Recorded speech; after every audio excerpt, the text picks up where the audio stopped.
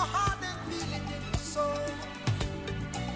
Let the music take control. We're going to party, live, fiesta, forever. Come on and sing my song all night long. Oh, all night long. Yes, all night long. Yeah, all night long.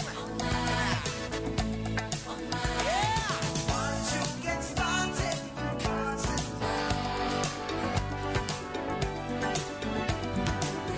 join the fun, it's a miracle.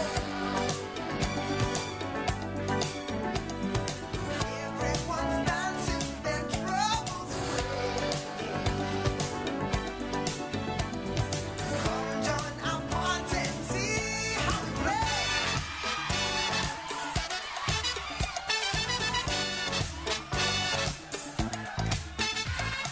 Tambolite se te moja, yeah, tambo, reach your party, oh, we go.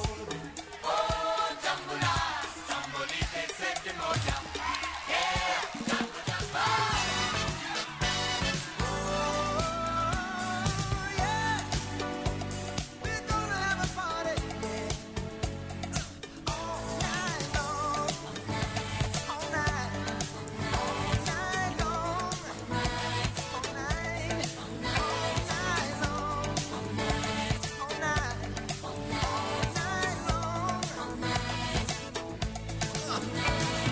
everyone you meet, they're jamming in the street all night long. Yeah, I said, everyone you meet, they're jamming in the street all night long. DJ saved my life. Last night a DJ saved my life, yeah. 'Cause I was sitting there bored to death, and in just one breath he said, you gotta get up, you gotta get off, you gotta get down. DJ Lexi J. You know you drive me crazy, baby. You've got to turn into another man. Called you on the phone, no one's home.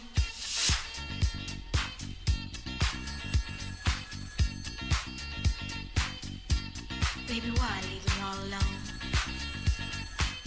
And if it wasn't for the music, I don't know what I'd do. Yeah. Last night a DJ saved my life. Last night a DJ saved my life from a broken heart. Last night a DJ saved my life. Last night a DJ saved my life with a song.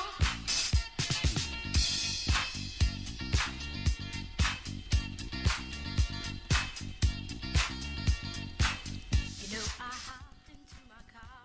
Didn't get Good morning. Good morning, ladies and gentlemen. Good day, sir. Now just audience reaction.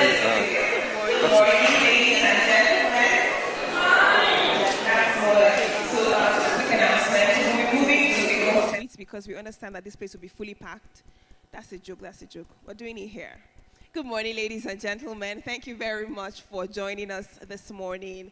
As we officially commence, I'd like to ask that we please rise as we take the national anthem of the Federal Republic of Nigeria. Thank you. We're not going to a cool hotel. I was just joking. Don't worry, we're here.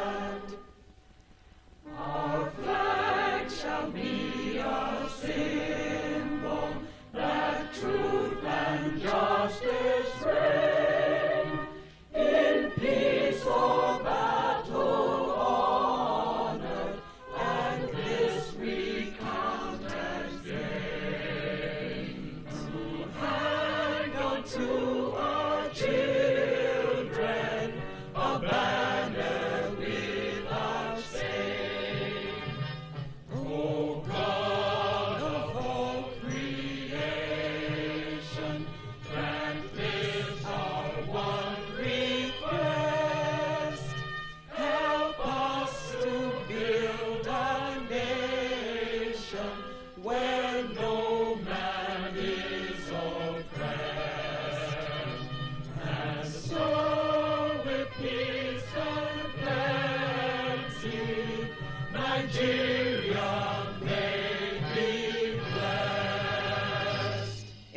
God bless the Federal Republic of Nigeria. You may please be seated. Is there anyone who has learned this old, now new national anthem and you can recite it verbatim? Anyone? Anybody in the room? There's money for you. Anyone who can recite the national anthem? Nobody. You're still learning. But is there anyone? I'm actually just curious. Is there anyone who can sing this national anthem? Wow. God bless the Federal Republic of Nigeria. Good morning, very distinguished ladies and gentlemen. Thank you very much for joining us at Real Estate Nexus 2.0. I'm truly honored to welcome you on behalf of our convener. But let me start again by sincerely apologizing for keeping you waiting. You all are industry leaders, and there's no way we take your time for granted. So this is me on behalf of the convener, apologizing and telling you that we're sincerely sorry for keeping you waiting. And we promise that the next couple of hours will be well worth your Thursday. We promise not to delay you any further. We promise that you'd get value for your time. Again, we are sincerely sorry for starting late. Now, we do have a couple of dignitaries in the house who would like to recognize everyone individually, but in the interest of time, again, because we're starting behind schedule, I'll just go quickly to make a few recognitions. I'd like to start, of course, by recognizing our convener, Mr. Dotun Oloyede. Please give me a resounding applause. The man with a vision, the man with a dream, who has brought all of us here today to discuss. I'd like to recognize the CEO of ArcView Investment Limited, Mr. Segun Oshindairu. Thank you very much for joining us today. I'd like to recognize our very eminent and distinguished speakers, Dr. Roland Igbinoba, who would be adequately introduced later. Please give me a round of applause. Thank you very much. I'd also like to recognize Mr. Mo Garba. Thank you. Can we give me a resounding applause, please? Thank you. I'd like to recognize very specially a friend of the house who has been in the house and, of course, in this hall for a while, Captain Chisom Nwamaka Enemo. Can we give her a round of applause? Thank you very much. Thank you so much. I'd like to recognize the managing partner, CHLP, Barrister Folarin Oloyede. Thank you very much. I'd like to recognize the founder of La Posh Schools, Ikoyi, Mrs. Ronke Posh. Thank you very much for joining us. I'd like to recognize the CEO, Brass and Castles, Peacemaker Afolabi. Thank you very much for joining us. I'd like to recognize co-founder, Brass and Castles, and also the CEO, Adler Technologies, Mrs. Eunice Afolabi. Thank you very much for joining us.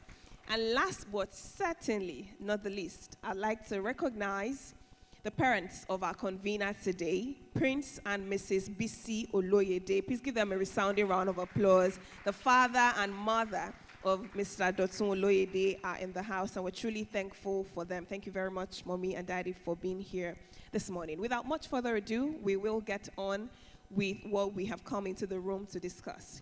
Again, ladies and gentlemen, good morning. It is my absolute delight to warmly and very specially welcome you to Real Estate Nexus 2.0. Please give yourselves a resounding applause for being here. Thank you. My name is Mojibade Shosoya. I'm a professional compere. I'm a television presenter, but much more importantly, I'm truly honored to serve as your host for today's occasion. Now, following the remarkable success that we recorded last year, which was the inaugural edition, for which I was also the host, we have come back again this year. And like we say, we are back and better. Not only are we back and better, we are stronger. We've come back with even more ambition, and we're ready to tackle the most pressing challenges in the Nigerian real estate market. Today, we have gathered under a very crucial and critical theme, which is unlocking Nigeria's real estate growth, leveraging technology and innovative financing strategies. Like we all know, technology is an enabler of several industries, and I dare say all industries. The real estate sector cannot be left out of that enablement. And of course, Nigeria's real estate sector is filled with vast potential, but unlocking that potential requires fresh perspective and, of course, innovative ideas and thinking. And so we must embrace technology and innovative financing as the keys to overcoming the current market barriers. This conference is different. So 2.0, again, when you have the inaugural edition of a conference, you come back the second year and you start to think, what can we do better? So this conference is totally different from what you know and what you would expect, right? So more than just the discussions, we'll be talking about actionable solutions and solutions that will help us leverage technology, like I said earlier, to streamline processes, enhance efficiency, and of course, improve the way that we buy, sell, and manage properties. Now, we hope that with your support, with your input, with your contributions today, this will not just be a talk shop where we just talk and talk without any actions. And we also hope that it won't just be any kind of conference. We do hope that together we can truly ignite the beginning of a movement where we stakeholders and players in the room can truly unlock the future of this vibrant sector. On that note, ladies and gentlemen, I'd like to again very warmly and especially welcome you to Real Estate Nexus 2.0. Please give yourselves one more time a resounding applause for being here. Thank you for being players in this crucial industry, which is the real estate sector, because I mean, when we talk about the basic needs of humans, we talk about housing, food, we talk about clothes, and of course you play very primarily in those industries. Thank you so much for being here. Now, they've only paid me to be the compere. I'm not the one who will do the welcome address. So officially welcome you all, distinguished ladies and gentlemen. It is my absolute delight to make welcome on stage the Director of Sales and Marketing at Rollard Properties and Allied Services, Mr. Adewale Murakinyo. Please give him a resounding applause as he comes on stage. We have to sustain the applause till he gets here. Thank you.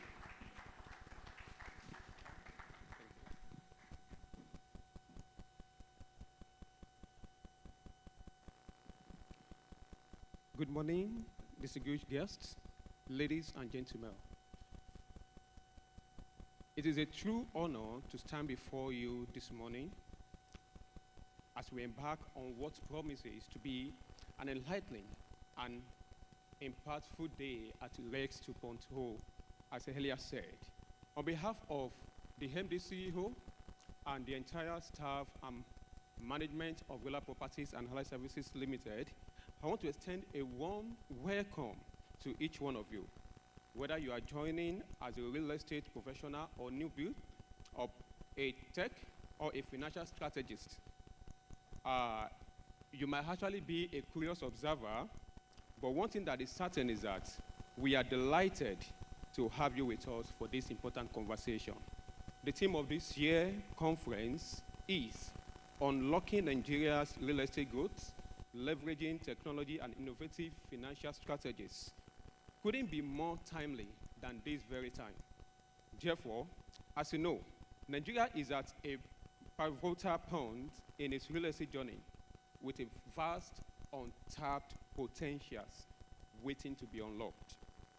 But as we all know, the traditional path alone cannot survey and cannot also sustain the real estate industry in Nigeria.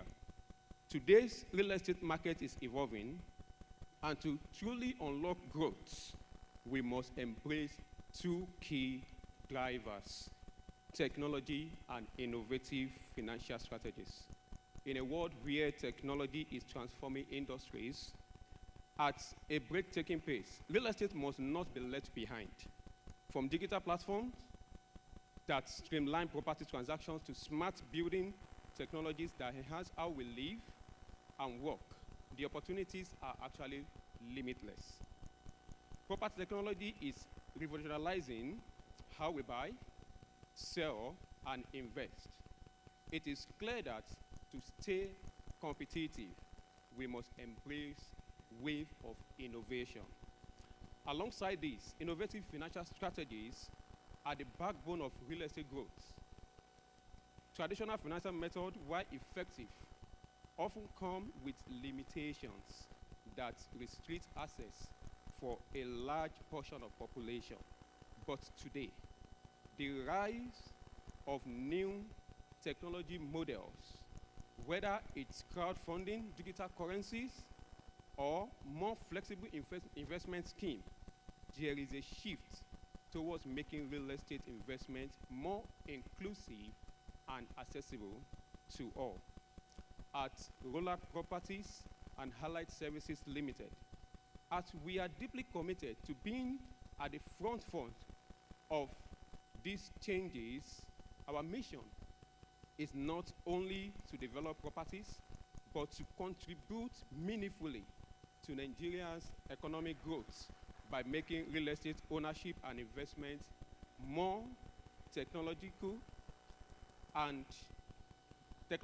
for both people at home and abroad. By leveraging technology and adopting financial solutions, we are actually opening doors for a new generation of property owners and investors rather. But none of these can be done alone.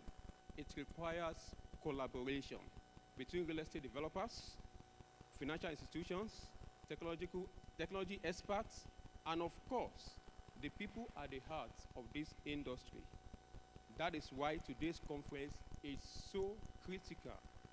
The knowledge shared here, the conversation spark, the relationship built will be instrumental in shaping the future of Nigeria's real estate markets.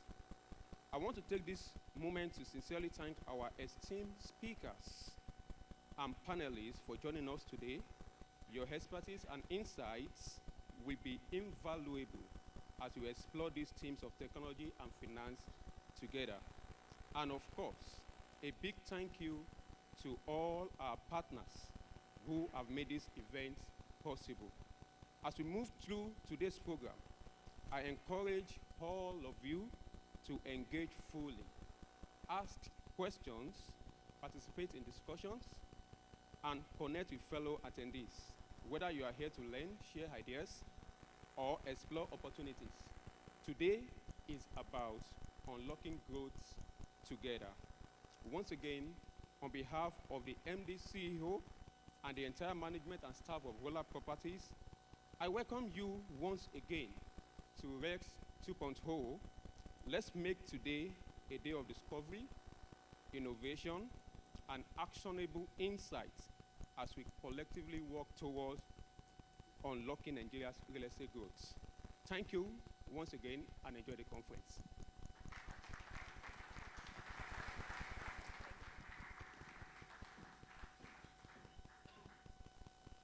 Thank you very much, Mr. Adewale Murakiyo. You know, when he was speaking, I just remembered the words of the co-founder of Fifth Wall, and I'm sure most of us here know Fifth Wall. It's the largest venture capital that is dedicated to supporting global real estate. The co-founder of Fifth Wall said, in real estate, technology is a tool, but knowledge and vision are what turn that tool, into success, which is a reminder that while technology is essential, the strategic use of it is what unlocks true growth in real estate. So indeed, we are here for a good time today, and I'm excited about it. Now, we're moving on very quickly to our first presentation today. Our first presentation has its center focus on tech-driven disruption, shaping the future of real estate, navigating the storm, resilient strategies for an uncertain market, and this will be delivered from an economic perspective. Now, it is my pleasure to introduce our speaker. Our speaker has over 23 years of experience in Nigeria's financial services, working with United Bank of Africa, Oceanic Bank, and National Bank. He developed a financial model for student housing with the Ministry of Finance and consulted for the World Bank on the 500 billion Family Homes Fund. In 2013, he led the turnaround of FHA Mortgage Bank, achieving profitability in just 6 months. From 2016 to 2018, he served as team lead for real estate and construction under the Vice President Job Creation Unit. He's currently the president of the Nigeria PropTech Association, driving policy and investment in the PropTech industry. He's the founder of Python Housing, RRIFHUD, and PropTech 54, a venture capital program with 11 portfolio companies, including PropCrowdy, Nigeria's first SEC-licensed real estate crowdfunding platform. He's an alumnus of Cranfield and Harvard universities. I think the applause should be coming now because I mean, great. Alumnus of Cranfield and Harvard universities. If he is the runner. His research focuses on technology, sustainable cities, and health. It is my pleasure at this point to make welcome on stage our very first speaker today, Dr. Roland Igbinoba. A round of applause for him. I mean, who better to do this presentation than the man with the cap, a round peg in a round hole? Thank you very much, ladies and gentlemen. I'm happy to be here, and thank you, Dotun, for the invitation. So if we can get my slides up. So, I mean, technology is a very, I'm looking for the word, interesting phenomenon, okay? Now, technology in real estate is something that is still finding, if I could use that word, especially in the African continent, is still finding its way into how we do business. And it is understandable because you are talking about an asset class, okay, that is long-term in nature, an asset class that is, before now, thought to be immovable. So it is very understandable when you begin to think, how can technology drive real estate? And that's some of the conversations that we are going to be having this morning. Can the slides come on, please?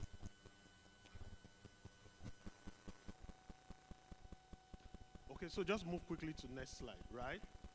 So, next slide, please, next slide. So, let's look at some emerging circumstances, I would say, or emerging areas in real estate today, not just technology now. So we have sustainability, you have technology integration, you have alternative capital, you have co-living and working spaces. Now, what has happened within all of these different emerging areas is that, even in remote working, is that with post-COVID, we've found so many possibilities of the things that can happen in real estate. Today, a lot of the biggest funding, okay, for real estate is being warehoused in sustainability and green building. So you have climate finance, you have climate-driven funds, okay, like the Fifth Wall you just mentioned, recently raised, I think it's about $100 or $150 million just for climate-related real estate transactions alone. So it's telling you that across the globe, right, technology has taken its place. But beyond that, I also just wanted to touch on the 5 different areas where you have that is emerging in real estate. Next slide, please. Benga, I'll need you to pay attention to me, okay? Now, technology, right? What has technology tried to do within the real estate space? How do you buy real estate? How do you sell real estate? How do you manage your real estate? Broadly, I've categorized this into these 3 categories. But what you would find that under each of those broad categories, there are subcategories. So, for example, how do you sell or how do you buy real estate? So today, you have people doing fractional real estate, and we'll get to that part. You have people doing crowdfunding, right? You have a lot of people bringing technology into this space, even in terms of managing the facilities. A lot of the gated communities you see today are deploying technology, whether it is in identification of visitors, whether it's just managing the inflow and outflow of visitors in that space. Technology is being used. Next slide, please. And it will interest you, right? My guy is laughing. I saw this slide 4 years ago, okay, or 4 or 5 years ago, you know, during one of our presentations in PropTech, okay, where if you look at this hierarchy of needs, I think all of us know the Maslow's hierarchy of needs, right? Okay, where you are looking at actualization, self-actualization at the very pinnacle, but at the bottom, you are just trying to meet physiological needs, okay, which is food, clothing, and all of that. But you see, you find out that nowadays, if you look at the income demographics in any community you get into, you find out that as people visit their neighbors or go to the next thing, what are they looking for? Is it that you are trying to connect to Wi-Fi or you want to charge your phone? Okay? So this tells you, and like I said, I saw this for the first time, okay, about 4 or 5 years ago, you know, when we were having a lot of our prop tech meetings and talking to industry stakeholders. Next slide, please. So again, the way to, oh, this has been messed up. I think we can manage to see this. Now, I'm very fascinated by this value chain slide. In 2000 and, I think around 2012 or 13, working with the Center for Affordable Housing Finance, they developed this value chain, okay? Basically, this value chain tells you what happens in real estate. So whether it is access to land, whether it is doing the infrastructure, whether it is marketing or financing, this is the value chain for real estate. Now, what is technology in real estate? What it means is that at every point in this value chain, there is a technology opportunity. Okay? So, again, I'll say that again. At every point in this value chain, there is an opportunity for technology. So, for example, whether you're talking about access to land, in which case, how do you get land? And how do you get, when I say access to land, I'm talking about title land that you can use for investment. And that is why you have organizations today in Lagos, like the Lagos State Real Estate Regulatory Authority, okay, LASRERA, who has a platform to register developers, agents, and everybody. So that is technology. It's a technology problem that is being solved there. Now, when you move to up until rental, the operations and maintenance, you have a whole lot of tech platforms today in the country who are helping to manage the community, okay, of a gated community in terms of how do they get their utilities. So whether they are vending energy or whether they are using some sort of solar technology to give energy to that estate. So at every point of this value chain, technology has a role. Next slide, please. And so, just looking at some use cases, okay? So, for example, today, you still have I'm trying to be very careful, you know, just so that something that we must note is that technology is not eliminating traditional practices. Okay? I need all of us to know that. Technology is not eliminating traditional practices. They are only making them more efficient, and collaboration is the key word. So, for example, today, if I want to value this asset, this property, what do? I go to an estate surveyor who's registered with the professional body. So they come in, they do the valuation, whether the valuation is based on the income that this property is generating, whether it's based on the fittings, whether it's based on the fixture, you know, they do the valuation. But do you know that I can value this property from my room because I know the resale value per square meter of properties in this neighborhood? So what I'm saying is that the property next to this, if I know the data and if I know the specifics, again based on technology, if I know how much properties are sold within a neighborhood, I can almost value that property with a plus of 5%, you know, window of what the actual value of that property would be. And so you find outside Nigeria, right, you find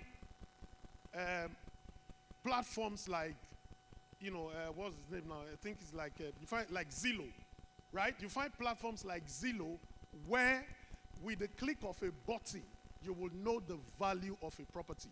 You just don't know the value of a property. You know how many times that property have changed hands. Okay? And they give you, it's almost like the DNA of that property you will find on the platform. So that's what technology, that's how real estate, technology is being driven by real estate today. You also have another layer, okay, where you have machine learning, which is also a use case. You can forecast investment opportunities.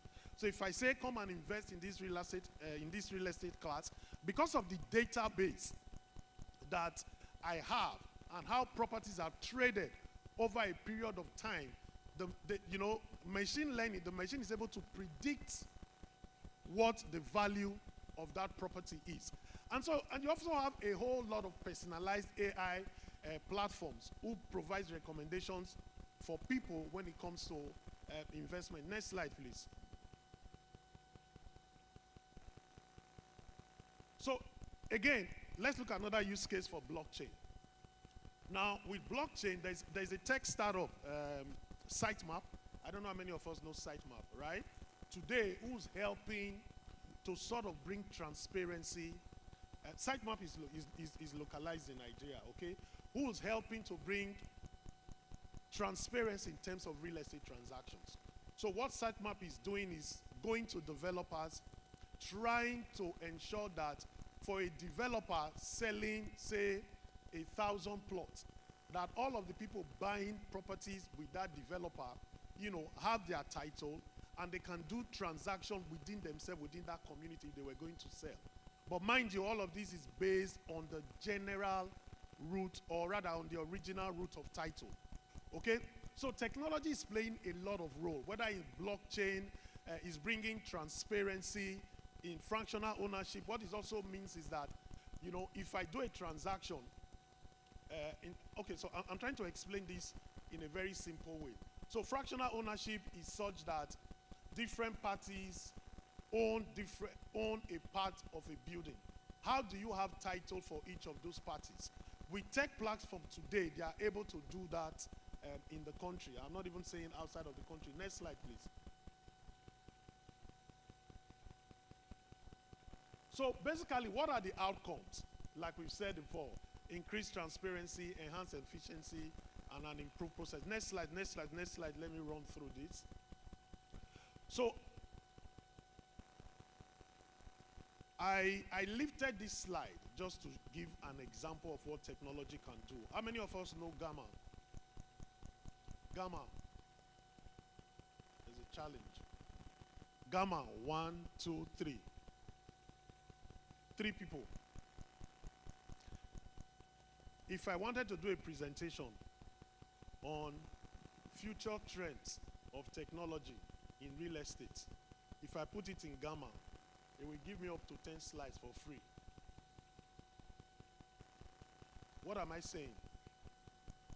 Technology. So rather than sitting down, of course we know ChatGPT, right? Everybody knows that. But you say beyond ChatGPT, I'm telling you that if I type a sentence in Gamma platform, it will generate for me the presentation accurately.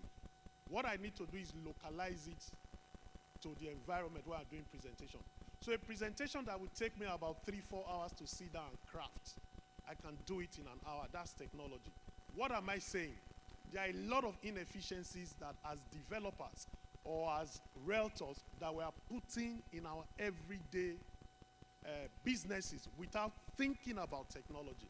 So if I have a room of about 200 people and only about 3 people or so, less than 5%, know about Gamma, it means that, we are not deploying, and this happens in the real estate sector, okay, where, like I said at the beginning of my conversation, that, and I understand why, asset is long-term in nature. It's like, if I don't see the property, I will not pay for it, okay? But this is talking about virtual and augmented reality, where I know that a lot of us have seen this or have sold properties with this, but the point that I'm saying is that this is how technology is driving real estate transactions. Imagine that I live in Europe or I live somewhere in Asia, and there's an opportunity for a real estate transaction, will I fly down to come and do that transaction? I'll have to rely on some level of technology. But you see, part of what this conference is doing is trying to open us to the opportunities that exist. Again, like I said, whether you are a developer, you are a capital market operator, you are a financier, you are a realtor, across that value chain that I showed earlier on, there are technology opportunities that we must all begin to look at. Next slide, please. And so, really, what are the implications for both the developers and the investors? Okay, so for developers, technology helps you in terms of making decisions. Okay, it helps you in terms of knowing if I'm buying. Today, some of the challenge of the critical problem that most developers have, okay, if you're a developer in the room, you can attest to this, is that I can have a, say for example, a 50-hectare piece of land, okay, and because I'm selling lots, I realize that I've oversold for the people. Why does that happen?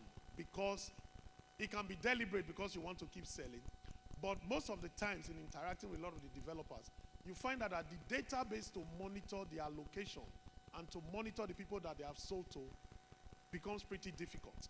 But with a technology platform, as you sell, you can actually allocate and you can get signals, live data of how the property is doing. And interestingly, even on that same platform, you can put all of the details of the buyers of that property. If they are paying through an installment program that you have created for them, you will see how much they have paid. So there are no reconciliation issues of I have paid 6 times or I have paid 7 times and all of that. And this is what technology is doing. Also for investors, is helping people get into investment. Like I said, the asset that we're dealing, it's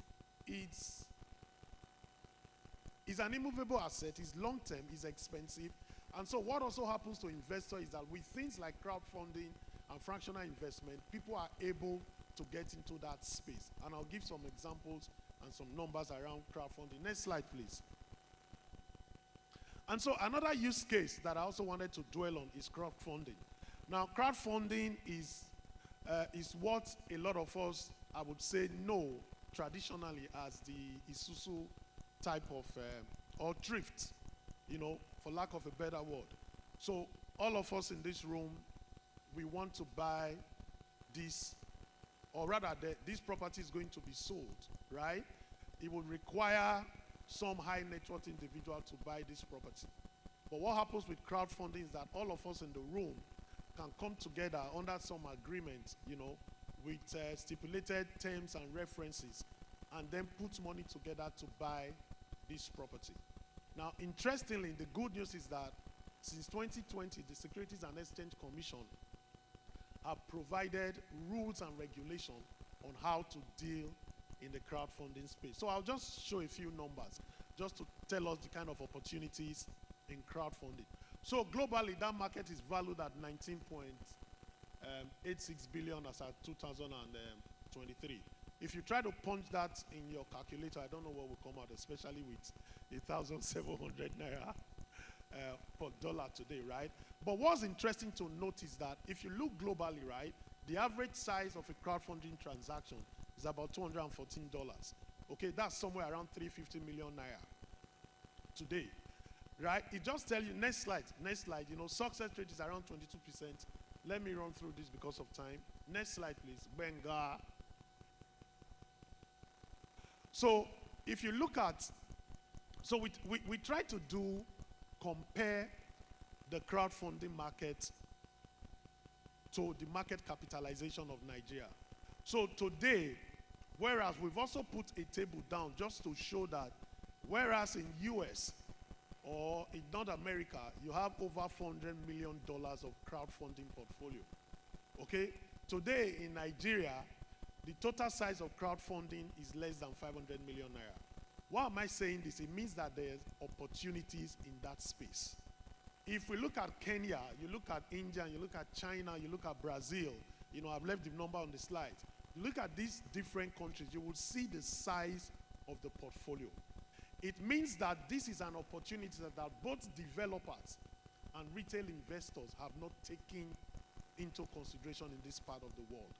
It means that there are opportunities for 100 people, 500 people, 1,000 people to get together and start to do investment in crowdfunding. So rather than you looking for 1 million naira or 2 million naira to do your own investment, you can actually pull some 50,000 or 100,000 together. Again, like I said, under the rules and regulation of the SEC to be able to do crowdfunding transaction. Next slide, please. Next slide. Let's run past that. So I'll just use the opportunity to talk about the Nigerian PropTech Association. Okay. So there's a Nigerian PropTech Association. One of the founders is in the room. Please wave your hands so that they can. Please wave your hands. Okay, one of the founders of the PropTech Association is in the room. Just so that if you wanted to find out how technology is driving real estate, okay, you can either talk to me or talk to him. You know, it's important to do this because, again, like I said, next slide, please. There are over 150 PropTech platforms in the country. So the thing that I'm sharing with you is not something outside of scope. Out of these 150 startups, over 80 of them are very active. Next slide, please. Next slide. So, what have I said in these last 25, 30 minutes? It's we want a lot of people in the room to take advantage. Become an early adopter for PropTech. That's basically the message. Because the trends and where technology is going to and where real estate is going to is PropTech. Next slide, please. So, an interesting case. How many of us know Airbnb? Airbnb, I'm sure everybody in the room know Airbnb and everybody know Hilton, okay? This data is about 9 years old or 10 years, if I'm not mistaken. Where is it? 2016, that's about, about 8 years old, okay? Hilton built in 93 years, 610,000 rooms in 93 years of existence, over 88 countries. But at the same time that data was taken, Airbnb had 650,000 rooms in 192 countries. Basically, what has happened? Technology, right? What Airbnb has done basically is to take all of that hospitality and hotel business to a level that they use technology to drive it such that an entity that was 93 years old, they surpassed the number of rooms. And I think this is enough evidence for us all in the room to understand that technology is the way to go when it comes to real estate. Thank you very much. Next slide, please. Thank you very much.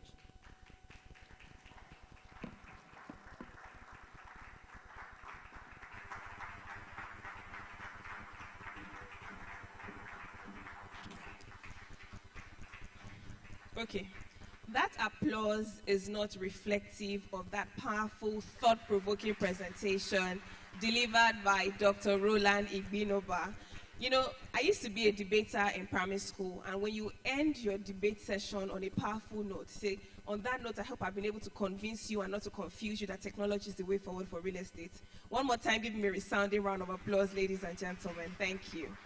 But I'd like to crave your indulgence. You have to please return to the stage. Yes, yes, please. As I also make welcome the Managing Director and Chief Executive Officer of Roland Properties and Allied Services Limited. A round of applause for Mr. Dotun Oloyede, please. Thank you very much.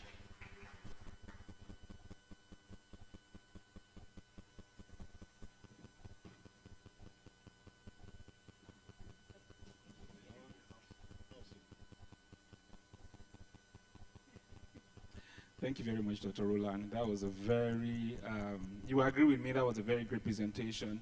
Can we all give him a round of applause again? So I'm presenting this award to you for your contribution to I wanted to call it Grammy Award.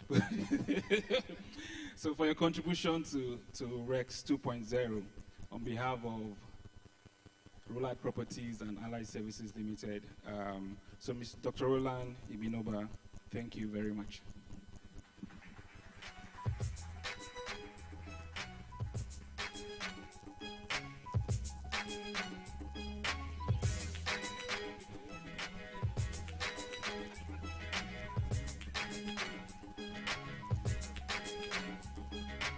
In the rain as the clouds go gray. From the rose of the earth sings. Thank you very much, Mr. DJ. And once again, thank you, Dr. Roland. Can we applaud him one more time? That was truly, truly powerful and thought-provoking. He left us with some deep nuggets and, of course, provided insights on these conversations around technology and real estate. Now, I saw a quote that says, "The key to unlocking growth in emerging markets is combining creativity with practicality." And of course, if we look at our theme for today, it focuses on those two things, creativity and practicality. So we're talking about technology and, of course, innovative financing, which are perfect tools to achieve the balance that we really want to unlock, which is the growth we want to unlock in the real estate sector.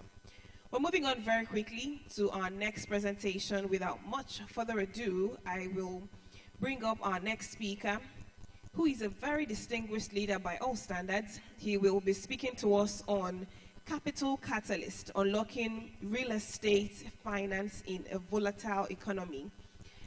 Our next speaker is a co-founder of Cardinal Stone Partners with over 25 years of experience in investment management and financing. He specializes in real estate, infrastructure, portfolio strategy, and asset management, having founded and scaled several successful businesses.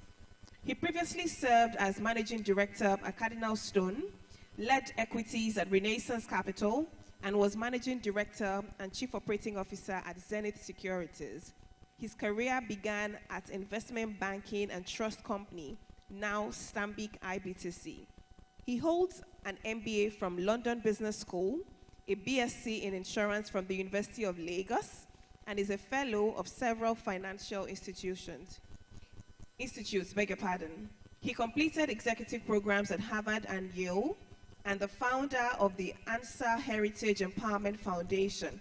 He's passionate about boxing, football, golf, farming, mentoring, and volunteering.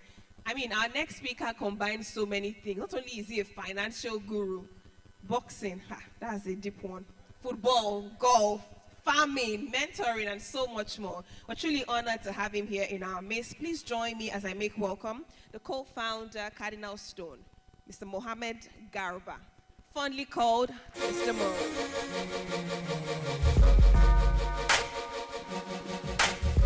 If you know what it took us to get him here, you will keep that applause till he gets on stage. Thank you.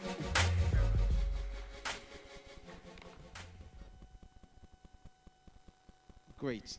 Good morning, everyone. Luckily, Dr.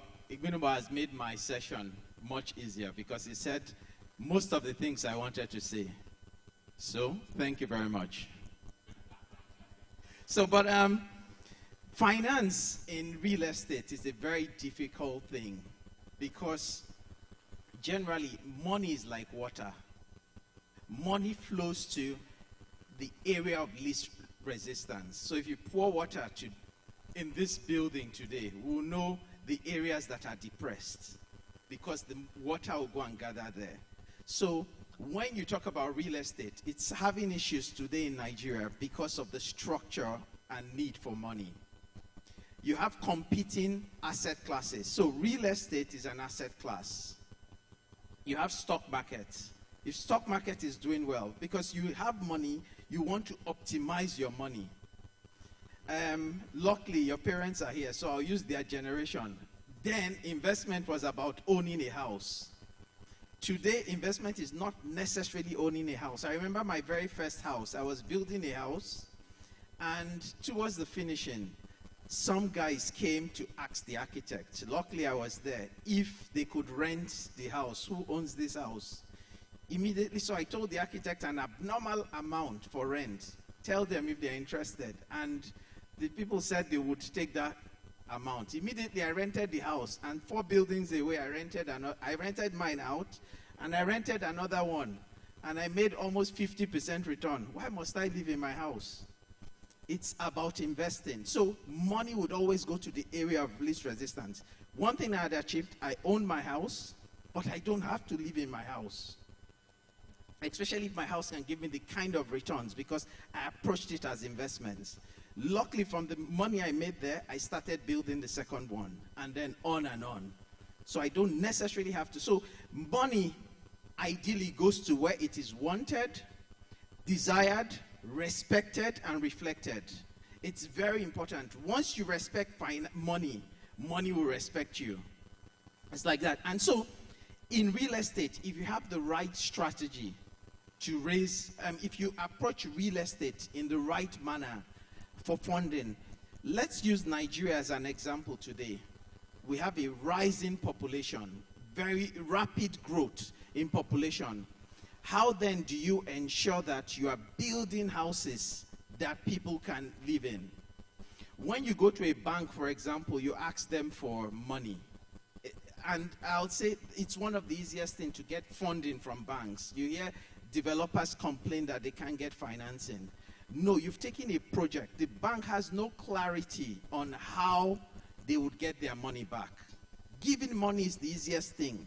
And then before you know it, projects get stuck. Everybody gets stuck. That's what banks run away from. So I think real estate is the cornerstone of wealth building. It offers a tangible asset. So, and that's the beauty with it. Real estate would always stay. Post-COVID, before, like I said, there are many asset classes, equities, bonds, real estate, fixed income. Federal government today, if you have, say, 1 million naira, no, let me use 100 million naira, it sounds better. If I have 100 million naira, instead of me buying a house today, it's that bad, and that's part of the thing slowing down real estate.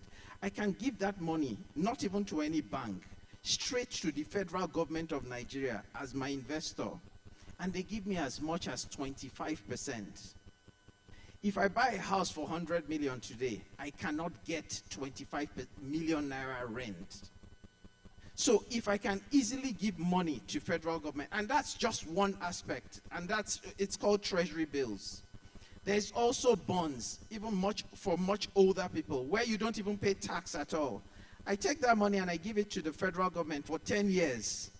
My 100 million, government will pay me 20 million naira every year for 10 years, and they'll still give me my money back.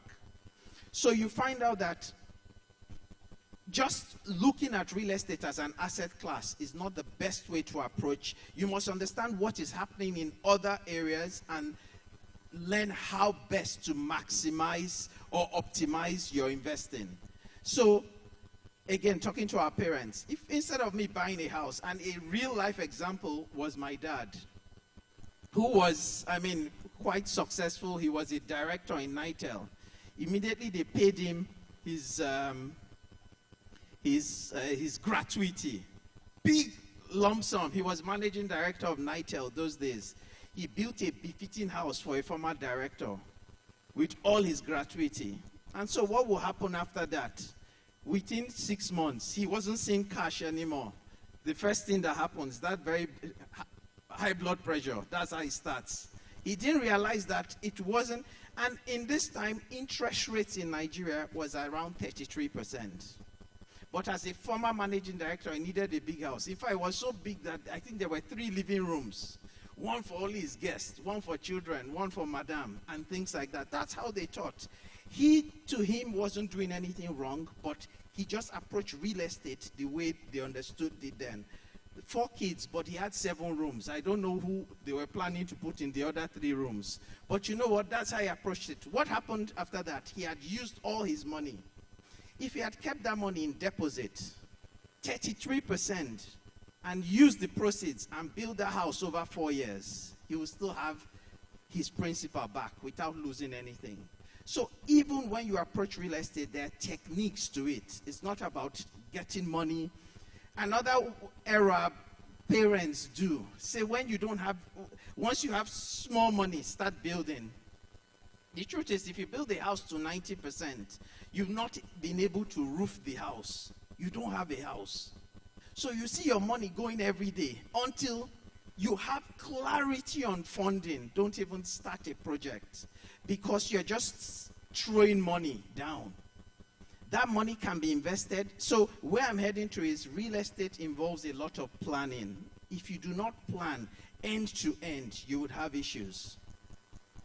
You can have land and you don't necessarily have to build just for yourself. You can have land, plan how to ensure that you build one and you sell the others. You sell another portion, you sell a part of it and you recover your principal back. So there are techniques to real estate, which I definitely will not be able to cover here, but in moving forward very quickly, real estate investing is not really just finance. Before you get to the financing aspect, you require deep knowledge, especially of market research. Today, I'll use Nigeria as an example. So wait, first, you need deep market research, financial planning, and risk management. So Nigeria specifically, if you plan with Nigeria today, what are the issues? You have FX, which is the biggest monster in the room today. How much research have we done to understand where the dollar is going to? I could ask this room now, where do we think the FX will be in a year's time? Nobody knew what it would be. Well, some of us knew that it was going to go this high. But I make bold to say that the worst is over. I'm not trying to speak for government, but that's what research is showing. We had to do this. We were living a false life as a country. Without doing this, this country would have eventually collapsed. Again, I'm not speaking for government. I'm speaking strictly from an investing point of view. And why I say this is especially for the developers here. There is a lot of money about to come into the country. There is money waiting on the sidelines to come into the country. We are almost at the end of the reforms, economic reforms. Again, I think government might have gotten it slightly wrong, because when you're going into an economic crisis, you must ensure it doesn't snowball into a social crisis. Sadly, there's a brewing social crisis. That's where you see crime and all sorts of things. So towards the beginning, I think IMF had given us some money, about $800 million. That money was supposed to be distributed to the poorest set of people. It sounded like government was trying to waste money, but every government must ensure that the manufacturing sector does not shut down so that people don't lose jobs. So if you distribute that money to the poorest people, it's to ensure that if they could buy 1 carton of Indomie before, even if prices have doubled, they can still afford 1 carton of Indomie. So the money is supposed to be distributed so that manufacturing continues. Sadly, that was not done, and that's why we're in this situation today. If it was properly done, we all know what happened to, I think, the lady who was supposed to, the minister in January who was supposed to administer this money. There were issues and she was removed. It was moved to the Ministry of Finance and nothing ever happened. Why I'm saying all this is it's all linked to real estate, one way or the other, because real estate is an investment class. When you don't understand where the macroeconomy is going to, what is happening there, it helps you determine what exactly to build. I'll touch on 1 or 2 real estate asset classes. I think first is retail. Retail, malls, okay, shopping malls. That's what retail's. So we found out that unlike abroad where you build shopping malls like the Palms, if you go to Palm, which was very popular a few years ago, everyone wanted to go there. Today it's quiet and empty, but people would rather go to Ebano and a few places. Why are they not going there? It's a reflection of, while population has grown, it's a reflection of our middle class. You have the middle class shrinking. Once there's not enough money, there will be issues.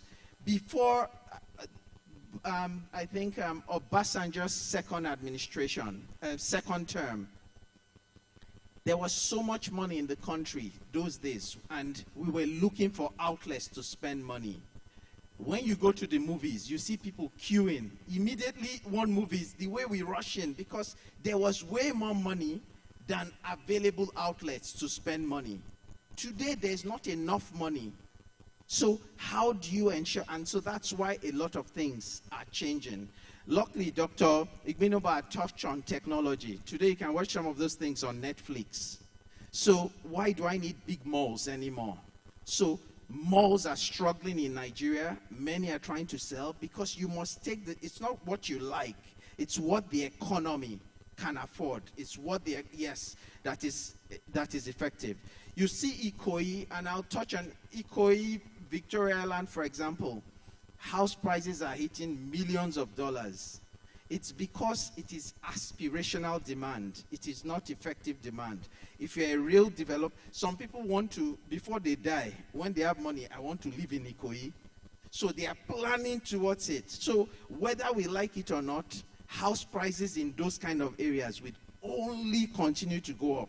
There are some children yet unborn, they want to live in Ikoyi when they enter Nigeria. So whether we like it or not, so you then find out that instead of building horizontally, they're building high-rise in Ikoyi. It's going up because you need to create enough for those people. Some are in primary school today. They are planning to live in Ikoyi. Let's park that to one side. Let's now go to where there is effective demand. That's what we in this room can buy immediately.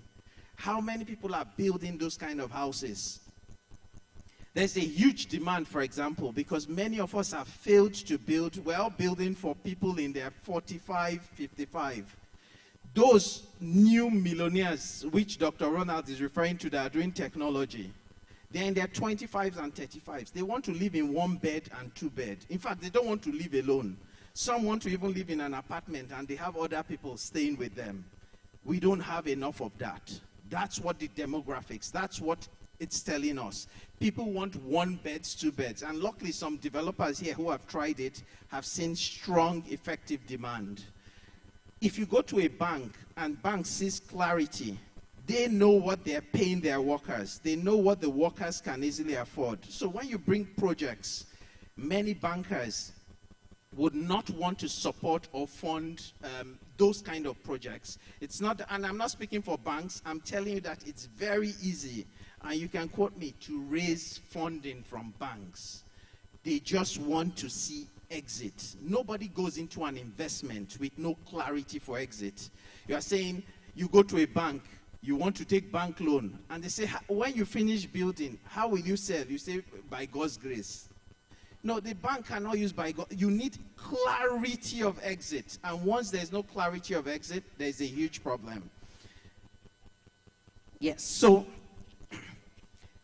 I think regarding funding strategies, which is one area I've been told to speak on, is the success of managing risk in financing real estate lies with what we call the capital stack. Once you get your capital stack correct, right, your project will be successful. And it involves a lot of thinking and planning. And what is capital stack? It's just the mixture of how you intend to fund that project. A simple developer capital stack. I've just explained that Nigeria is in a crisis. Inflation is going up, so purchasing power is reducing. You see a lot of developers still using off-plan sales to plan.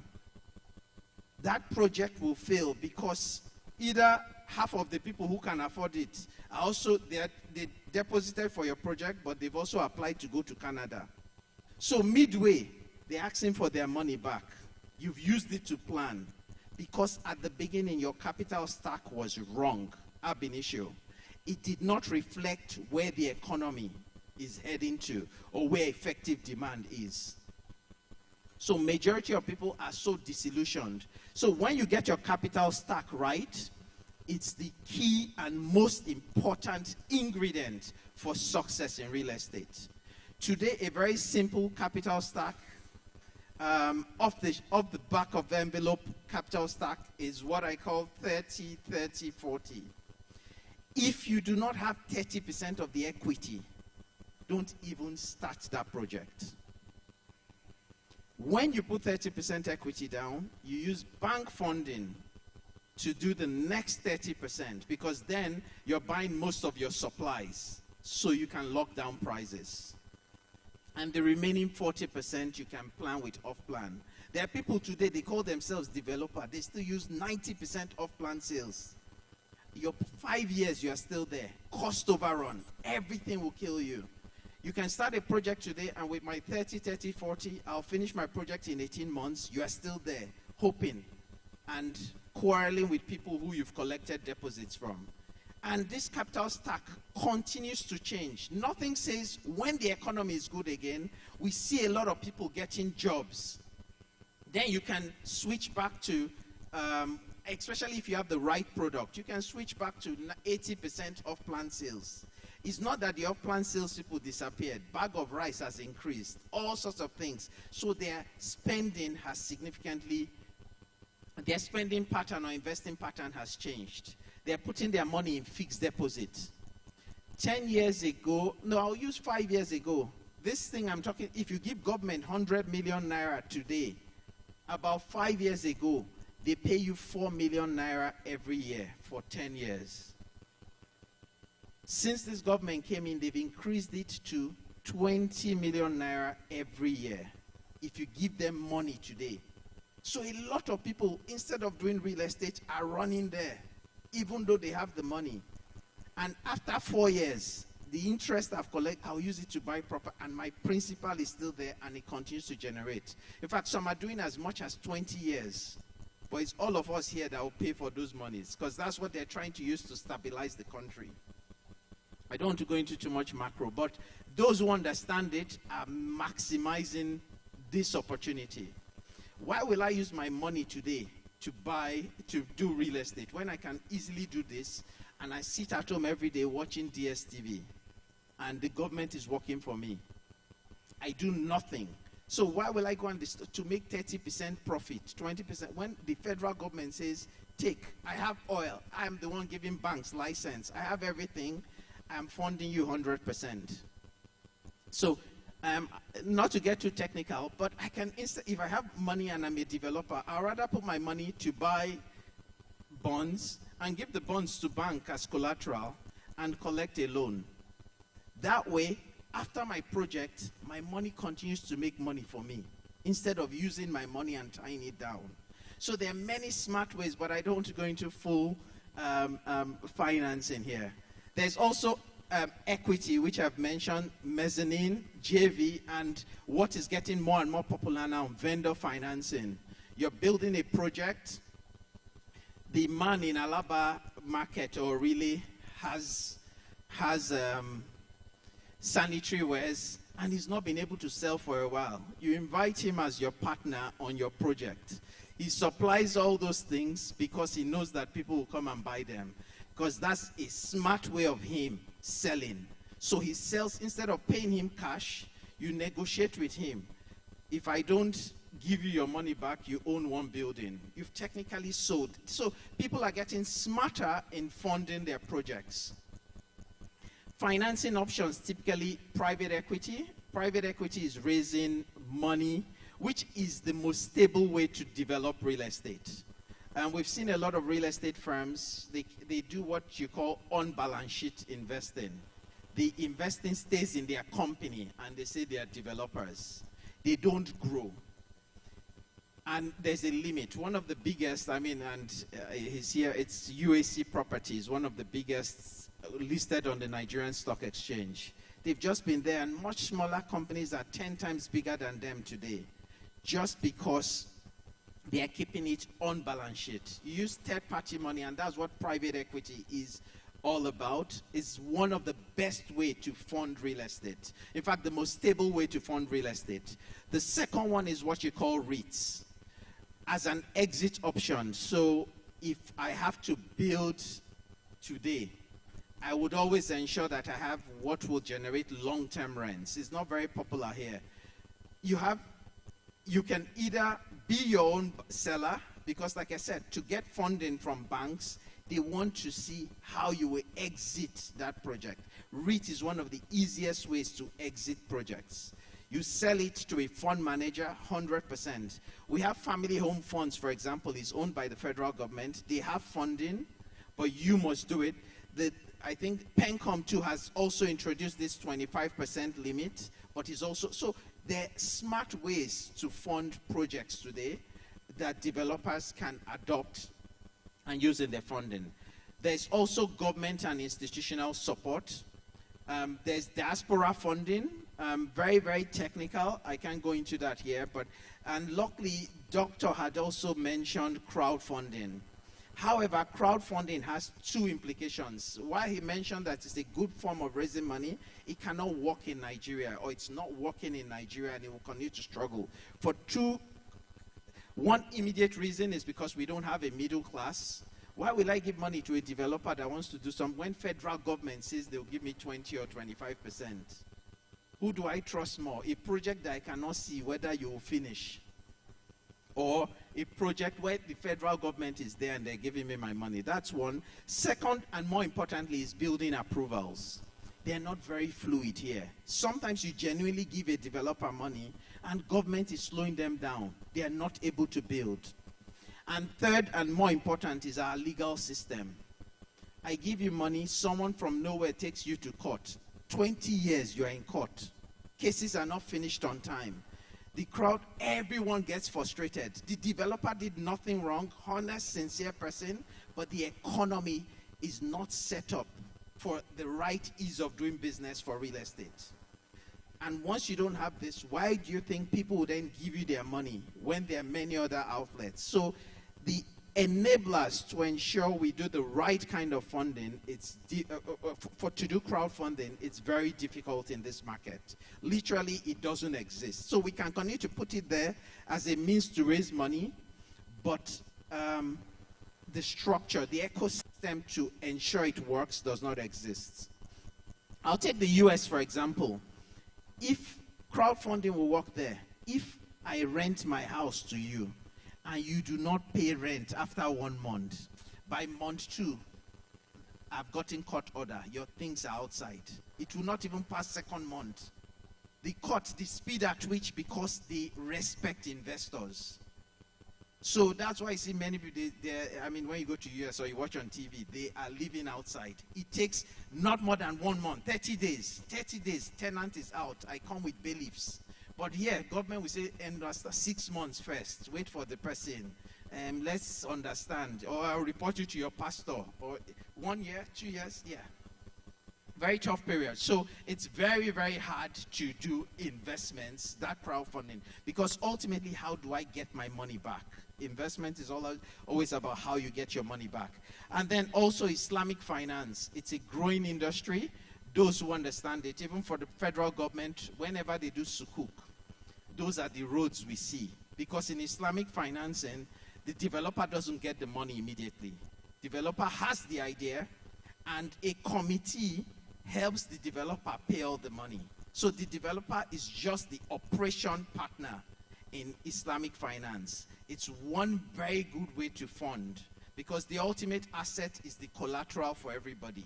So the developer is not given too much powers to play around. So Islamic finance is growing, it's being used, and even for many of the roads that have been successful in Nigeria, is this sukuk financing that has made sure they come to fruition. So, okay, another area I'll just touch on in concluding is real estate generally. I don't think they're engaging properly. I'm very aware that the 2025 budget has started, and I make bold to say here that the real estate industry has no participation there. So when you continue to leave government to drive initiatives, then developers will continue to suffer. There's not enough interaction. The Minister of Finance is gathering data. We've not seen quality data from the real estate industry. I'm a bit privy to that, because now that we're moving into real estate, we're trying to be at the forefront of driving initiatives, and we're shocked, no paper. And then when things come, everyone is complaining, real estate is suffering. US, for example, I'll use US and maybe UK. In fact, both countries which are developed, banks have over 50% of their loans in those sectors. In Nigeria, it's less than 5%. Real estate is the only stable way banks make money around the world, apart from countries like this. But you can also blame the banks, because like I said, if federal government will pay you 20%, why will a bank give anybody loan? So banks are moving most of their money, also just keeping it with government. Even though government has also hurt them, because they came out with what is called CRR, cash reserve ratio. For every 1 naira you keep in the bank today, federal government will seize 50 kobo and keep it so that banks earn nothing on it because they're making too much money. When people started complaining, so the remaining is where they then invest in government instruments and then give out loans. So for every 1 naira in Nigerian banks today, central bank has seized 50 kobo. And they ensure that you comply every day. Hopefully, when we are ready and want to grow the economy, government will release that money. But they didn't want to keep too much money because they'll start using it to speculate, buy dollars, and they're using it to buy this government investment again, and banks will make too much money. So I think that's a good thing. And if you don't track information, when that money eventually is released, real estate people will just be sitting there. Those of us who ensure that we follow macroeconomic information, you're doing the right research. Money has just been released. Banks will have so much money. Those who go to them within the first few weeks and months, that money is released, get a large chunk of it, while some will just be wasting time saying, oh, banks don't support people. So that's why I say a lot of it is research and your capital stack. So in conclusion, Nigeria's real estate sector holds immense potential despite the challenges. The key to unlocking this potential lies in strategic financing and collaboration. And when I say collaboration, collaboration with all stakeholders, especially the government. The government sets the tone for every industry. And if you let them set the tone for you, you continue to play second fiddle. We can take that initiative and set the tone for government. Thank you very much.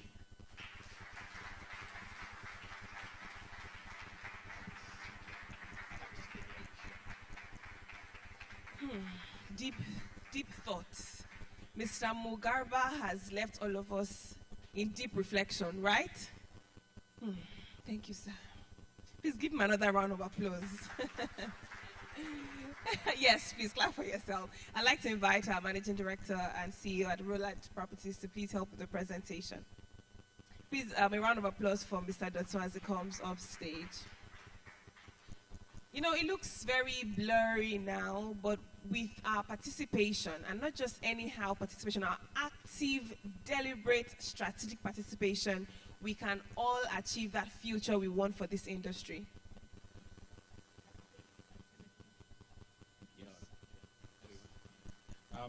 Please, can we just give Mr. Mo a round of applause once again?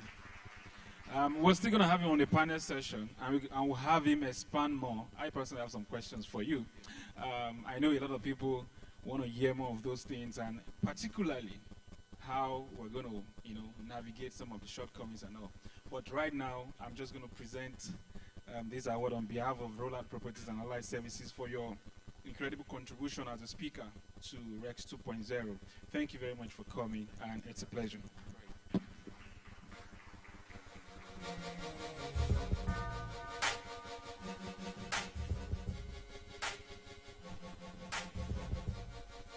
Thank you. Please applaud Mr. Mo Garba as he returns to his seat, and of course our convener. Thank you so much for that thought-provoking session. I think the essence of Real Estate Nexus is also to get informed, get equipped with all of these information, and be very aware so that we know what steps to take and what next to do, and that we're not just acting, off information, but we're acting on information. So thank you so much for the presentations so far. Are we having a good time? That energy is like 2.5/10. Are we having a good time? If this has been well worth your time, can you give yourselves a round of applause, and the convener a round of applause, and the MC a round of applause? Thank you. Thank you very much. Now we're talking about the power of technology and, of course, innovative financing. So let's talk about the first part, which is technology.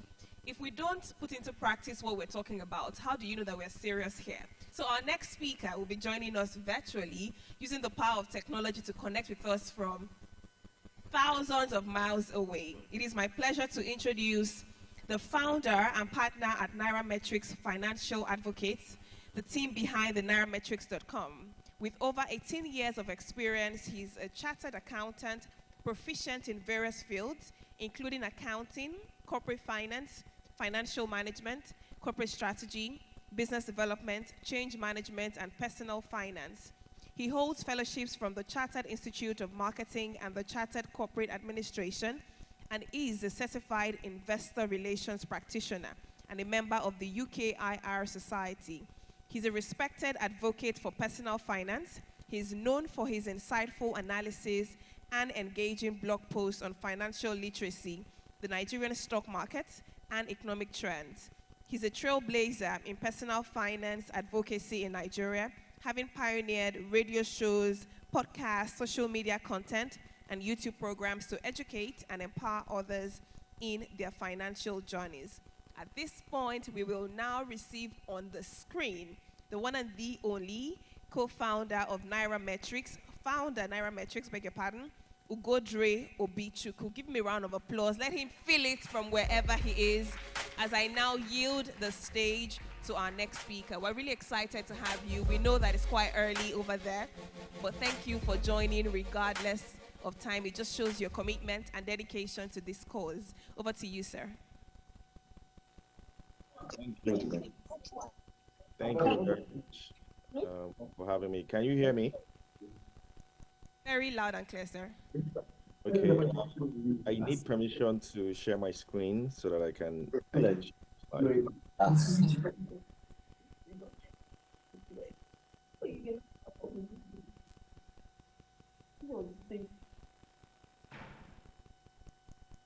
Very interesting listening to Mohammed Gaba. I mean, it's always a pleasure hearing him speak. And I like the way you broke down a lot of this, the sort of message that you sent to real estate colleagues. Very interesting. While I wait for, can you still hear me though? Yes, we can, very clearly. Sure. We can hear you, Mr. Ugodre. Okay, so I'm just waiting to be given access to share my screen. I don't have access yet. So I'm going to be, while we wait for that, I'm going to be speaking from the macro standpoint. So we'll just go through Nigeria from the macro standpoint and what it means for the real estate industry. I also have a few feedback that I also want to give to colleagues on the real estate industry as well. It's a loaded slide, so I think, I will share it with the organizers at the end of the session, and I'm sure that they'll probably share with all of you because I may not be able to go through everything here in detail. Whenever it's rolled out, I try as much as possible to make sure that I give my best. All right, please let me know if you can see my slide. Yes, we can see your slide now. All right, fantastic. So I'm just going to start in a bit. All right, fantastic. So, so my name is Ugodre Obichukwu. I'm going to be talking about Nigeria's macroeconomic outlook, focus on real estate, navigating the storm, resilient strategies for an uncertain market. Unfortunately, I am not there physically. I wish I was there physically, but I'm away on an assignment out of the country. So we'll be doing this virtually, but I'm sure that you will still be able to feel the impact of my presentation. So I'll start first with geopolitical events. So this is pretty recent. The IMF recently just shared its global projection for 2024. That's the rest of 2024 and 2025. So the IMF typically does this 3 times a year. So they did one in April and then in July, and then just a few days ago in the US. And so The world is expected to grow at 3.2% in 2024, essentially flat from the projections that they had earlier in the year, in July and of course in April. However, in 2025, there's a slight dip of 0.1% in terms of projection. So the world economy is expected to grow at 3.2%. And of course, the advanced economy expected to grow at 1.8% for 2024 and 2025, respectively. So slightly flat, year on year. However, a bit of an improvement from the projection they had in April. Interestingly, the euro area is expected to dip slightly, as you can see here. So not going well for most European countries. It's either their projection was slightly downgraded or it was essentially flat. But the US is expected to grow. There was an upward revision for the US.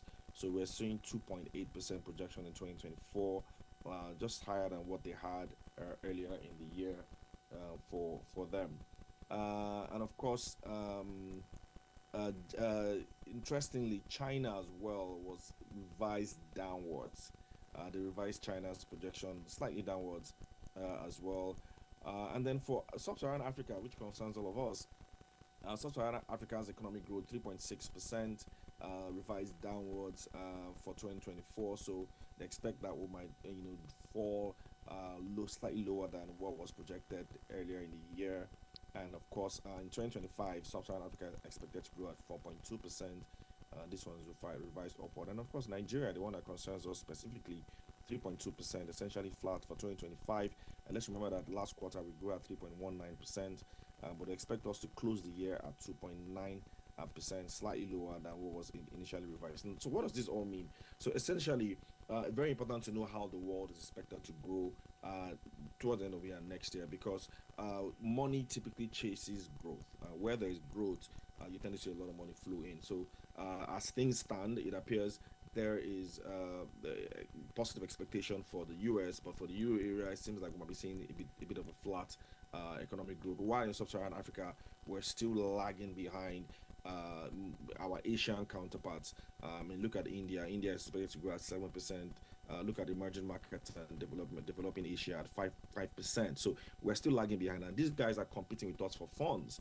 And so that essentially is the IMF's projection. Because IMF also stated that for most sub-Saharan African countries, the challenges that they've had is inflation. So galloping rise in food in prices generally is also impacting economic growth in this area. So we'll move quickly to geopolitical scramble for Africa. I don't want to dwell too much here, but what is just interesting here is there are three major power blocks that are essentially ruling this world. And it's better that we all know that. So there's the US and the Western powers. Of course, there's China with its own influence, and then of course there's Russia and to a large extent Iran, who also have their own block. And so, and each of these three major blocks all have what they're looking for in Africa. And so for the US, US is more around soft infrastructure driven by climate change, health, digital technology, and of course gender equity.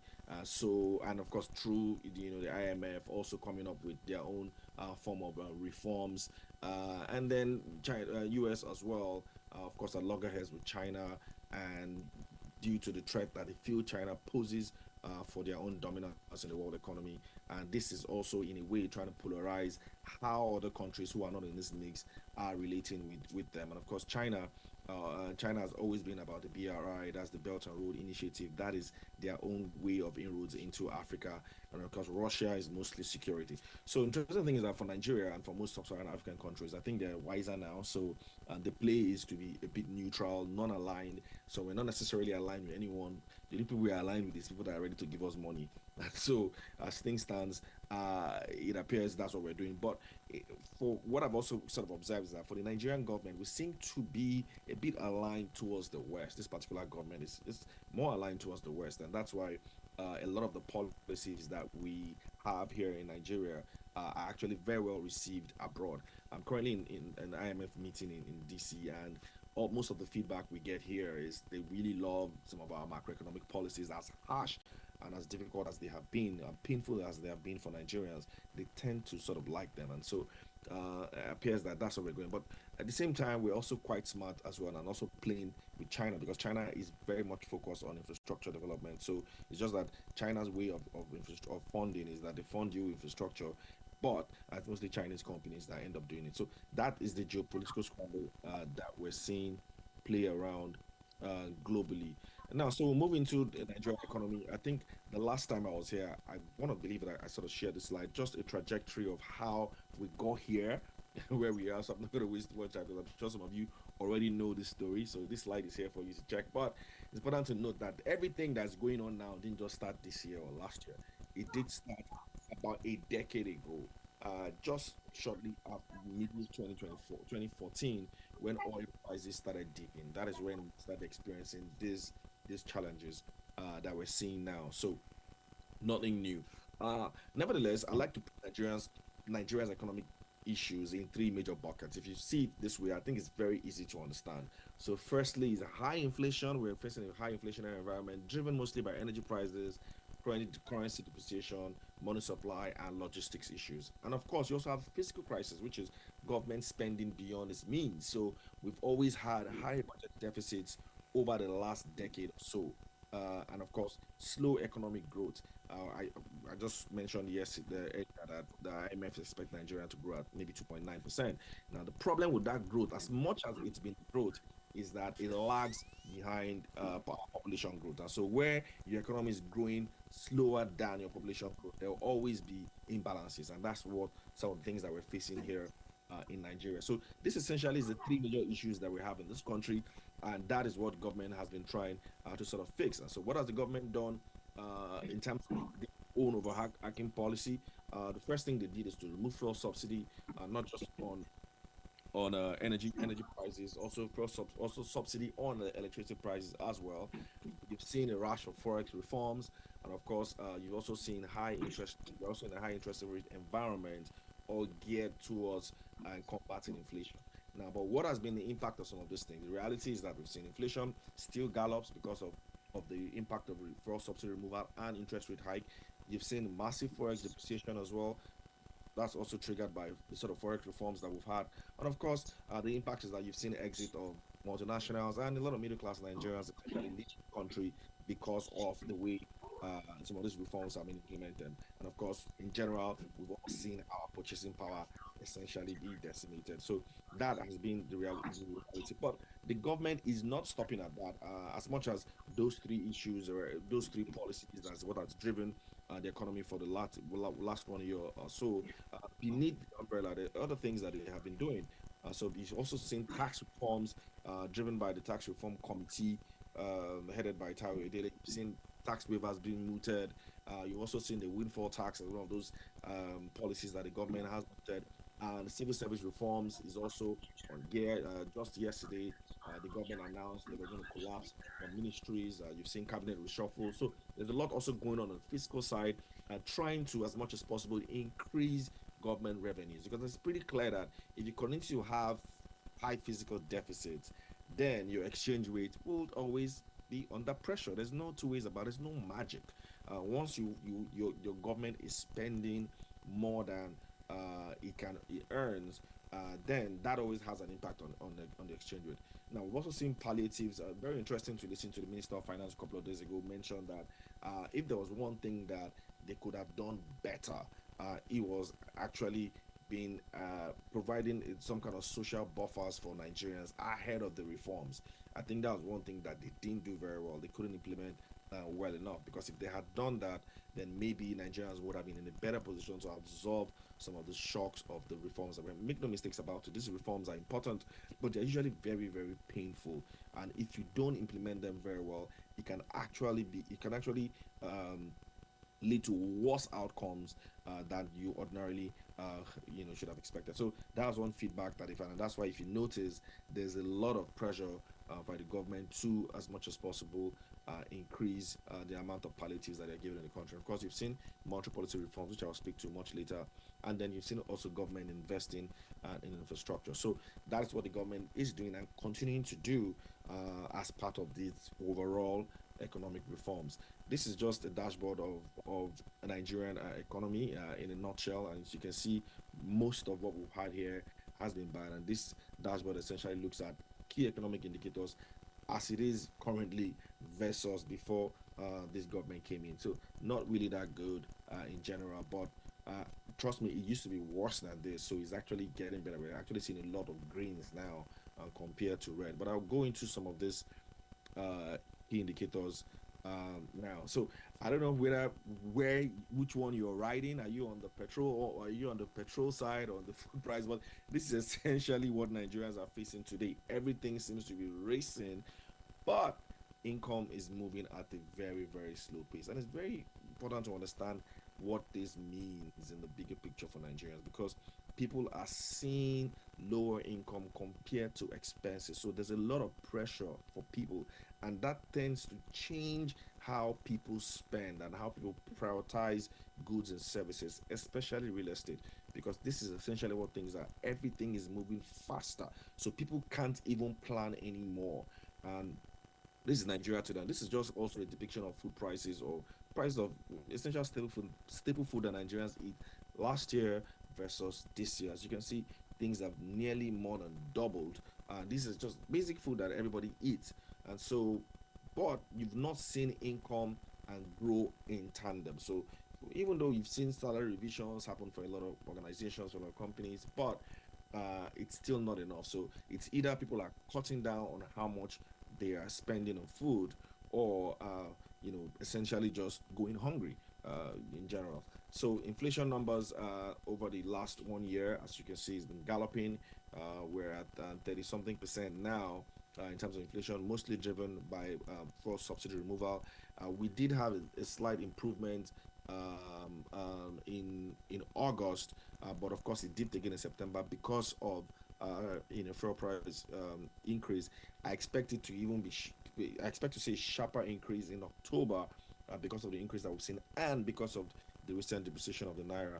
So inflation not anywhere close to dropping now. What's very interesting is that the World Bank or the IMF actually predicted 25% inflation for Nigeria next year. Next year, so it looks like double-digit inflation is going to persist for a long time. Now, what even blew my mind was that they even said they are expecting 14% inflation numbers in 2029. And so the projections don't really look very good for inflation. Of course, this has huge impact for borrowing and for interest rate because it means interest rates is likely going to be elevated over the next 2 to 3 years. So what are the headwinds? That's it on the left. Left wing is just about the challenges you have with inflation, and then tailwind is on the positive. So let's just dwell on the positives. So the government knows that inflation is a problem, so they're also doing a number of initiatives that they are implementing just so that they can contain inflation. For example, you've seen increase in minimum wage so that you can sort of increase that revenue levels or income levels for Nigeria. I mentioned it earlier. Now, what this does is that that could increase aggregate demand for goods and services. You've also seen the federal government introduce duty waivers for importation of food items, hoping that that would reduce food inflation in general, and of course imported inflation, which is one of the major drivers of inflation that we've seen of recent. And then we've also seen increase in palliatives across states in the country, just so that we can at least contain some of the challenges that poor Nigerians are facing across the country. And of course, higher external reserves means that exchange rate outlook could be positive, even though other indicators suggest that may not be the case. But these are just some of the tailwinds that we're seeing. And in the external sector, which is what affects FX the most. Now, one of the data that you have to always look at is Nigeria's capital importation numbers. And the last data we had was for the second quarter of the year. And so we noticed that capital importation dipped slightly compared to first quarter of the year, which is very concerning to me because I thought that we were flying already in terms of capital importation. As you can see the bar here, way higher than what we've been seeing in the previous 8 quarters or thereabouts. But we did experience a slight dip. Now, a lot of the capital that is coming to Nigeria is still hot money inflows, which means the capital is not going into foreign direct investment. Most of the capital is going into money markets. Now, this chart is a very important one. This is what I've always said to people. For you to see a stable exchange rate, at least going by historical numbers, we need to have capital importation annually at about $20 billion. Let's even say between 15 to $20 billion. At least if we are at that sort of levels, I think we can expect to see a stable exchange rate. And it's very easy. Look at 2020, 2014. This was going into 2013, 2014, just before the crisis. You can see we had $20 billion in capital importation in this year. And what was the exchange rate here? It was about 165 to the dollar, if you all remember. And then in 2019, when we had that very high interest rate period when the central bank was giving foreign investors high interest rate in exchange for FX, we did see about $23 billion, even higher than 20 than what we had in 20. And what was the exchange rate at that time? It was 360 naira to the dollar for quite a while. And even if you look at the year before, it was about $16 billion or so. So you can see that we're nowhere close to that yet. So we need to see this bar sort of rise for you to have a semblance of a stable exchange, because this all feeds into FX liquidity. And so when you have supply increase, then you tend to have more stable exchange rate. So in terms of foreign trade, Nigeria's right now. Let me just quickly go back here. One thing that I also noticed is that for the real estate sector, capital importation in that real estate sector is one of the lowest of all sectors, except maybe most of the FX that comes into the real estate sector is informal. But from a formal standpoint, is next to nothing. So it's as if most of our real estate operators don't seem to attract enough foreign investment to help with their projects. And so we go into foreign trade. Nigeria still spends a lot of money importing petroleum products, at least as at before the Dangote refinery came on stream. So if you look at the Q2 numbers, premium motor spirit still makes up about 20% of our imports. Now on the flip side, crude oil still remains 90% of Nigeria's export, even though we're still producing at less than 1.5 million barrels per day. But because of that exchange rate devaluation that we had, anytime that you do the conversion, you see that the naira is just all over the place. So that is just some of the advantage you get with a weak currency, because when you have a weak currency, export tends to be a lot better for you. But Nigeria has been experiencing a positive trade balance of trade, which is a trade surplus over the last year or so, which is a good thing because it means that we seem to be exporting more than we're importing. Now, but bear in mind, because I'm sure some people will be wondering, like, how is this even possible? This data most times doesn't include services, which is a major component of what we import in Nigeria. It's just that it's not good, so you can't really touch it. But we do spend a lot on services. Just imagine how much we spend on technology alone, because most of the technology that we use here are all imported technology. So that's typically not captured in this foreign trade data. I'm sure if it is, we'll probably be in a trade deficit. And I guess one other data point that you can look at is the balance of payment. That's where you see some of these things. And for the balance of payment level, is not as robust as what you see here. Now, in terms of exchange rate, yes, there has been a convergence between the official market and the black market, as you can see. But in recent months, we've seen the black market kind of, elevated compared to the official market. Now, why is this happening? It's liquidity. There doesn't seem to be enough supply on the retail end of the market, and that is causing distortions for FX. And no matter how much or how well the CBN is doing in terms of its reforms, and trust me, they're doing very well with their FX reforms, if you do not fix the supply problem, then we'll always be here. And I was at a session a few days ago where the central bank was speaking to the diaspora community, and the pitch was, how can we get IMTOs, which is inflows from international money transfer operators, to go from $600 million every month to $1 billion monthly. That's the target that the CBN has, because it believes that if it increases remittances, then that would help the retail end of the market, and then we can now start to have some kind of stable exchange rate.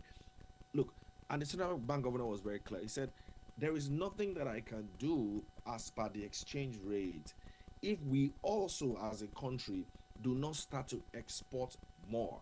And so the key message here is that we need to see crude oil output ramp up. So, number of things. The crude oil output needs to go up. We also need to have a lot more money from international money transfer operators. And we also need to see our capital importation numbers go up. Personally, I've always said that Nigeria needs about 90 to $100 billion annually in forex liquidity or supply if we are to have a very stable exchange rate. We're nowhere close to that at the moment. So we go into outlook for exchange rate. Expected cuts in the US interest rate, which has just started, could be net positive for Nigeria because the lower the interest rates in the West, then the better it is for us because we see a lot of the money will start to flow into here. But I think we're still a long way away from this. Probably till mid next year, that's when we'll start to see the effect of the US interest rate cuts on Nigeria. Higher interest rate is also an incentive for fixed income securities. Now, what it means is that when interest rate is high, because a lot of people have always asked me, Ugo, why is interest rate so high? Like, is it that this government doesn't want businesses to sort of function anymore because they can't borrow? Well, the message is clear. They actually don't want you to borrow again, at least for now, because they're trying to fight inflation. And the whole idea is that when you keep interest rate high at this moment, then there is a disincentive for Nigerians to want to invest in forex or to want to dollarize. And there is also an incentive on the other side for foreign investors to want to bring money into the country. That is the play here. And just as Garba had mentioned earlier, think about it. If you're getting 20-25% investing in risk free securities, then hey, you can't. I think it's just going to be foolhardy if you continue to push a large portion of your portfolio in FX. I'm not saying do not hold FX in your portfolio. In fact, you must hold FX in your portfolio. It's very important, especially if you're in this industry. But at the same time, look at that interest rate is a lot better than what you would get if you were investing, say similar in FX. And of course, a lot of confidence in the reforms. I mentioned that already. So that is net good for our exchange rate. But all of this means nothing if we do not improve our own ability to earn from crude oil export. That is very important, and that is the elephant in the room here. Once you start to see our crude oil export numbers go up, and you start to see capital importation slightly go up, guys, bet on the dollar. Just offload your dollar and just hold naira. You know that things are going to be stable for a while. But if you don't see this, the bet would always be on the dollar. In terms of Nigeria's economic growth, which I mentioned earlier, you've seen our GDP grow by 3.19%, but IMF is expecting it to grow slightly lower. I already mentioned that if you don't have GDP growth rate that is faster than population growth rate, then there will be a challenge for us. GDP growth for now is still largely driven by the finance and insurance sector. The banking sector has been doing so well and it's essentially been driving GDP for the country. The industrial sector, surprisingly, did also grow slightly, despite all the challenges that they are having. But our GDP growth rate is nowhere close enough. But we can take solace in the fact that we've been growing consecutively for at least the last 15 quarters. So what's my outlook for GDP? I think that the increase in minimum wage would help, at least boost spending, so that can also help from a GDP standpoint. Government desire to continue to invest in infrastructure spending would also help boost GDP growth rate because the more roads you open, the more rails you build, the more infrastructure you have in the country, then the better it is for businesses across the country, and that is a general boost for GDP as well. Now, the government is also very serious on food security, so because they understand that that's a very important part for us to keep. So once food security is intact, and then that, because I mean you can't go ahead and start to do business if you haven't fed. So food security is very important. Of course, the government is also serious about removing trade barriers by disrupting or collapsing a lot of the barriers that was placed in the Buhari administration, and that could also boost growth. Now, it doesn't mean that there are no headwinds, as you can see on the left side of the screen. So in terms of from the fiscal policy side, that is where I think we've always had a problem, and I think that the government needs to fix it. We're running very large deficits, but there's one clear message here. With all these tax reforms you're seeing, guys, it is very clear that you're going to be seeing a lot of taxes to be paid next year. And if you're a formal organization that is doing very well, be rest assured that the government is going to be coming for you to pay a lot more taxes. There are a lot of reforms that's going on in the FIRS. They even have better access into your financial statements or your banking transactions. So there are better ways for them to tax you now. But if you're an SME, I think that if you don't want to pay taxes, then you might as well remain as an SME, because it appears that the tax regime that we're going into now will favor MSMEs, maybe not SMEs, MSMEs as micro, small and medium enterprises. But for smaller or largely or medium and large scale businesses, you're going to have a lot of pressure to pay more taxes next year. You've already seen what the government is trying to do with personal income tax for individuals as well. So it appears people that are HNI or wealthy should be expected to pay more tax in 2025. In terms of Nigeria's public debt, this will continue to balloon. I think the latest numbers now is about 130 trillion or thereabout. Of course, this is also because of the depreciation of the naira. So the more you depreciate the naira, the naira, the dollar value starts to also increase as well. And so our debt profile all of a sudden is now high. Before, Nigeria used to say, oh, look, debt to GDP ratio is 20%, so it's not a problem. But that was when our GDP was 400 billion. But now that we have now depreciated, our GDP is just sub $200 billion. So Nigeria is even no longer the largest economy in Africa because of that devaluation. And so all of a sudden, you've now seen your debt to GDP numbers almost hit 50%, which is not where we want to be going by Nigeria's debt sustainability plan. But important to note that we're not anywhere close to like Ghana. I think that our debt is well spaced, even though it is not as strong as it was in terms of from a sustainability standpoint. But we don't see any issues yet, and most of our debt is also naira related debt. So the worst case scenario, the government just ends up printing money. So the outlook, like I mentioned, expect to see a lot more taxes, and of course, if oil prices rise, then that is net positive for the government. With one eye on what's happening in the Middle East, if Israel, for example, goes on to attack Iran, then you expect oil prices start to pick up, and that is usually very beneficial to Nigeria. But if a Trump presidency also comes in, then that might not also be good, because the Trump presidency, a lot of people think, might usher in a new era of lower oil prices, because that is what is essentially campaigning on, and so that won't be essentially good for Nigeria as well. But the outlook here is that the government is very keen on closing the fiscal deficit that we have, even though that is what they tend to always say about paper. That is not really what it looks like. Now, so we now go into the real estate sector. So just so that I can, everything that's happening from a macroeconomic standpoint, what does it mean for the real estate sector? This is essentially what we're tracking. No one will waste too much time here, but a lot of stuff happening. But one thing that caught my attention, I don't want to waste too much time here, something that's caught my attention has been around a lot of the housing projects. I can hear back. Is there someone talking? Some of the things that I've got to mostly is some of the housing projects across states in Nigeria. It appears that there's a lot of mass housing project currently going on state to state. Whether this is being actualized is a different thing, but a lot of the announcements that we're hearing is most mass housing project, and that's called driven by the FG's We Need Hope housing plan. So what is the real estate data by the numbers? Real estate GDP 14.4 trillion. If you compare that to the entire GDP of Nigeria, which is about 200 and something trillion, real estate is like the sixth largest in the economy, 5.1% contribution to the economy, and then GDP growth rate has been 0.75%. So the real estate sector has actually been growing since COVID.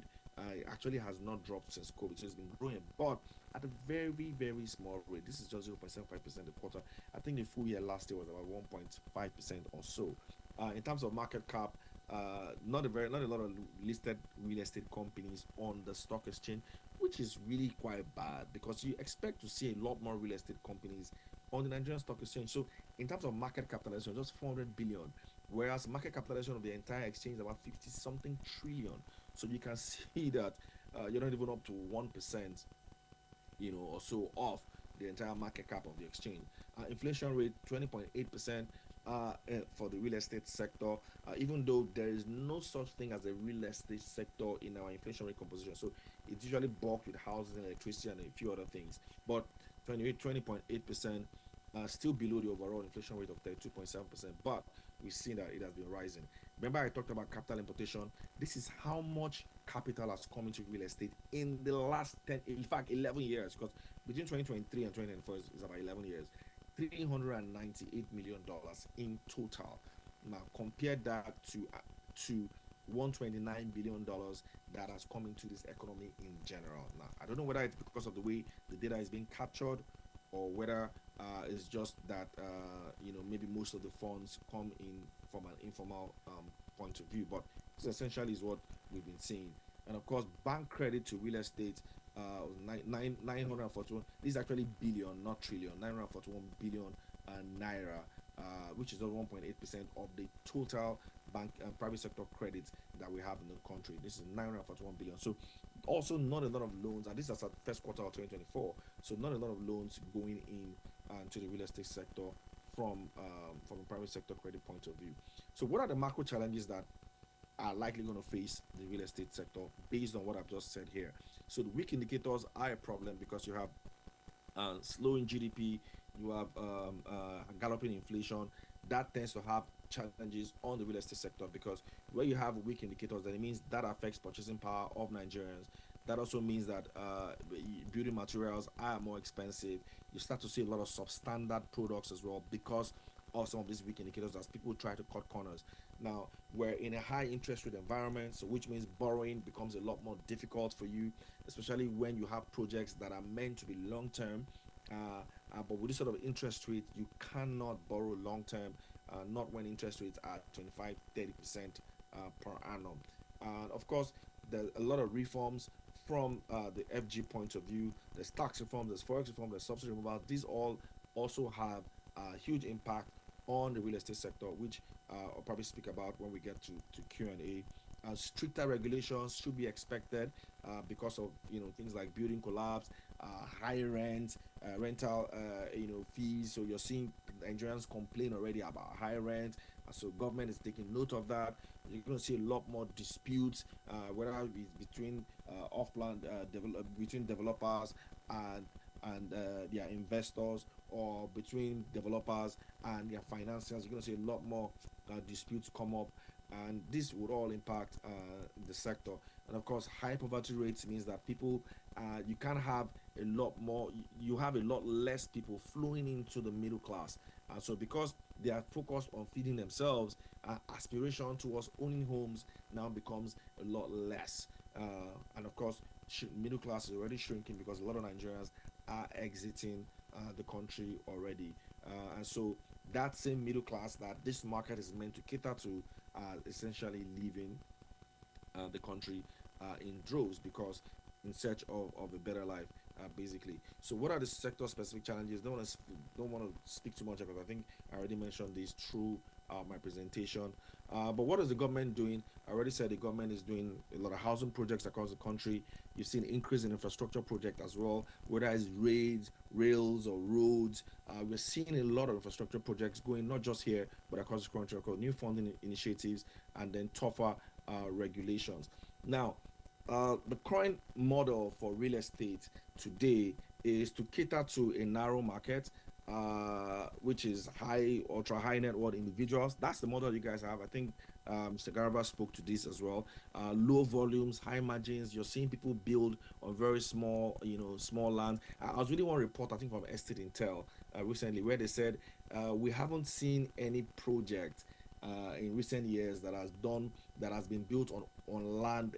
On a land size of over 10,000 square meters, and I was shocked. So you can see that a lot of projects are being done on very, very small land sizes, and so it appears the model here is low volumes, high margins, but this is not good enough for scale. And of course, we're also seeing a lot of real estate developers selling future that is uncertain. Maybe come and buy land in Mowe, buy land in Ekpe, buy land in the Dangote refinery area. This is just selling uncertain future, not really backed by a lot of well detailed research, mostly hearsay, and there's a lot of reliance on short-term funding as well, because we can't get long-term funding to fund projects. Privately owned businesses are what dominates real estate in Nigeria. Like I mentioned, there's just about 7 or 8 real estate companies on the exchange. So where you have a lot of privately owned businesses dominating real estate. Then, with just with not a not not a lot not don't have a lot of skill, it's very difficult for them to make any collective impact. For example, you can't collectively impact how government policy shapes the real estate industry. You can't even impact how debt or how funding is provided for that industry.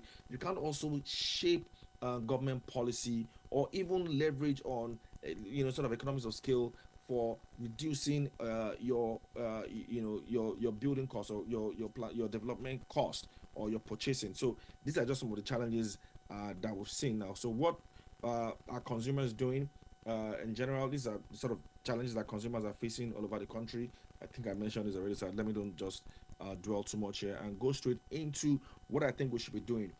So firstly, I think we should have a bit of market adaptation and customer focus. We have to change the way real estate is conceived now.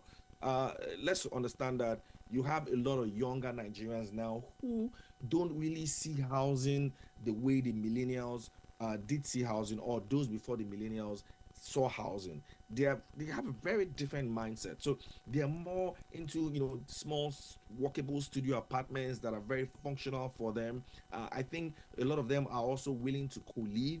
And so how are we building? Are we still building 3 beds, 4 beds, where you're seeing people can't actually afford it? Like a regular 3 bed in Lekki now is going for maybe 10 million naira. So how many of these guys who probably earn 200, 250,000 naira a month can afford to live there? Even if there are 3 or 4 of them, they can't.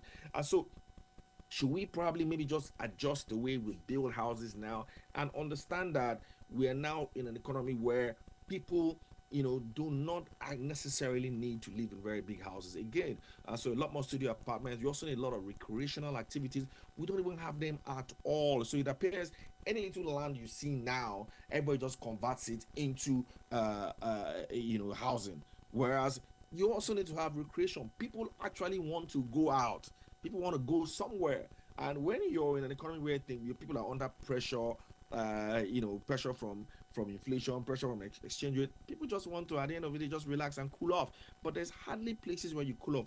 I've started seeing a lot of developments now where you see some mixed use properties where people offer sporting, malls, shopping, museums, or things like that. We're seeing them spring up now, but I think we need to have more of them concentrated in different parts of the country. I think that's an opportunity waiting as well. I also mentioned co-living, and then we also need to also cater to business needs. A lot of office spaces that we see these days don't really meet the demand of the new order. Like post-COVID, offices have also changed the way they want their offices to look like. So now people no longer want offices to be where you need to be straight jacket. You want to build office spaces that are a resemblance of what you have in your home. And so when we're also building office spaces, let's have that at the back of our mind. How many of us build office spaces now and have kitchenettes or have kitchens where people can sit, or have cool areas where Gen Zs can relax and work? Some of them don't even need desk to work. So these are some of the things that we need to also change in terms of market adaptation and customer focus. Now, cost management and operational efficiency is very important. We need to also hedge a lot more now to reduce our forex costs. I'll speak to that maybe much later. We also need to do a lot more bulk purchasing, but bulk purchasing of construction items is going to be very difficult if we do not have the right size for real estate companies. Like, you cannot, as a one-man real estate developer, expect to get bulk purchasing or expect to cut major deals with suppliers of your item. It just won't work. And so we also need to have larger real estate companies in Nigeria that can also focus on getting using the economies of scale to reduce the cost of build. So long as we have smaller real estate companies, it's going to be very difficult to achieve this. And of course, digital transformation can't continue to emphasize that. It's also something that we also need to focus on. Of course, response to policy reforms and economic reforms is very important. How are we looking at long-term partnerships with government authorities? I give you an example. You're seeing the blue and red line rail that has recently just been launched by the Lagos State government. Now, what that means is that with the red line rail, all of a sudden, you've now seen a new mode of transportation that is connecting one part of Lagos with another part of Lagos. So it then means that real estate developers need to now start to focus on building along that path, because at some point people won't be able to afford to live in Lekki anymore or live closer to the island, and so they need to live in other parts of Lagos. But with better transportation, it's easier now for them to live. So you have to also focus on that, and then developers also need to lay their hands on the government's master plan and also work with the government to figure out how real estate has been, how infrastructure projects are being planned across the country. Because at the end of the day, this is always going to impact on how people live or where people live. And a lot of Nigerians are very, very sensitive now to where they live. In fact, some people are willing to actually take a pay cut just to live closer to their office. And so this should also flow with how we're also planning our real estate development. Now, I think that there's also a demand for logistics. I don't see a lot of effort going towards, for example, storage or warehousing. That is one area where I think I see growth for the real estate sector, even though if you speak to people who are in that industry at the moment, they tell you the margins are not there yet. But I think the way the economy is shaping up, warehousing and storage is going to be essential to reducing transportation and logistic costs, which the government is very much focused on. And so these are just some of the things that I think we should be doing. Of course, in terms of technology and innovation, blockchain-based property transactions, I think there's some real estate companies that are doing some of these things at the moment. Data-driven real estate platforms is important. I was speaking to somebody recently who said, look, we don't even have a platform where you can have landlords or tenants sort of have some kind of interaction, or how landlords can vet tenants or tenants can vet landlords, or how you can even invest in real estate on the data-driven platform. There are few out there, but they're a bit fragmented. AI-driven CRM solutions are very important as well. And of course, virtual property tours. I've seen some real estate companies do that, but I think you need to see a lot more of that with the sort of technology that we have at the moment. And of course, digital land and registry, our partnership with government to ensure that this is available to nearly everyone in the industry is important to the growth of real estate. So what next for me? These are the things that I'm looking out for over the next few months. The next CBN MPR meeting, which is going to be in November. The MBS is expected to announce, release some more data very soon. Very interested in that. And of course, the impact of Dangote refinery is another thing that I'm also tracking. And of course, the US elections, which is coming up in the next 2 weeks, will also be important for this country. So that is my presentation. I hope I didn't take too much time. Thank you very much. Thank you very much, Mr. Ugodre Obichukwu. Can we give him a resounding round of applause, please? Thank you. That was detailed, extensive, and certainly thought-provoking. Whilst we're still trying to figure out and navigate technology, we would love to send your plaque straight to you electronically, but we'll do that when you return to Lagos. Thank you so much for joining this conversation and lending your voice to this cause despite being thousands of miles away. Thank you very much, sir. Thank you for having me.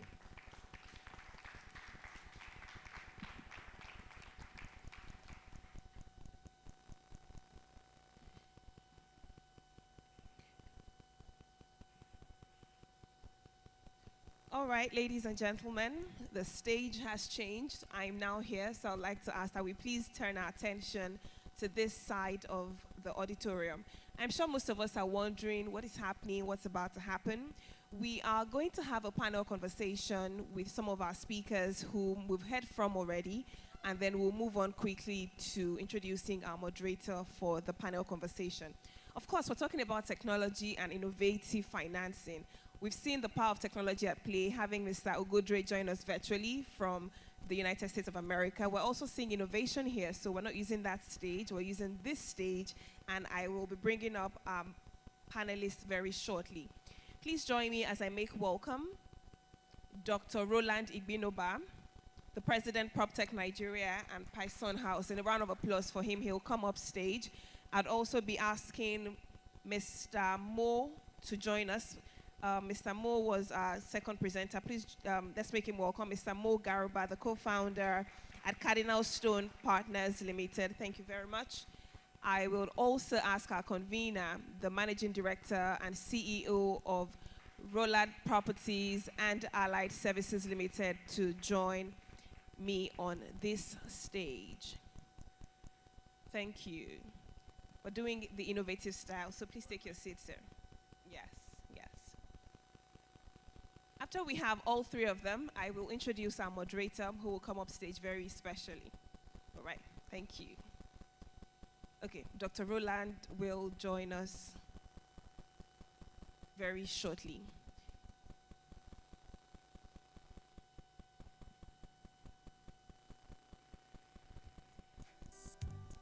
So again, we still have Mr. Ugodre online because he's also a part of this conversation. Thank you very much. And now I'll be introducing our moderator. With a resounding round of applause, please join me as I make welcome this talented, phenomenal, eloquent, outstanding, distinguished TV personality. Give her a round of applause first before I bring her up. Thank you, thank you. Her name is Mojibade Shosoya, and that's me. I have to, you know, I've been reading profiles, and you people have been clapping. So if you don't clap for the moderator, please give me a resounding round of applause. Thank you very much. I'm truly honored to do this. I will be speaking to these distinguished leaders. We will speak to, of course, our theme, our general theme for today, and of course, I'll speak to their different presentations. All right, so let's get started. I'll start with our convener, and my question to him will be, what influenced the theme for this year's conference? You know, we're talking about unlocking Nigeria's real estate growth, leveraging technology, and of course, innovative financing strategies. What influenced this particular theme? All right. Thank you very much. Once again, it's a pleasure to be here. It's a pleasure to have everyone join us. Last year, we had a similar theme where we talked about unlocking Nigerian real estate potential, and we looked at the subject of finance. And finance is a problem for everyone. It's a challenge for everyone. From both the developer's perspective, developers need money to build. The end users need money to buy. So it's a challenge that cuts across. And to solve this problem, I figured that we're not having enough conversations around the subject. You know, people talk about it in isolation, but as a body, we don't come together in a round table to dissect it. We don't engage stakeholders, we don't engage ourselves to see how can we solve this problem. And last year was tremendous, you know, looking at that subject. But this year, we decided to add the concept of technology to it. So finance helps in the production of houses, but technology helps in the optimization of things. Because sometimes something can be effective and not efficient. And at the end of the day, it's not profitable. We are doing it, but we're not doing enough. We're not maximizing time. So this year, we decided to combine the two subjects together. How can we optimize what we do, leveraging technology? And how can we do more, leveraging innovative financing strategies? Incredible, and I dare say that that is forward thinking, because I did say when we started that this is not just a talk shop where we talk and then we go home. It's a conference where we do a submission of all the proceedings, you know, our ideas and everything our speakers have said. So from last year, we have been able to birth this where we're talking about, you know, technology and innovative finance. So thank you very much, Mr. Dr. Oloride. Give me a round of applause, please. Thank you. My next question goes to Dr. Roland Ibinova, and I'm asking you, yes, you've talked about how technology is the future of real estate. But on practical terms, when we're looking at it in the practicability of Nigeria in our environment, right, where do you see and how do you see, you know, the nexus of technology and real estate in the next 5 to 10 years? I mean, we get it that we have to embrace technology. But in the real sense, considering our environment, considering the climate that we live in, right, with all the policies and so many things rapidly changing, how exactly do you see technology embracing real estate and real estate embracing technology? I think basically, I think if you look at, you said practicality of it, and there's no better way to tell you that there are over, like I mentioned during the presentation, there are over 70 active prop tech startups in the country today. And these PropTech startups are actively engaged across the real estate value chain. I'll give you a typical example, okay? Before now, right, it is difficult to rent a property. You would need to pay 1 year's rent, right? Or even 2 years' rent. But we've seen platforms like Split, who have helped in easing rental commitment. So rather than paying 1 year or 2 years, you can pay on a monthly basis. That's practical. That's technology, using technology to drive rental affordability. Today, you also have the founder of Construct in the room. If you wanted building materials at efficient and affordable price, go to Construct platform and you can order your building materials. So when you say the practicality of it, what we are saying is not highfalutin. It's something that exists today, right? People are building.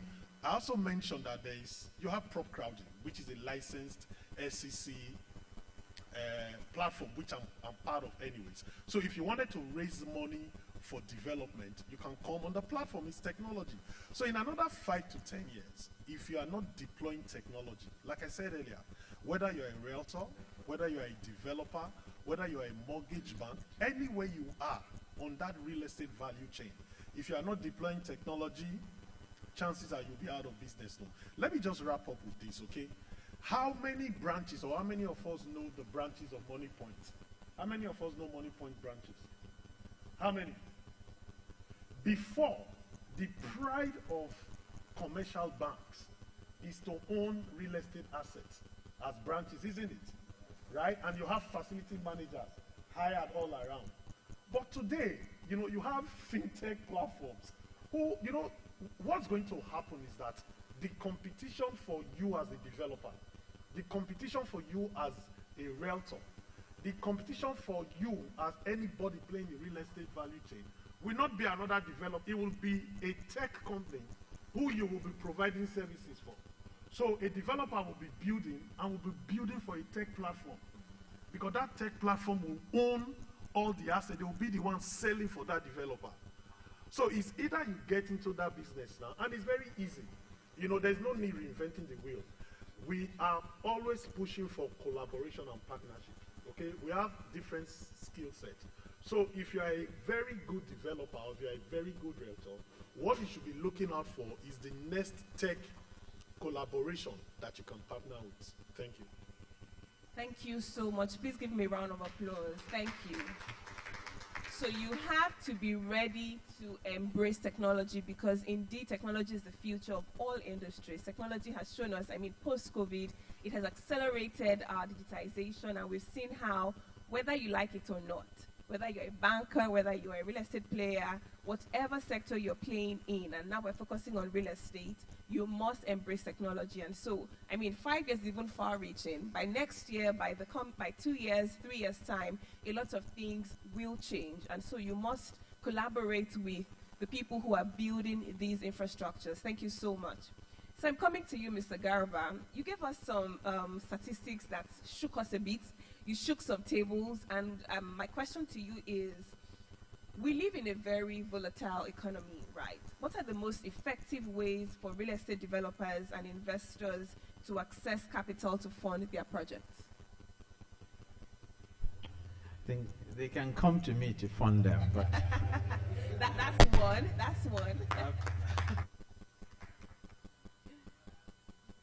To fund real estate, you need to, let me start by even saying, funding real estate has significantly changed, and it's changed forever.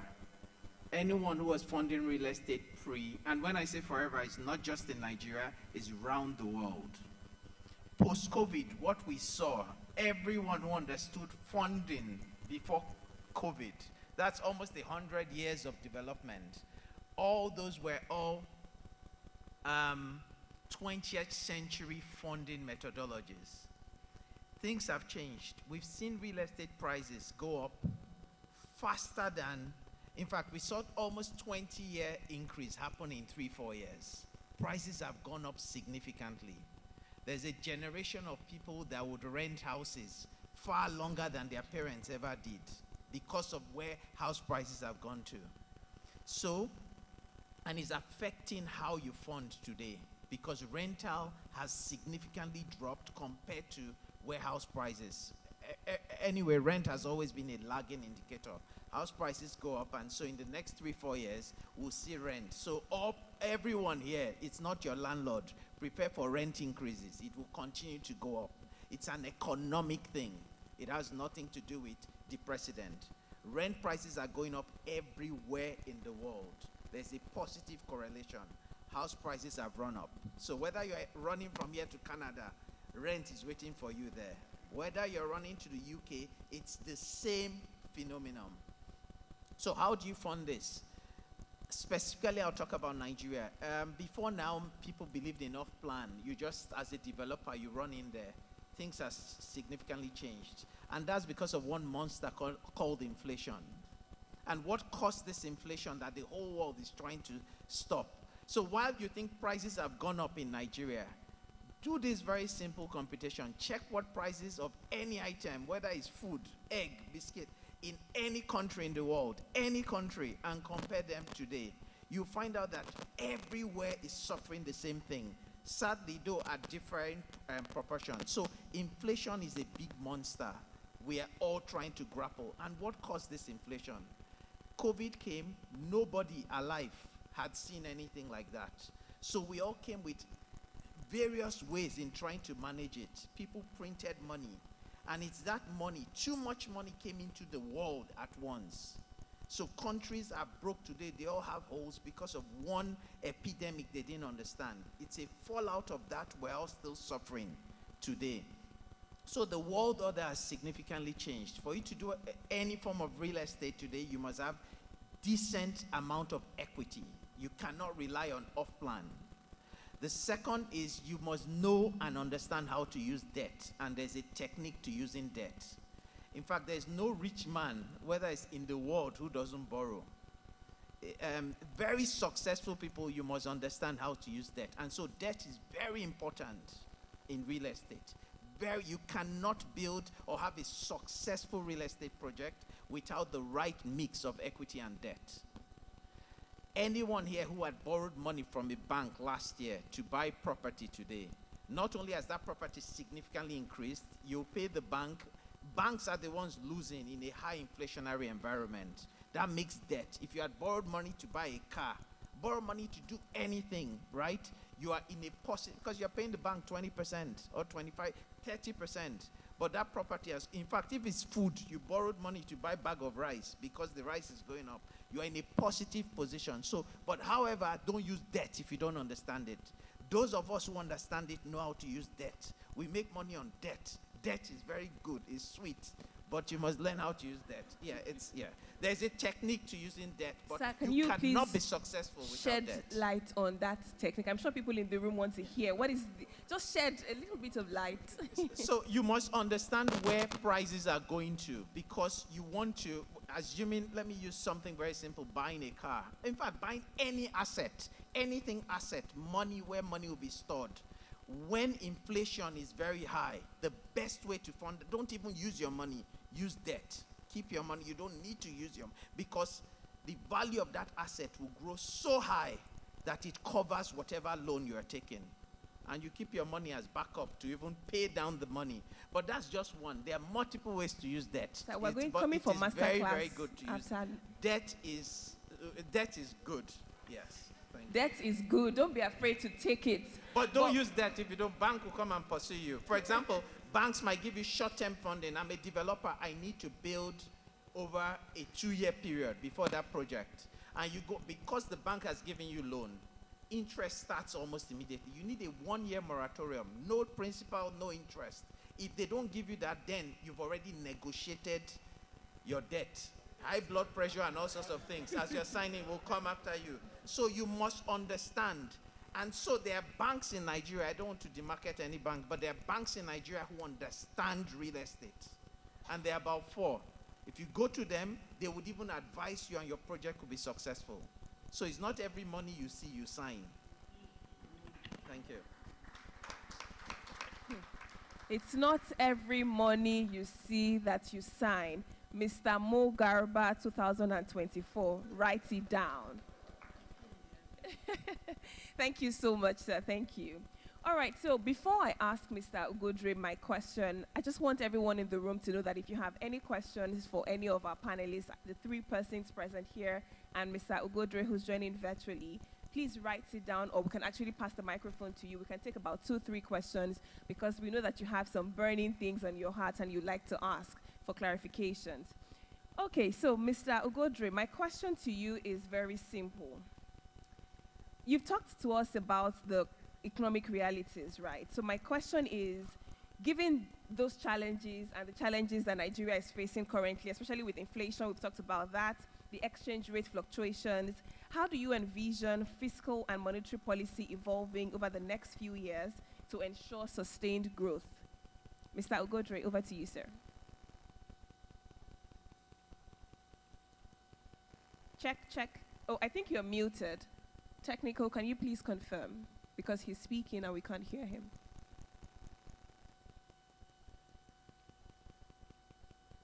All right, can we try again, sir? We can't hear him. Okay, I think they can hear me on. We can hear him online. Now we can. Please go ahead. So you can hear me now? Yes. All right, great. So I like how you said the question was simple, but it wasn't really simple. You know it's you now, Nairametrics. You have all the details, so please, we want to hear from you, sir. Right. So I think it's very important for us to have fiscal policy and monetary policy sort of aligned. At the moment, that is what the government seems to be pushing towards, unlike what we had in the last regime where there was a lot of dislocation, and at some point, monetary policy was basically acting like it was fiscal policy. So now we're back to orthodoxy, which means the central bank is just staying in its lane. So central bank essentially manages monetary policy, right, while the government manages fiscal policy. So from a monetary policy standpoint, the central bank is saying, look, the only way we can fight inflation is to increase interest rate. That's the tool that we have. And then the only way we can also fight exchange rate is to do forex reforms, make the exchange rate free. We don't have capital controls anymore, and at the same time also increase interest rate. Now, but they're also saying that is not a solution in itself to the economic challenges that we have. That is what they can do from their own standpoint. To really bring down inflation, you also need the fiscal side to come to the table, which is where infrastructure comes in. So we have to build better roads, we have to build better warehousing, ease logistics. Okay, that's a bit fiscal. Ensure that people can also clear their goods easily at the ports, ease of doing business. These are actually the things that would help drive down inflation. And then we also need to support local manufacturing as well, so that can also reduce imported inflation. Now, on an exchange rate side, from a fiscal standpoint, you're also seeing the central bank saying, look, we also need to reduce the way the fiscal is also affecting the exchange rate. The central bank governor mentioned recently that FAC allocation, anytime federal and state governments share money, there's usually an exchange rate depreciation. And I think this has been shown in different charts. There's a correlation between when we have sharp exchange rate depreciation and FAC allocation. But the real issue is that the federal government also needs to increase its own revenue. So the alignment here is that the central bank is doing all that it can to ensure that they're at least appeasing to foreign investors, and they are dealing with, at least they're aligning with orthodoxy, allowing the fiscal side to also do their own job, which is to increase government revenue and at the same time ensure that there's infrastructure development across the country. We're far away from that, I must say, but I think we're in the right trajectory. Thank you. Thank you very much, Mr. Ugodre. Did we quite get that? There's silence in the room. I know it was quite technical. Mr. Ugodre, I told you it was a very simple question, and you said, it wasn't, but see how you just chewed it. However, to help us chew it even further, I'm going to give the floor to Mr. Mo Garba. to help with that. But please, before he speaks, can we give a round of applause to Mr. Ugodre Obichukwu? Thank you so much. Thank you not just for your contribution, but for making time to be here, regardless of your schedule. All right, so Mr. Mo, over to you, sir. Yeah, just to throw more light, because he said a lot of things, and there are two things there that helps put this framework for everything we're doing. One is called the central bank, which is monetary policy. Monetary policy is three things: interest rate, inflation, and exchange rate. That's the primary job of the central bank. So how they manage these three things is very important and helps set the tone for a country. You cannot hold all of them constant. There will be crisis. What happened in the last administration, like he said, was we tried to manage all of them. In doing that, you destroy the country. Was Adam Smith, I think he died in the 1700s, right? Taught us elementary economics, demand and supply curve. One moving from Lagos to Borno, and the other one moving from Sokoto to Cross River. And if we assume Abuja is the equilibrium, what happened in the last administration is the demand curve was moved abnormally. They banned certain items. You cannot import this, you can't import that. And we started dislocating the dollar. The dollar could not achieve its fair value. Before then, you could buy dollar in the black market. In fact, many people never went to the bank to buy dollars because the time to go and queue for them to stamp, you buy dollars anywhere. Unfortunately, for holding it for too long is what we suffered. We felt we were enjoying, and we were destroying our country for 8 years. Unfortunately, in trying to correct it, right, the current administration believes in Adam Smith more than anybody, or O.A. Lawal, right? These guys have said market must determine where we're heading to. And so the president said, if you people like, right, take this dollar to anywhere you want to take it to. I don't care, right? Even we now, Nigerians, we're getting tired. He said, let's get it there first. After that, we, the central bank, will then intervene. Today, foreign reserves has crossed 40 billion. So government is trying to come and hurt people speculating. What has now happened to dollars, there is enough dollars today. If you want $100 million, you will get it, but it's at 1,700. And what the government has done by doing that is we no longer have a liquidity problem. We have a price discovery problem. So how do we then determine, many of us have lost confidence in the Naira. How do we determine that real price is what they are now going to work on? And they will get it right because they are doing the right thing.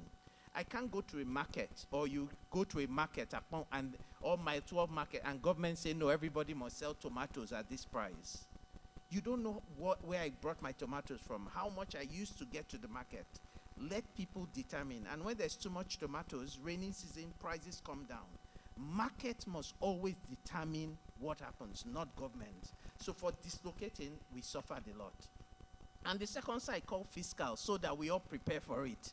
That he mentioned, there was monetary policy, there's fiscal policy. Fiscal, we saw it happen in Lagos. Lagos developed because there was a time in 2006, 2005, 2006, where government did not pay, federal government did not pay Lagos State, FAC. And so Lagos State generated their own revenue. That's fiscal. That's what our president understands very well. We would start paying more and more taxes. Countries are run on taxes. Unfortunately, we've had a social contract with the government up till now.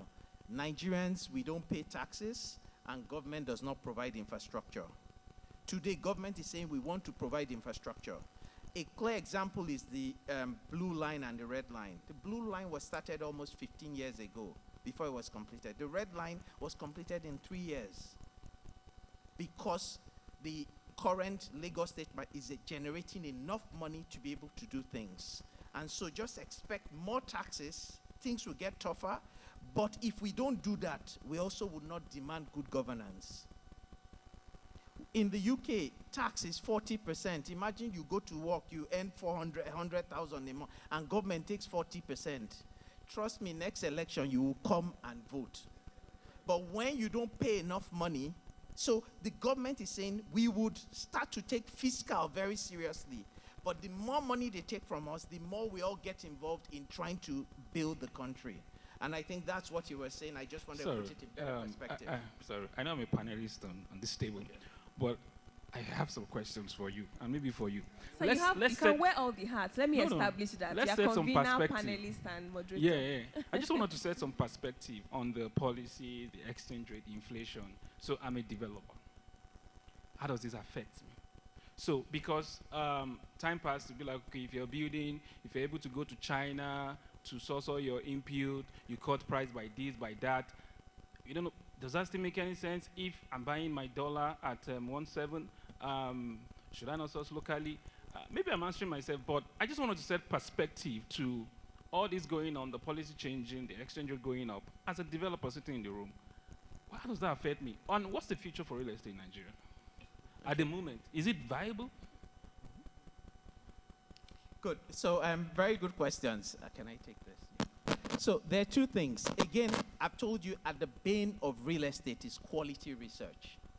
Today, Naira has gone in about 2 years from the 300 region to 1.7. Can you show me any country in the world where their currency has also devalued by that much? Once you identify, and they exist, that becomes your supply chain country. There are countries today, right? They produce. When you convert your Naira at 1.7, right, you get the same thing you were getting when Naira was 500, 400.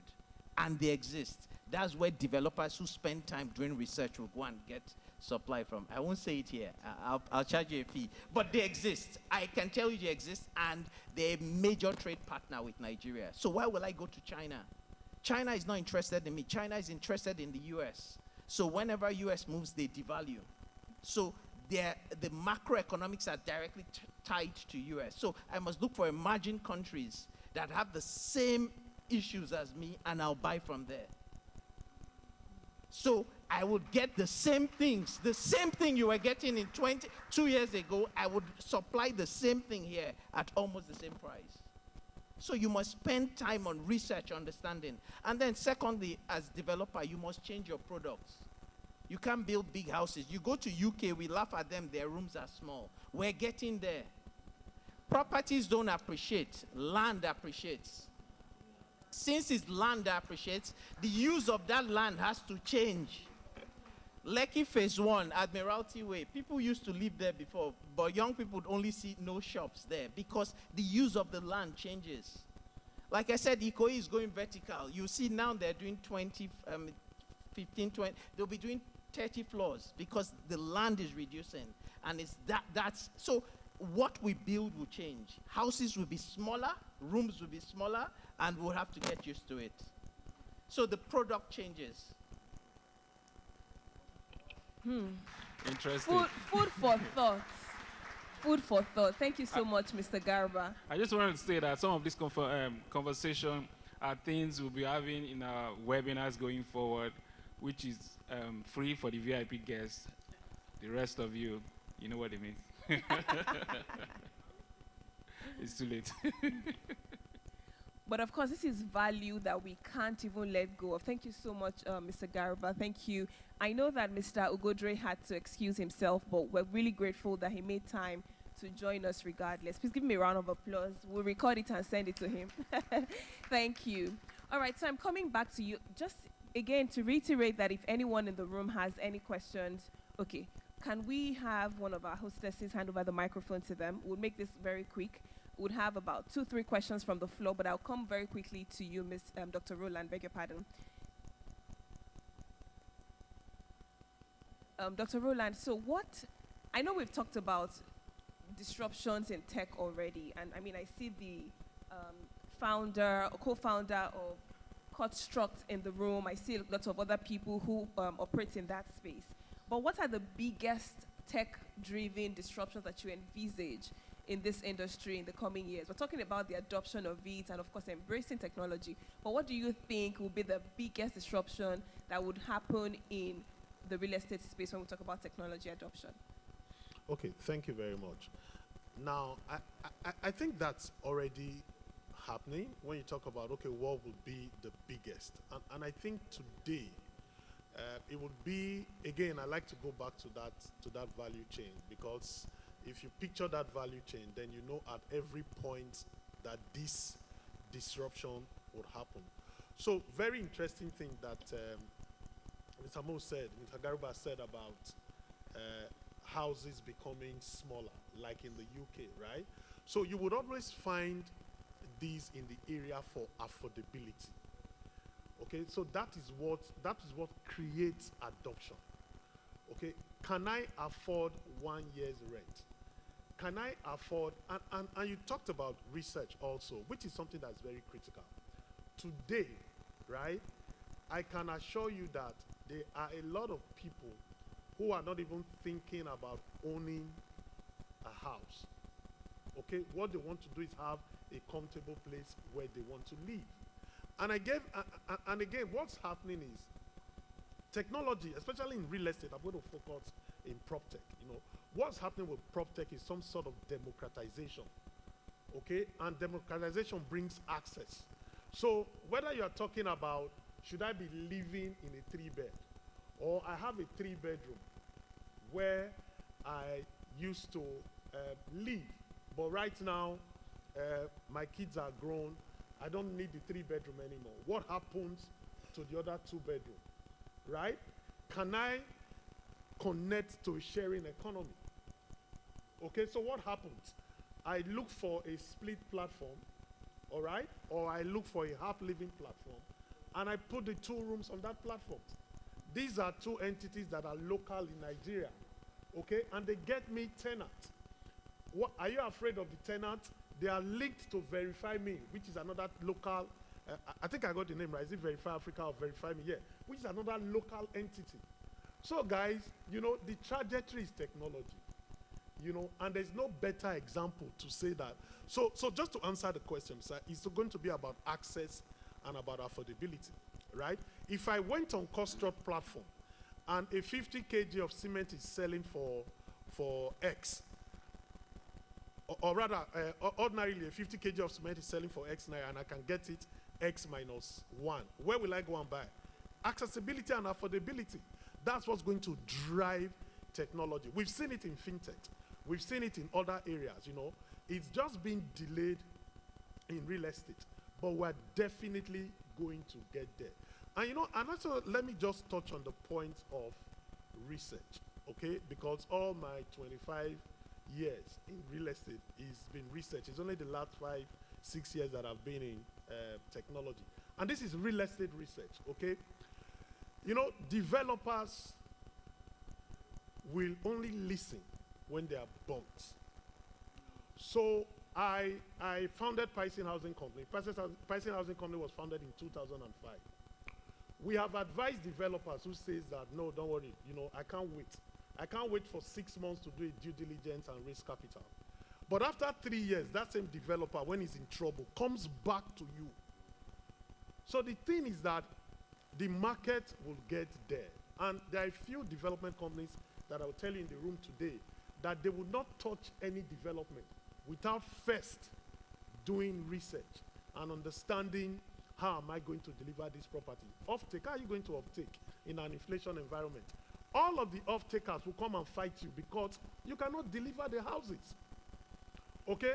So I mean, I know that this is not a development masterclass, but it is important that, you know, for a developer, if I know that I need doors in month 6, and it's going to take 2 months to do the doors, why do I wait until month 6? So that by the time the doors come, I'm in month 8, and what has happened? You are in trouble. You know, so, you know, there are a whole lot of things to do on the development side. You need to look at your cash flow utilization schedule, match it with that, with your project utilization schedule, you know, and that way, you know, you can get your transaction tidied up. But, you know, to go back to the question, is access and affordability. That's what will drive adoption. And anybody who gets that matrix or that combination of developing a technology product that creates affordability and creates access to that product, then you'll be able to penetrate. Yeah. Thank you. Please give me a round of applause. Thank you very much, Dr. Roland. So I have a question here while we wait for anyone in the audience to speak through the microphone. Okay, just one. I would allow you. Let me just read out this question, and it's directed to Mr. Garba. How do we move from this point? We started a project focusing on providing an affordable bungalow in 2022.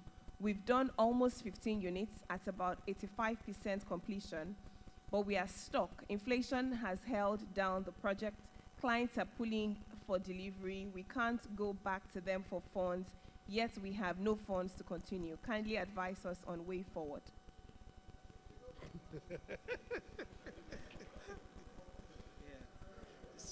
I don't know how to answer this, but if you've not sold everything, this is where banks come in. They can easily fund, because if you don't finish, I mean, it's unnecessary headache. So if you still have some, it's part of risk sharing. So you're using the bank as your equity partner, but almost as a pref, because you're giving them guaranteed return. If you've not sold everything, I can promise you that I'll help you get bank funding to complete it. It will be very easy. But if you've sold everything, just go to EFCC, report yourself, and bring them, let them come and meet you in EFCC, so you settle it there instead of them reporting you. Go and it's easy to resolve because you didn't steal money. Once there's evidence that you did not steal money, go to EFCC. EFCC will even help you calculate your return because you're supposed to make some money. Otherwise, you walk away from the project. So far, you did not steal money. It's market forces. Developers should not run away. You don't owe anyone anything. You got your numbers wrong. You didn't commit a crime. I am telling you, go to EFCC. When so far you are sure that you did not deviate, because when they check the records, somebody's looking at you like the same EFCC that we know, yes, or the same another EFCC one. because yeah, they've settled 2 cases, I know. But honestly, once there's don't let anyone harass you. You got your planning wrong. You did not steal. It's not a crime. Go and report yourself, because someone eventually will report you. It's like playing chess. You are the one playing white pawn. You go first. First mover advantage. Yeah, and say, EFCC, I committed this. People are disturbing me. Trust me to work. Yes, it's very simple. Thank you. Thank you very much, Mr. Garba. I think at this point, right, I just want to pause. And for every real estate player in the house, whether you are a developer, whether you are whatever, an investor, please give yourselves a round of applause, first of all, because it's not easy. And tell yourself, I am doing well. Say it with confidence, I am doing well, because you are indeed doing well. It's not easy, but God will help us. Can we take the question on the floor, please? Thank you.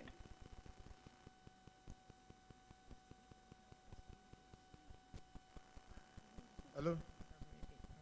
Thank you very much for the opportunity. My name is Jennifer, and I want to appreciate the organizers of the program. So far, I have thoroughly enjoyed it. So my question is to Mr. Mo Garba.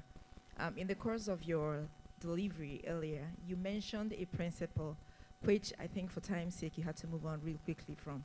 And if you wouldn't mind throwing a bit more light on it. And I think I think you said it's 30-30-40 principle that should guide property development. If you could shed a bit more light on that, I would appreciate it.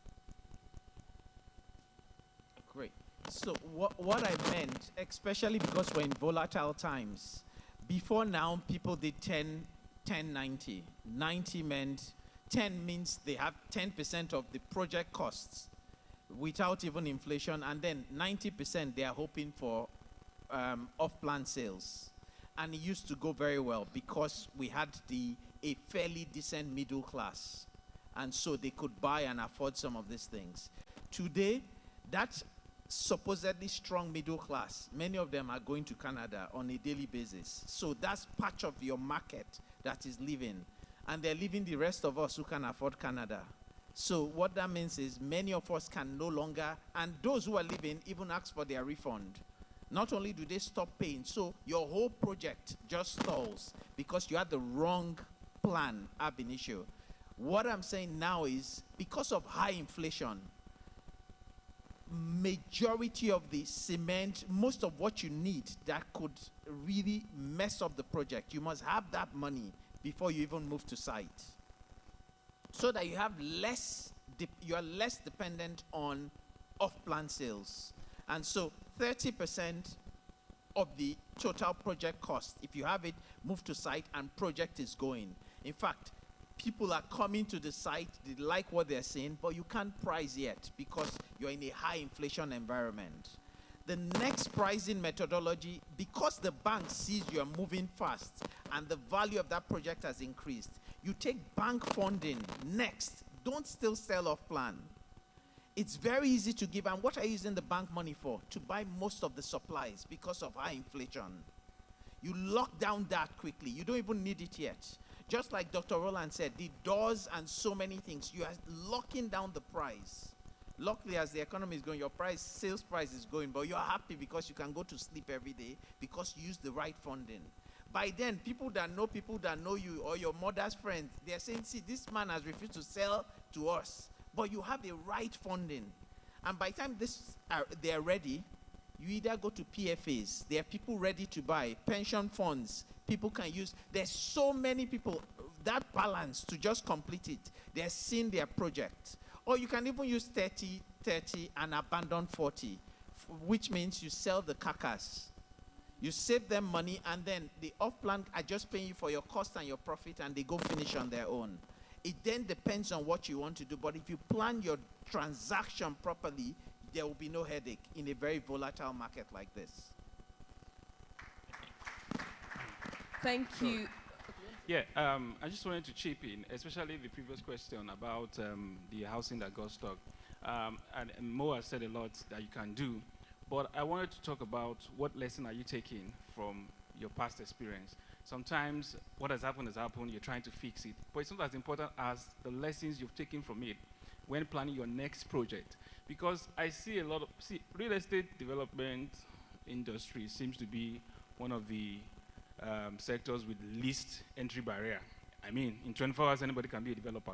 And most time, what guides that decision is, I can sell. and trust me, that's what's putting a lot of people in trouble. You know, there's a difference between selling land and building to sell. It's a whole different thing entirely. But sometimes people take that, methodology of how we sell land and just transform it straight to construction, and they get stuck in it. So you can't boycott the place of finance and all. This particular conference we're holding is as a result of learning. You said something like when people get burnt, they now begin to.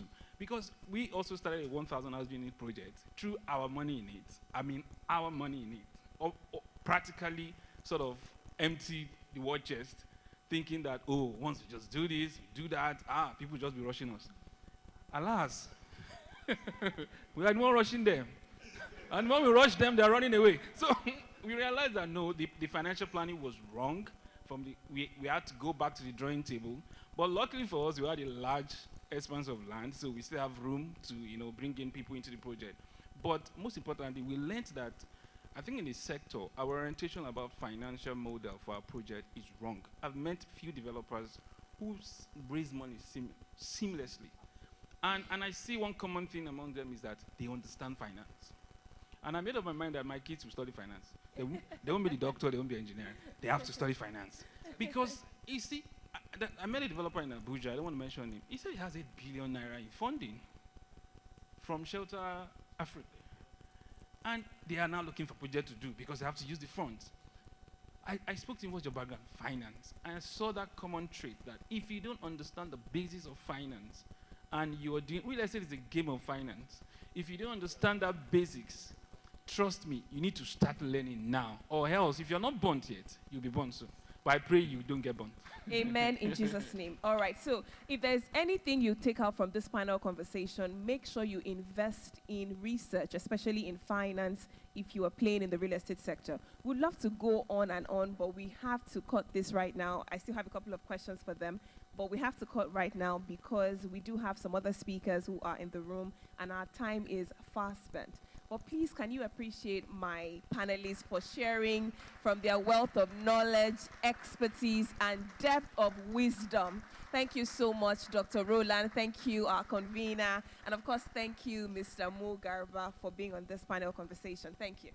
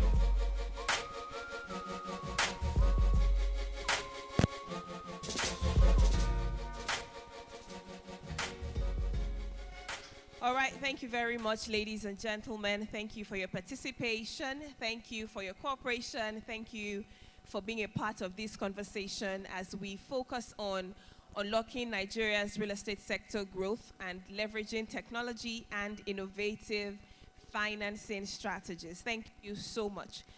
Like I said earlier, our time is fast spent and we're moving on very quickly without much further ado to our next presentation. But just before then, I'd like to make a few recognitions before I bring up our next speaker. I'd like to recognize a REDAN Executive Committee member, High Chief Ambassador Adefowokwe Kayode Orioye. A round of applause for him, please. Thank you very much, High Chief, for joining us today. I'd also like to recognize another REDAN Executive Committee member, Mr. Akintoye Isaac. Thank you very much for joining us today. I'd like to recognize an executive director at Roland Properties Fumilayo Oloyede. Thank you very much for being a part of this conversation. I'd like to recognize the Chief Executive Officer, Time Sellers Limited, Mr. Niyi Ogungbade. Thank you very much for joining us. We have some of our distinguished speakers that have also joined us. Mr. Niyi Adesoya, please give him a round of applause. Thank you very much, sir, for joining us. I see Dr. Tony Aspai. Oh, let me cut with the recognition so that I don't miss out anyone. But at different points in time, we'll recognize you, our distinguished guests today. Thank you. Now, moving on very quickly, it is my pleasure to bring up a distinguished gentleman that needs no introduction. He's our convener today. He's the man whose vision and leadership have brought all of us here today. Let us make welcome for his presentation the Managing Director and Chief Executive Officer, Roland Properties and Allied Services Limited, Mr. Dotun Oloyede. Thank you very much.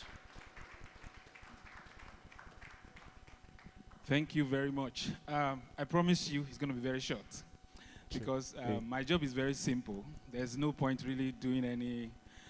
We have a lot of brains in the house who will do just that. But I just want to talk about so we're talking about unlocking real estate potential in Nigeria, and I want to tell you what is Roland doing? What is Roland doing? How are we trying to be a part of the solution? How are we trying to bring solution to the table? There's a lot of data about the problem in the sector from the housing deficit. I'm one of the people that I always like to argue the housing deficit. You know, there's always say it's 27 million, it's 30 million. But I believe that it's when you look at it from a quantitative point of view, that's where you say it's 30 million. If you look at it from qualitative point of view, it's probably 10x of that, because some people live in places today that is not worthy of being called home. So we have qualitative problems, we have quantitative problems. And also, there are still opportunities in the sector. The sector is growing. There are opportunities, there are funding coming in. There's a lot of foreign funds coming in, there's local funds available. If only we get clarity to our project, it can be assessed. So what are we doing as a company? What are we doing as an organization? You know, Rollout Properties for the past 6 years, our vision is to build homes and to unlock dreams. How do we build homes? You know, by providing affordable housing solution, by providing smart home project. Also, we want to unlock dreams of people. And how do we do that? One of the ways is what we're doing here. We like to empower people. We like to build platform of authority. We like to inform people. I tell most of my clients when I'm talking to them that I am an educative seller. Maybe it's a bad thing, I don't know. Because I sort of educate you to know a lot about things that even if you're not buying from me, you are better informed about what you're about to get into. Because I've realized that, especially with the diaspora clients, is that we have lazy buyers. People are sort of lazy. So that's why Nigerians like to use the word trust, trust, trust. They want to trust you, which is good. But you have to learn. You have to understand. You have to be informed. You have to do your research. You have to know how it works before you talk about trust. And at Rollout Properties, what we're unlocking real estate advantages in a true affordable housing scheme. I can see this slide. Yeah. Affordable land schemes, enabling buyers to purchase land affordably. And we realized something that a couple of years ago, the concept of land banking was very big. People want to buy land, keep it, and maybe sell it after a while when they appreciate. Then you then notice that the trajectory started changing to people asking for more, people questioning the idea of, why should I really buy the land and keep it when there are other things that, okay. So we thought about it that, what can we do? How can we bridge capital gain with cash flow? And through our landing scheme, we created what we call farm estate that allow people to leverage their land through agriculture to generate cash flow while the land continue to appreciate. Because when you talk about key thing about investments, you want capital gain and you also want cash flow. And anything that combines the two for you is an advantage. That's one of the way we came into the market again and say, okay, rather than buy your land and keep it and wait for donkey years for it to appreciate, what can you do in the immediate to generate cash flow on that land? And that's why we introduced the concept of farm estate. And I dare say that 6 years ago, we already did this. And I like to say that we are one of the first set of people who started doing this, if not the first. We also help people generate consistent cash flow from leveraging real estate deals, offering people opportunity for co-funding in some of our development projects. We also do job creation, you know, of course, a lot of people employed across board. But 2 years ago, we launched a project called Iderade. It's a 1,000 house unit project in Mowe. And after 1 year, we went back to the drawing board, work on our financial strategy, work on our selling strategy, and reintroduce the project to the market called Iderade Residencies. Now we introduce bungalows and terraces. One of the unique thing I noticed is that when we're doing our research about the location, Mowe to be precise, there's this idea that once a house is affordable, then it shouldn't be okay. It's not necessary for you to put basic infrastructure. Oh, people will not pay. Yeah, people don't want it. They're not going to pay for it. But we realize that a house is affordable does not mean it should not be okay. And affordability is not just looking at it from price point of view. It's just you're doing something that cuts across the middle and lower class. And we introduced terraces and bungalows in this space. We introduced bungalows that has loft conversion, that allows you live in a bungalow but feel like you're living in a duplex, because we use the loft to create additional spaces upstairs where you can rise them. Can you move on, please? And at the heart of this project is a premium residential estate. It's sustainable, affordable, luxury, comfort. There are three things we thought about in that estate. Is comfort. How do we ensure that the people who live there are comfortable? For example, there's something that always bothers me when you're in traffic in the morning and you see kids, 6 years, 5 years, going to school in traffic with you. Like 6 a.m., they are going to school in school buses. I'm like, this is not normal. Why should a 6-year-old be in traffic already trying to get to school? And it's because there's a concept of they want to take the kid to a very good school. And the good school is maybe, and even if it's not far, but even if you are going from Ikoyi to Lekki, you know, traffic and all. But the concept of school means that a child should be able to walk to school. That's the fundamental design. But it's been changed, and you also notice that it is amongst the very influential people that even see this. So we looked at our project that how can we correct this problem? So we brought in what we call a very international school. In fact, we partnered with an international school who will come and set up a standard school there. Because one of the things that bothers people about school around them is that, oh, maybe it's not quality. So we take that away, bring in an international reputable school. We build the real estate, they run the services. And that helps you know that your child will get premium education in the estate. Yeah, it's a good place to clap. It's a good place to clap. So that you don't have to worry. And because it's not just about the school, it's the security. Then you don't have to worry about what happens on the road. I've seen cases of, oh, the driver took the child to school, you're worried. And some people even have a driver, then get another escort that will watch the driver from not deviating from the route to school. You know, one problem brings another problem. And again, you have female kids, you're worried keeping them with the male driver. All these things, you know, that security is out of it. This is what the project is bringing because it is family-oriented. And again, we looked at another key thing that affects people or that people are concerned about is their health. How can we also leverage the same concept and bring in a premium health care, basic premium health care into the estate? And the same plan we have for the school, the same we're doing.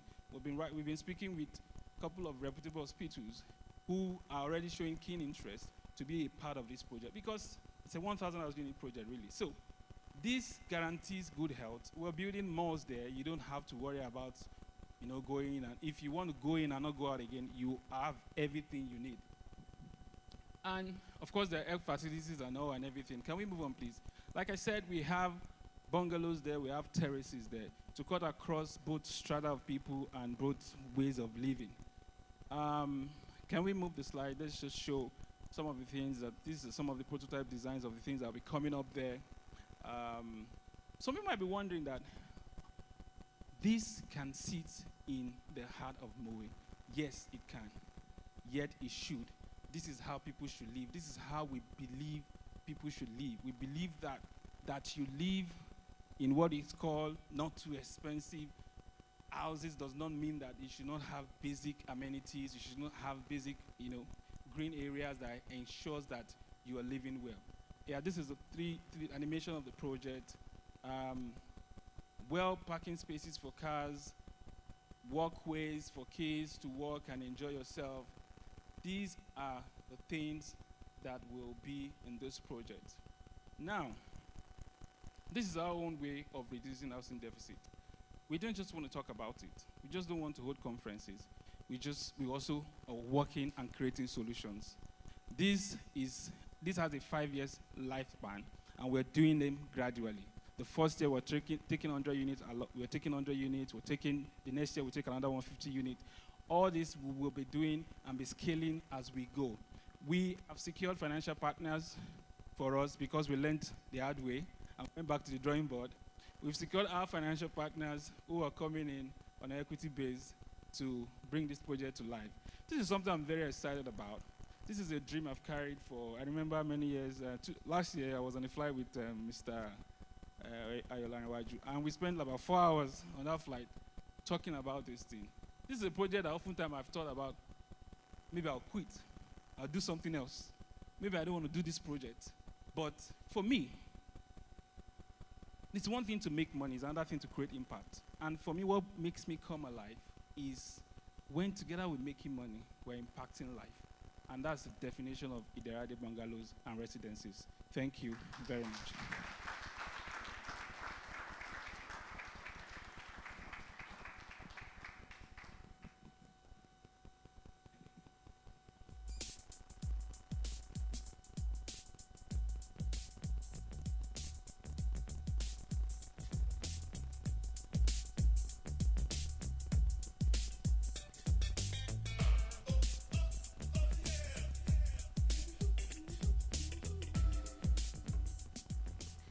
Thank you very much. Can we give him another resounding round of applause? Thank you. Very well done with all that you do at Roland Properties and Allied Services Limited. Now we're moving on very quickly because we do not want to waste any more time, and we have a presentation that focuses on navigating the storm, resilience strategies for an uncertain market. Of course, we've talked a lot about the volatility of the market and how we must build resilience. Our next speaker is a distinguished entrepreneur who has established himself as a formidable force in the real estate sector. With over 2 decades of experience and a portfolio of numerous high-profile projects, both locally and internationally, he's armed with a strong background in structural and geotechnical engineering. He has garnered multiple accolades and earned a reputation as a seasoned expert in his field. He's driven by a vision to revolutionize the African luxury real estate market, starting with his home country, Nigeria. Distinguished ladies and gentlemen, please join me as I make welcome on stage the Group Managing Director, GMH Luxury Limited, Mr. Ayola Rewaju Kuyebi. A round of applause for him, please.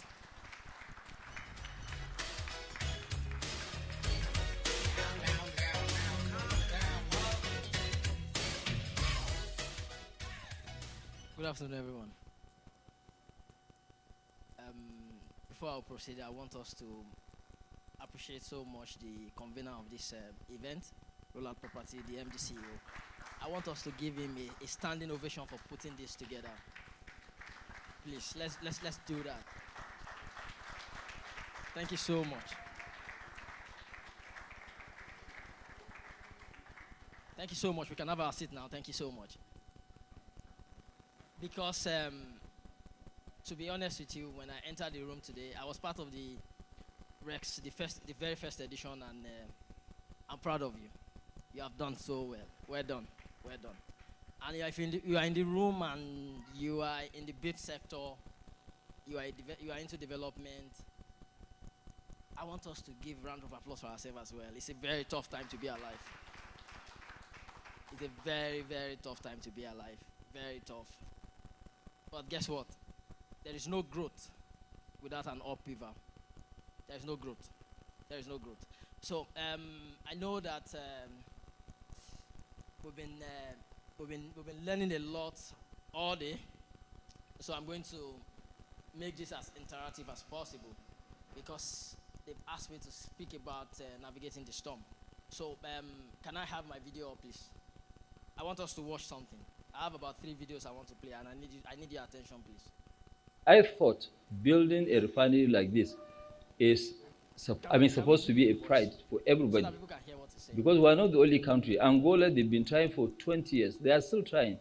Uganda, they've been trying for the last 15 years. None of them. There is no still trying. Uganda, they've been. I thought building a refinery like this is, supposed to be a pride for everybody. Because we are not the only country. Angola, they've been trying for 20 years. They are still trying. Uganda, they've been trying for the last 15 years. None of them. There is no production capacity in Africa. Only 2 countries are not importing, which is, Algeria and Libya.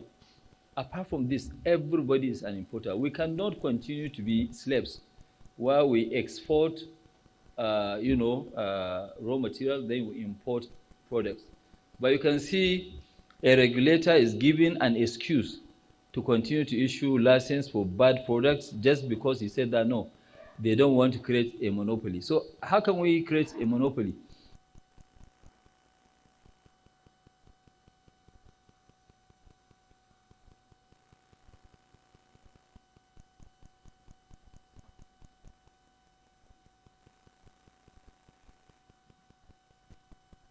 I thought building a refinery like this is, supposed to be a pride for everybody. Because we are not the only country. Angola, they've been trying for 20 years. They are still trying. Uganda, they've been trying for the last 15 years. None of them. There is no production capacity in Africa. Only 2 countries are not importing, which is, Algeria and Libya. Apart from this, everybody is an importer. We cannot continue to be slaves while we export, raw material, then we import products. But you can see a regulator is giving an excuse to continue to issue license for bad products just because he said that no, they don't want to create a monopoly. So how can we create a monopoly? Yes. Yeah, yes. Okay, okay. So while we are waiting for the sound engineer to fix the sound, can I have my coat up so that we can start?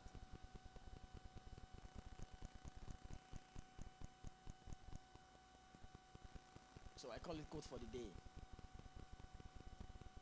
Really and truly, we are in the midst of storm as far as real estate is concerned in Nigeria. So great suffering builds up a human being and puts him within the reach of what? Self-knowledge. Great suffering. Adversity is an opportunity for self-discovery. Then the last one. Resilience is the trait of turning failure into fuel and stumbling block into stepping stone. And that's why it's a saying that fortune favor the relentless. So at this time, anybody can be a leader when the going is good.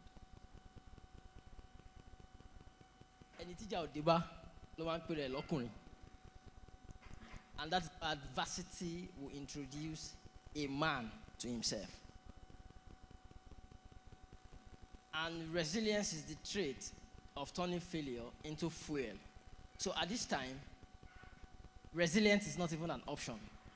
It's a must-have as a CEO. And as a CEO, if you are here, you are in the right place. I just need you to do something for me.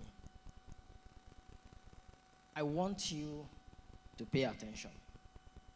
Because you know why? Your work as a CEO is just two things. To negotiate. Constant negotiation. Constant negotiation. You negotiate with your finance team. You negotiate with the project team. You negotiate with the person that wants to buy your product. So, are you handling that core part of your everyday job? Can I have the must-read book for CEOs? That is why if you are a CEO and you are in this room, this is a must-read for every CEO. Never split the difference. Never. Negotiating as if your life depends on it by Chris Voss. Bargaining with the devil. And my favorite one is actually Richard Branson. Because at this time, you need the right strategy and the right team to execute your right strategy. Because a right strategy with a bad team is a strategy dead on arrival. And now that we are in the midst of the storm, talent is scarce. So your work as a CEO is to negotiate and find people, the right people, to ensure that whatever strategy, whatever tactics that you have put in place, you have the right team to execute them. So this is a must read for every CEO in the room. Do we have sound now? We don't have sound. Oh. So the three videos I would have loved to play is talking about time. The Dangote video is trying to tell us something. He said in the whole of Africa, there are only 2 nations that is self-sufficient as far as PMS is concerned. As far as petroleum products is concerned, there are only 2 nations that are self-sufficient. And that is Algeria and Libya. That implies that even South Africa, they import their refined product. From PMS to HGO, that means there is a huge market. And when people talk about monopoly, there is nothing like monopoly. It's just positioning yourself at the right time with the right information in the right location. So if you're a developer, at this time, you cannot afford to steal like an artist because you can steal wrongly. This is a research driven period. If I'm to buy your 2-bedroom Why should I buy your 2-bedroom when I have several 2-bedroom in the market I can go for? There is a price war. There is a supply glut. Demand is drying up. So what will set your development company apart from the pack? Those are the things we want to talk about today. And if you are a developer here, this is the time to do a lot of deposits as far as your brand credence is concerned. When you say A, your A must not become B. When you put out a specification out there, you have to do everything to ensure you go over the board to ensure you deliver a project that meets up with the specification you've already pre-sold. If you are here and you are always saying A and it's changing to B, you are about to go out of business. I kid you not, I tell you what it is. Because now, customer is not only king, they are king.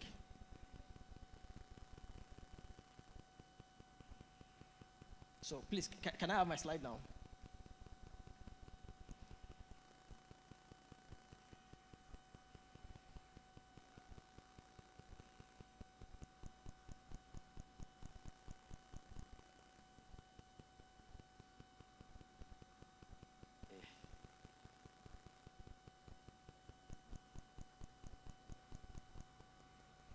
Navigating the storm. The Nigerian real estate market faces unprecedented challenges, but within these obstacles lies opportunities. Yes, correct. Because in the moment of crisis and chaos, new leaders emerge. Even as we are saying that there is storm in the real estate market, people are actually making a whole lot of money if you know how to play with time.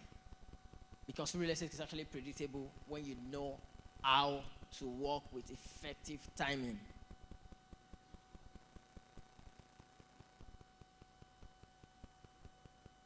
So, resilience in real estate development refers to the ability to withstand, adapt to, and recover from. So, I'm going to be using this analogy. We all know P&G and Nestle. They are one of the biggest manufacturing companies 6 years ago. But today, P&G has closed shop, right? What did Nestle do differently? 7-8 years ago, Nestle embarked on investing heavily in agriculture to ensure that 70-75% of their raw material is domesticated. They have little input of FX so that they are not open up to FX volatility. They moved their golden meal from wheat to corn. They invested heavily in agriculture, and today that paid off for them, and that is why they are still in business. Because of that singular act of moving from having to import their raw material into Nigeria, that will have exposed them to high level of volatility. And today, they did not only adapt to the change that we are currently facing, they were able to create that change long ago. So as a CEO of a development company, this is not the time to be responsive. Being responsive is reacting to changing trend. This is the time for you to be proactive. Your ability to be able to forecast what the future holds. That's the time at which we are in. This is not the time to isolate. This is the time to leverage and collaborate.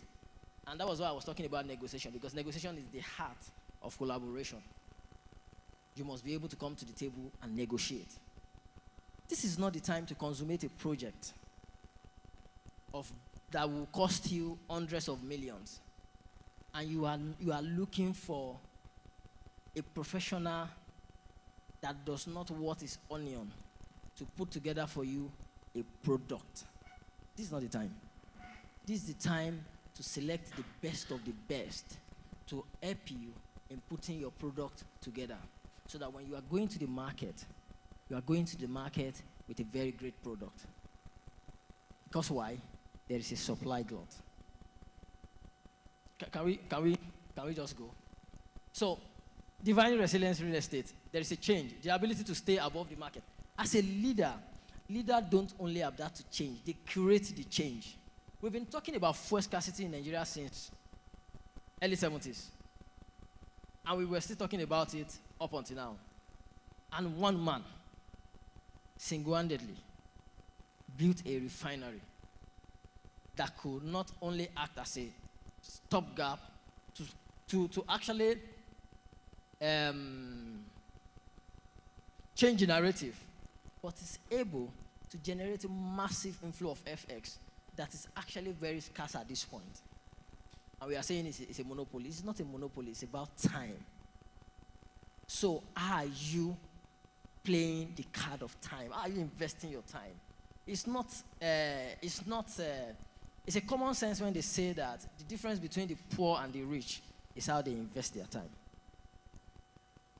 It's how they invest their time. So they are talking about change, they are talking about innovation, they are talking about risk management and sustainability. I said something earlier. I said this is not the time for you to steal like an artist. You know, we development companies, we like to steal like an artist. We look at what Mr. A is doing, modify it a bit and take it to the market. If you do that now, you are going to get your finger burnt. Because Mr. A might be doing the wrong thing. I tell people this every time. Having a structural engineering background, when you are building a bungalow and a two-story building, there are technical errors you can commit, and you are forgiven. When you do it with a 5-story, the building will come down. There's no magic about it. So you have to identify potential risk early, diversifying investment to reduce exposure to market downturn. When you're consummating any project, Mr. Roland said something, Mr. Dotun said something very profound when he was doing his presentation. He said, education, the idea of education is for our kids to be able to walk to school, right? It's creating something in Mowe. It's creating a community in Mowe, a different community, a different class of community in Mowe. And one of their worries will actually be qualitative education. He has gone to partner with a very reputable educational institution to come and only provide service because he will provide the real estate. That is solving a major problem. So if I'm not considering his property before, I may consider it because of that solution, because it's a problem. So when you're taking your project to the market, what solution is your project solving? What problem is your project solving? Are you just building two-bedroom because two-bedroom is what is in the demand now? What will make your two-bedroom different from the next development beside you? And when Mr. Gerber was saying something, he was talking about now that we have to build compact, we have to tip towards the size of London apartment. If you try that on the mainland, nobody will buy your property. I'm not joking, I kid you not. So you have to understand the dynamics of the market, the consumer preferences. You need to understand it. If I come to Ikoyi, I give you compact apartment, people might buy. If I go to Mowe and do the same thing, people will not buy. Because you have to understand what is the value of the land that you are putting the property on. What is the consumer preferences in that location? What is the next competitive alternative to what you are offering? In a place where land is 40 million, and you want to send me a two-bedroom of 30 million, I am not going to buy. It's not, there is no gimmicks in that. But in a place where land is over 200 million, and you want to sell me a two-bedroom of 120 million, I may consider it because of the value of the land, the close alternative to what you are offering. And now the off-land that we all know is all drying up. It's not drying up because of anything, because there is no demand. Demand is very, very low. And there are a lot of projects that their projection was actually based on off-plan sales. The dynamics of projects has changed, and it has changed forever, as Mr. Mo Gabra said. Before now, with 25% capital equity, you can complete a project. When you start with 25% equity contribution, your home finance, 25% on the table, you can complete a project by doing off-plan sales. And if you are here, if you are still doing sold out at foundation level, please stop now. Stop now, so that your company is not sold off. So that your company is not sold off. Stop now. So those are the things you can. So what are the key pillars of resilience for real estate developers? Can we go up? Anticipating market uncertainty. I kid you not. I envisage in 2022 that dollar is going to cross 1,000.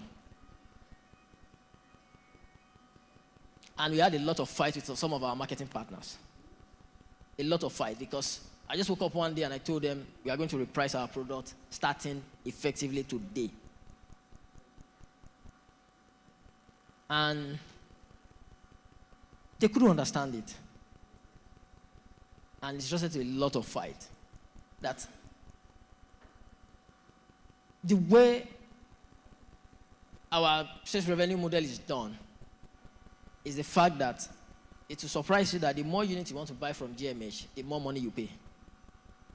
The amount of money you pay when you are buying 2 units is cheaper than when you are buying 5 units. Because the prices, the sales revenue model is done in that particular manner. So the more units you want to acquire, you know, the reverse is the case for most development companies. But for us at GMH, the more units you want to buy, the more money you pay. Because we have our offerings at every level.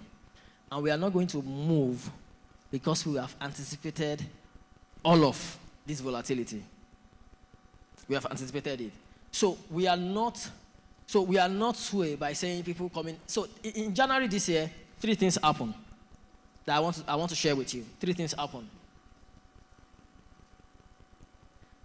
A cooperative came and they wanted to buy 30 units of our project. And they wanted to do 25% deposit. And that 25% is over 800 million. A typical development company will be happy because 800 million can do so much for you. My worry is not the 800 million. My worry is the 75% unpaid that is with them. As at the time we were having that conversation, dollar was around 1,112. Then the volatility began. And I told them, we will only do this transaction if the remaining 75% will be domiciled in FX. And they said no. That I should take the money, then would argue that. I said no. This has to be the basis for this conversation. Or you pay me 75% upfront, then we will not subject the 25% to volatility. Imagine I took that money in January and they will pay me the rest in December. Look at the value that will have been eroded as a result of devaluation. Can I complete such project? I cannot. So when Mr. Garba said it's not every money you sign, so that you don't sign your life away. It's very true. Another commercial bank approached us and they said we should come and take a debt. They looked at our project and they said it's okay. We should come and take a debt. And I told them in January that we will only take this if you can give us a moratorium period of 9 months. Because you need to know how to mix the bag. You need to know when to deploy personal fund. You need to know when to use bank debt.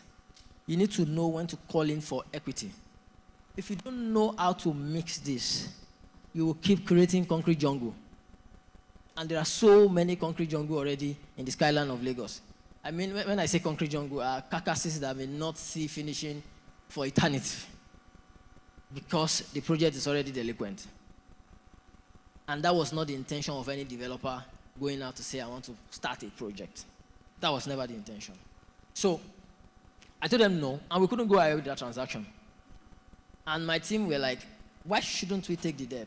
I said, if you take the debt today, in 30 days you start servicing it, even if it is interest only. And in 6 months you will start to do the principal. And because of this volatility, people are going to hold on to their money until we are sure where we are going. If you are a development company here, you will agree with me that between January and September, what happened to your sales and your receivables? What was the level of your receivable compliance? If you are doing 50% before that time, I am sure between January and July, maybe you'll be doing 25-30% in receivable compliance. I mean, your sure receivables that are coming in, that's supposed to come in per time. So if you take such debt at that time, imagine we took that debt, we would have been in trouble today. So you should know how to mix the bag.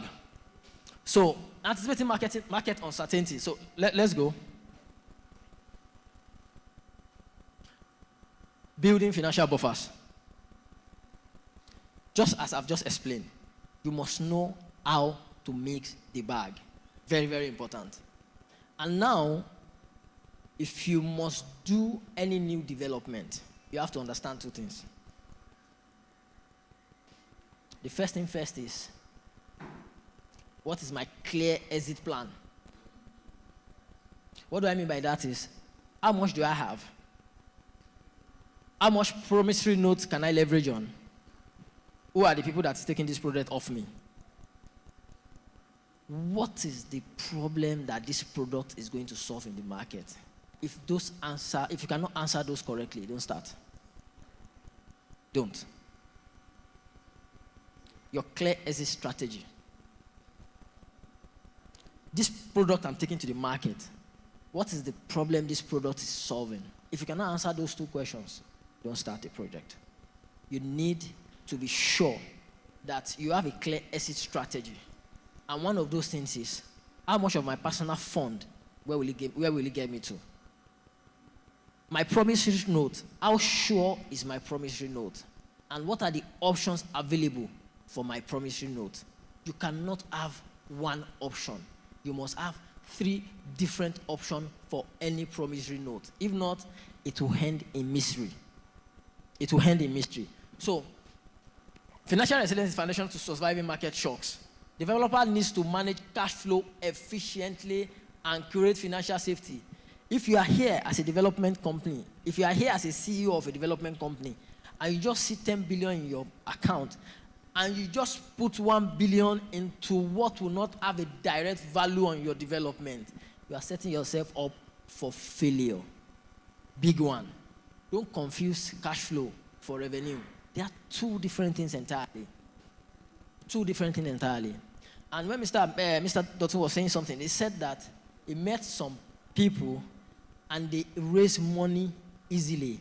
How often are you doing what they call project audit of your project? How many times do you have to sit down with your accountant, your head of project, and say, nobody's going home, I want to know where we are on this project? What is the budget at this stage? How much out are we? Are we in budget deficit? Are we in budget surplus? How much have we sold? What is the gap? How much will it be required to finish this project in 6 months? Project you finish today. Whether we like it or not, we should brace up. Dollar is going to exceed 2,000. Just know it. It's going to exceed 2,000. So we are not at the bottom yet. That's what I'm trying to say. So, how often do you do project audit? Then, how often are you audited as a development company? Nobody will give you money when you don't have a headed, audited financials. Nobody. Who are your auditors? The level of your auditors determine the level of your leverage in the market. There are some institutions that would not touch you if you are not being audited by the top 5 auditing firm. They will not touch you. It's their standard, because those are the names they believe in. So you must, this is, I'm not good with math. My head cannot carry it. If your head cannot carry in financial intelligence, don't do development. Because development is about finance. It's not your brick and mortar. Like I always tell my people, English doesn't do projects. It's money that does projects. But money alone cannot do projects without financial intelligence. Because a lot of money without financial intelligence is money soon gone. So, let's go. Let's go.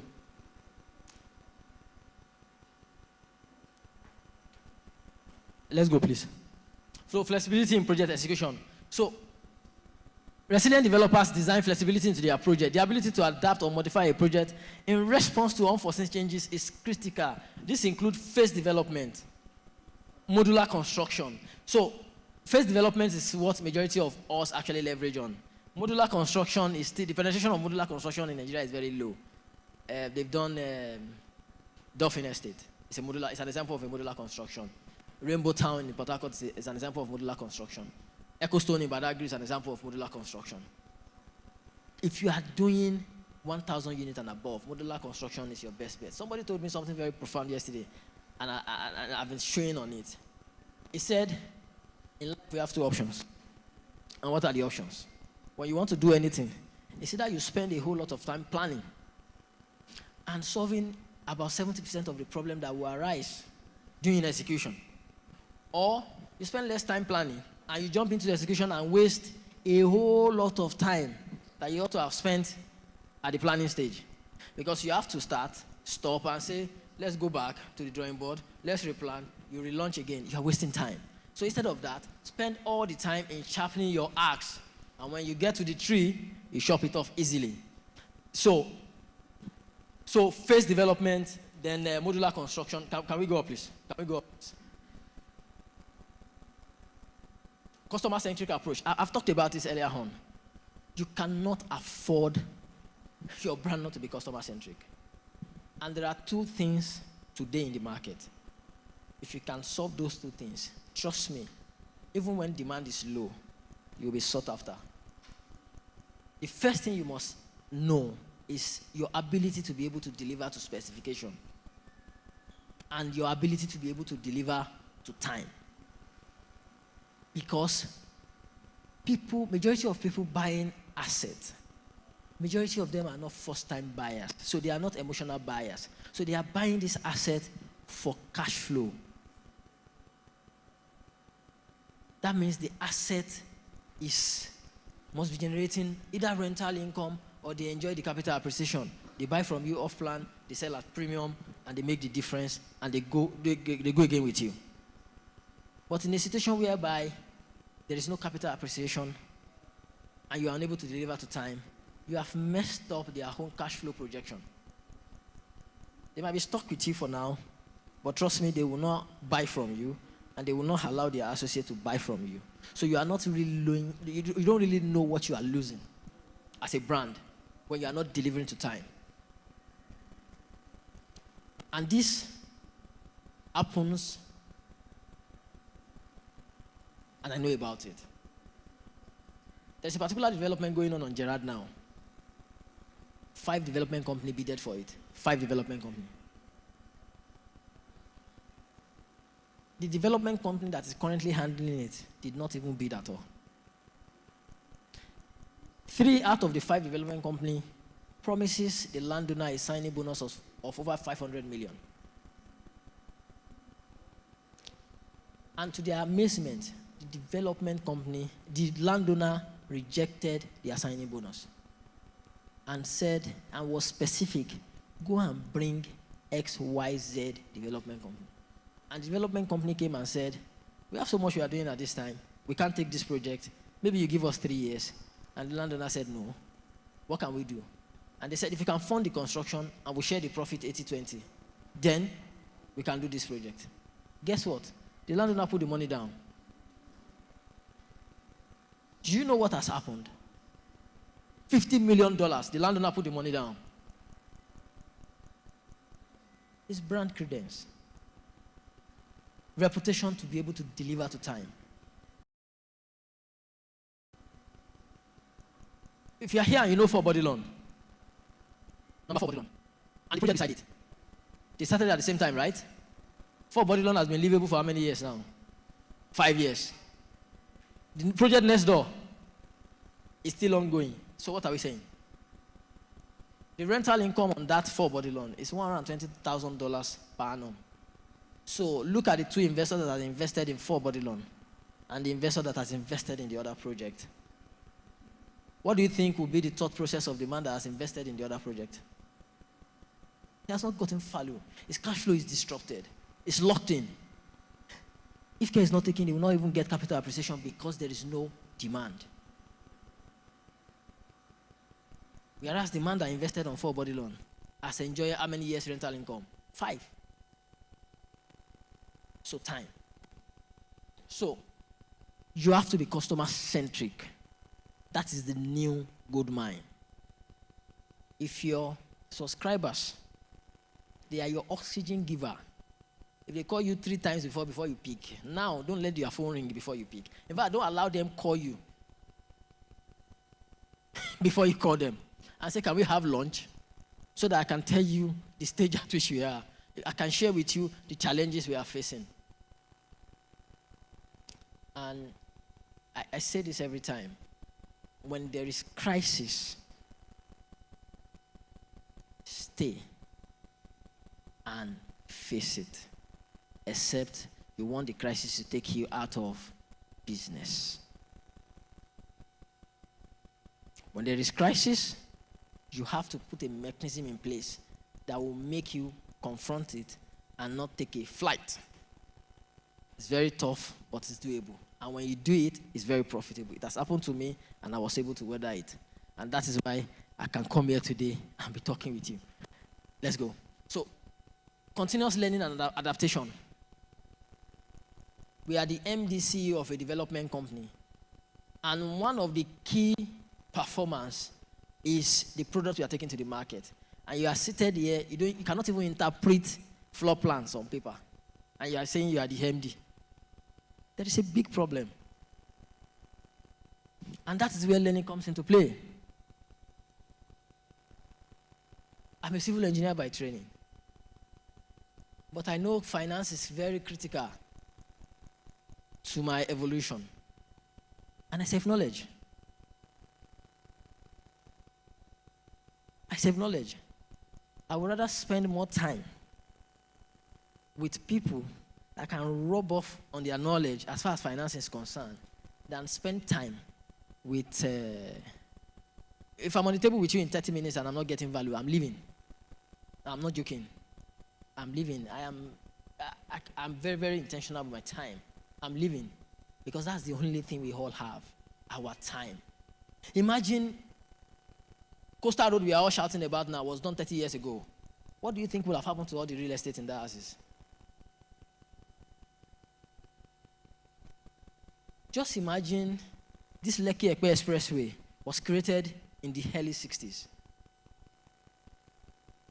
We all knew the value of Lekki Phase 1 before Lekki Epe Expressway. Immediately Lekki Epe Expressway came into play, the value jumped by over 500%. They did a link bridge, Lekki Ikoyi link bridge. Look at what has happened to Admiralty. VI is playing cashing up with Admiralty in terms of rental capital appreciation of property. Today, to own a piece of Admiralty is over $1 million per square meter. Time and infrastructure. So, as a CEO of a development company, how are you positioning? In terms of having a financial buffer, what are you doing? You have excess cash in your hand. How are you positioning that cash into advantage? Because when you save money during the time of inflation, you are losing value. You are a big loser. Because the value of your money is being eroded every single day. So how are you positioning those cash? Is it land banking you are doing? Or you are putting your money in near cash asset? Or you are collaborating with other development companies? It's better to be part of something than own 100% of nothing. So, continuous learning and adaptation. You have to adapt to survive. So, they are talking about post-project project analysis. At GMH, we do what they call post-occupancy evaluation. It's a free knowledge. What do I mean by that? After 2 years, we have completed our project. We'll go back and ask questions, the resident. Trust me, they will abuse you. But guess what? You are going to get unpaid feedback. You are not paying for it. It's free. You will know things to do better going forward. And guess what? You will be forgiven because for you to come back to say you want to do post-occupancy evaluation, they know that you have a good intention and you want to grow. So instead of them fighting you, they will be advising you. Though it might be rubbing off on your ego. But ego is the enemy anyway, so you have to let it out. So, industry network. Trust me.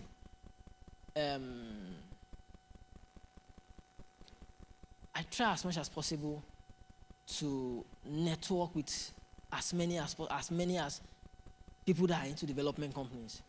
In fact, once you say you are a developer, I want to be your friend. I want to talk with you. I want to know what you are thinking. I want to know what your thought process is, because I just want to have idea. I just want to have insight. But majority of the time, we are not even collaborating. We are seeing ourselves as competitors. We are not. There's no really competition at the top. The competition is at the bottom. Immediately, Dangote is trying to build a refinery. Otedola did what? Sold off his Fort Oil. Because there's not going to be business there anymore. They were importing diesel. It's no longer a business. Sold it, positioned himself, bought one of the biggest banks in Nigeria to have the financial muscle. Divest into Geregu power. Because Dangote refinery is going to actually generate power. And guess what? African Development Bank stepped in, gave him a line. Because Lagos State has given him, has awarded to him to build the transmission line for Lagos State. That is generational wealth if they don't ever sell their stake in Geregu Power. It's generational wealth, because as long as there is power in your house and you are using that transmission line, you are paying the family of Otedola. It's as simple as that. And that is what I want us to be our thought process. Imagine Dangote has the audacity to take the regulators to court to sue them for 100 billion. And they are begging him that let's settle out of court. Because the survival of this country today depends solely on the refinery working efficiently and effectively. But in a situation whereby we have 10 numbers of that refinery, can it have that leverage? It cannot. That's power of timing. That's power of timing. Look at what Dubai has become today. In 1999, they came to Obasanjo to borrow money from Nigeria. And Obasanjo said, Dubai is a desert country. How am I sure you're going to be able to pay back the money? But what has happened today? When they ban us, every one of us, we were looking for alternative way to enter Dubai. To go and do what? Because they've evolved. And I always say this, Nigeria is not backward because we are bad leaders. We are backward because we have no respect for time. Somebody give you 5 o'clock appointment, you are there 5:15, and you are saying, maybe it's just 15 minutes. It's just 30 minutes now. Everybody knows there is traffic. It happens to me.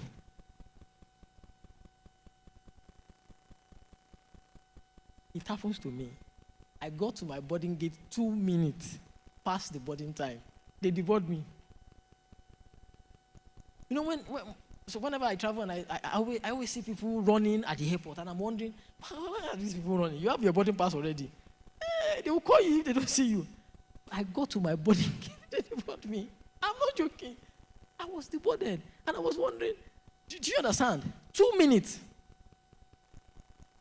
Not 10, not 20 minutes, 2. And you know, I want every one of us to treat time like a Japanese man. If a Japanese man would do business with you, they want to see how you manage time. When you get to your meeting 30 minutes before time, it shows you are a proactive person. When you get to your meeting on time, it shows that you are a responsive person. When you go to your meeting 15 minutes later than time, they will never do business with you. Because it means that what? You are a careless human being. And why will I put my money in the hand of a careless person?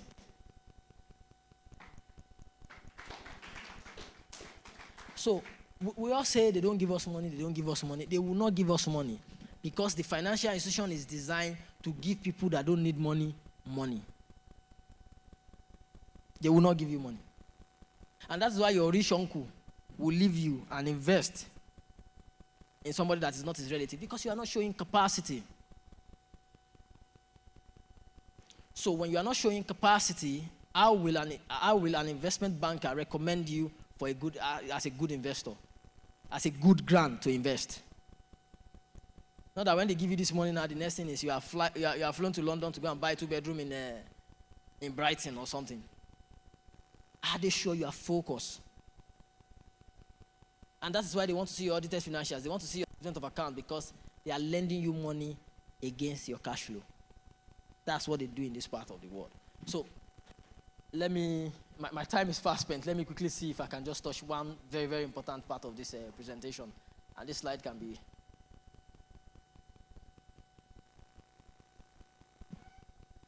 Can we go up, please?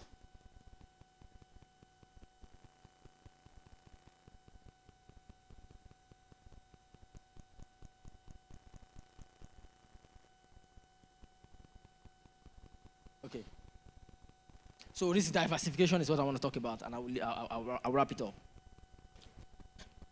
So now, you have to, because the market where we are now, everybody's feeling jittery not to be stuck. So that the little resources you have in your hand is not put into a project and you are locked in. That means you cannot do business. So your risk diversification. Instead of you owning everything on a particular project, look for like minds and collaborate with them to do project, and you are making money. Instead of you buying the entire expanse of land, look for somebody that has the land and go into a joint venture partnership. You share the risk, you share the reward. If you have a project you want to do, you can actually crowdfund legally.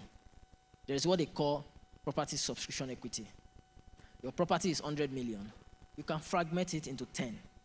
You can fragment that into 20 and say, this property worth 100 million, but you can have a 10% stake in this unit. I'm selling it 100 million today, but by the time I'm done, this property will worth 150 million, 160 million. Pay me 10 million. Then you will get 17 million by this timeline. It's certain. So you deconstruct your need and look for a way to see how you can bring very many people on board to align with what you are trying to do. And with that, you have a pool of finance.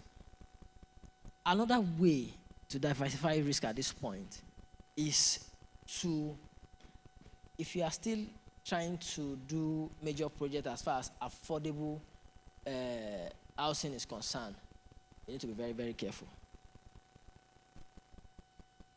Because Kakas in Ibejuleki and Kakas in Lekki Phase 1 and Ikoyi, they are relatively the same. It's the class of finish that separates those properties. It's the class of finish that separates those properties and the auxiliary facilities you are providing. So the headroom in Ibejuleki is very, very low because of high cost of construction. What do I mean by that is the market is capped.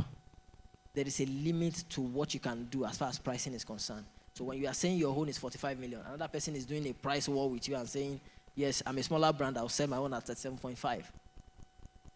But the truth of the matter is, the Lekki, the VI market, and the Ikoyi market, you have a good headroom. So if you cannot do it alone, look for partners, collaborate, do something small. You don't have to own 50 hectares in Ibejuleki that will not really enjoy any capital appreciation in a short while. When you can position on 1,000, 2,000 square meters in VI, the next time to buy VI is today. I said this last year, that VI, before the end of this year, will double in price. It has happened. Because people that cannot afford Eco Atlantic will buy VI. So if you don't buy VI today, the same thing will happen by the end of next year. VI will enjoy another huge capital appreciation.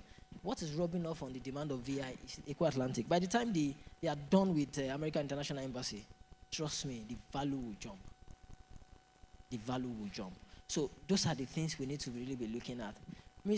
Rollout property will not go to Mowe 3 years ago. Do you know why? Do you know why they won't get funding from Mowe 3 years ago? Because there's no road. But they can do it today because the travel time is shortened because there is road. So it's the right time. So imagine if Mr. Roland just wants to buy that property today. But he has positioned 5-6 years ago.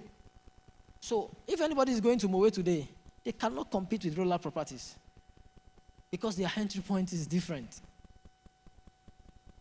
So because Rural Property is doing his project at 40 million, and you think because Rural Property is a big brand, I'm a small brand, I'll go and do my own at 35 without looking at your numbers, you have set yourself up for failure. Thank you so much, everyone.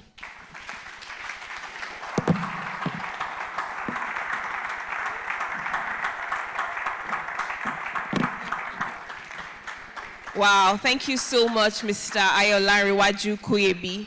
When I read your profile, one of the things I didn't see was that you were a lecturer in your past life, because you did deliver that like a proper lecture. But thank you so much for sharing your insights and from your wealth of knowledge. Another round of applause for him, please. All right, distinguished ladies and gentlemen, our time is fast spent. We do have a few more presentations before we call it a day.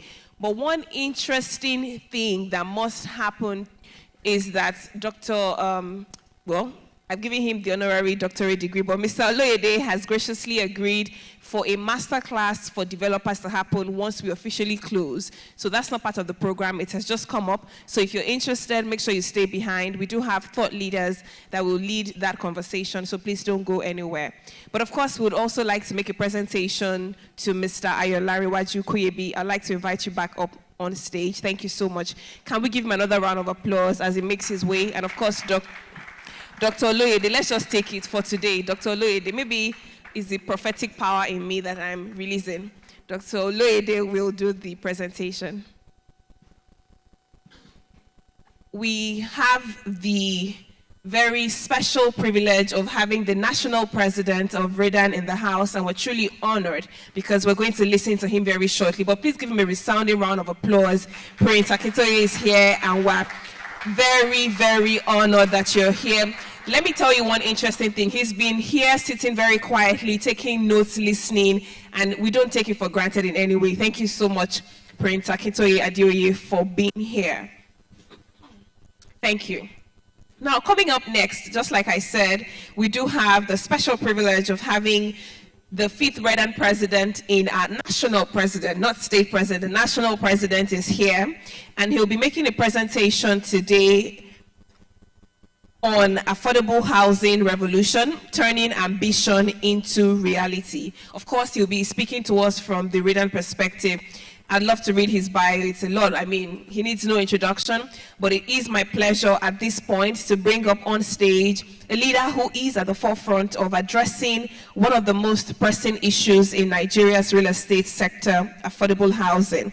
Prince Barrister Akintoye Adeoye, the national president of the Real Estate Developers Association of Nigeria, and a multifaceted professional with a wealth of experience across various domains. His diverse background uniquely positions him as a seasoned expert capable of delivering innovative solutions that create a significant impact in both real estate and legal practice. Without much further ado, please join me as I make welcome with a resounding applause the national president of the Real Estate Developers Association of Nigeria, the one and the only, the incredible, phenomenal, exceptional, outstanding Prince Barrister Akintoye Adeoye. Thank you very much for being here, sir. Thank you so much. Distinguished ladies and gentlemen and stakeholders, good afternoon to you all. Good afternoon to you all. I'm so happy to be here this afternoon, and I would like to appreciate my brother, Dr. Oloyede, for inviting me. You know, it's not an entitlement, it's a privilege, and I don't take it for granted at all. So my own assignment is very, very simple, and I will be talking to you from RIDAN perspectives. I've listened to the professionals, developers, stakeholders, and I can attest to the fact that the contents here today very, very rich. And I'm so enriched with all that I've been able to receive here today. The topic given to me, affordable housing revolution, turning ambition into reality, rather than perspectives. So this is not what you read in textbook. It's going to be more of how we see affordable housing and how we want to address it. I have short speech in that respect. I think that may be circulated later on, but because of time, let me just address it, like make it more practical. What is affordable housing? Now, I'm not sure that we have one acceptable definition of affordable housing, but Dr. Roland is there, is one of the gurus, so they know how to define it. But let me define affordable housing as like a crude man that just want to define it and explain it the way he can put it together. I would say a property is affordable, for example, where a man that is earning 300,000 naira in a month can put together like 100,000, assuming 30% of his income, and that is 100,000 times 10 times 12, that is about 1.2 million. 1.2 million times probably another 20 years mortgage opportunity. That comes to about, I'm not so good in mathematics, but I can understand finance a little. Because my teacher is, Dr. Roland is my teacher in finance. Just like S-graduate, it's free of charge, and I don't pay money. So we are looking at about like 24 million. So if that person is profiled to buy a property of 24 million, that property can be described as affordable. That is for the purpose of our discussion. So to that person, if you are profiling him for affordable accommodation, he should be looking at something between 24 and 30 million mass. That is affordability. So it's not pinned down to property within this bracket. It's affordable or it's not affordable. A house in Lekki Phase 1 may be affordable to the guy that is earning 5 million naira per month. And for him, it comes within the affordability zone. Also, don't let me take it too high, because affordability that we are talking about now, we are talking about the middle class. That is property probably within the range of peak of 50 million. If we look at what Federal Mortgage Bank can finance today, Federal Mortgage Bank is open to finance property up to 50 million. And they have the cheapest fund in town at 6% mortgage interest. What is Redam perspective to affordability? Redam perspective for affordability currently is PPP. That is the only thing that we can do that can make property to be affordable. I worked with Alhaji Jakonde for 7 years, and I had the privilege of listening to him several times on how he was able to build over 30,000 units of accommodation within 4 years and some months. And that record remained unbeatable. So if we look at his own system, leveraging on so many factors, which I will mention. What we are doing now in Redan, we are there, we are putting it together, is to beg governments. Governments have to give us land, and they also have to do infrastructure to the site. And the land must not be in a place that is not accessible. If we cannot crack that nut, then we should forget about affordability, because developers are not charity organizations. They are business people. So if we cannot access land, which is a major component of our cost, then it will be very, very difficult to provide affordable houses. The second major nut that we have to crack is finance. And I say this, if Redan, as in developers, we want to do affordable projects, until we have our own banks, it's going to be difficult.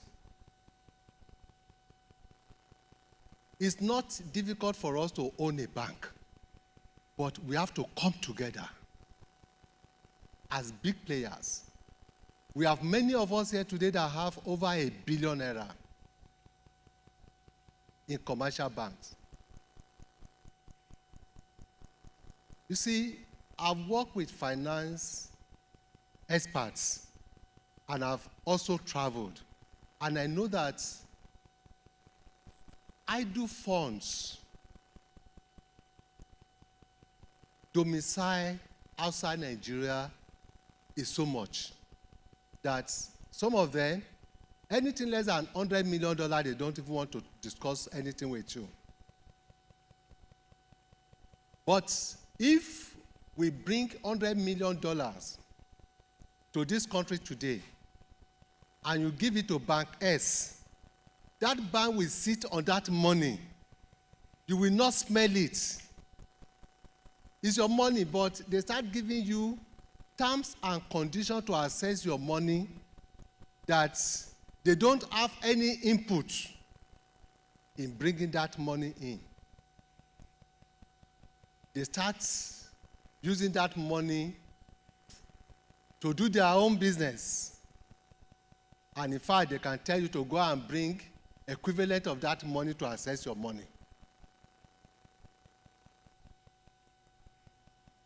So until we come together as a body, and we are bold enough to own a financial institution,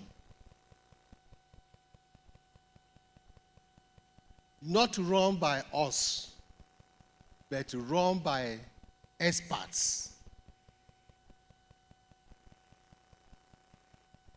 and you are sure that if you bring in money, that money is going to, you are going to have access to that money. If not, we should forget about some transactions. Another nut we have to crack is that we work in silos. Developers must have clusters.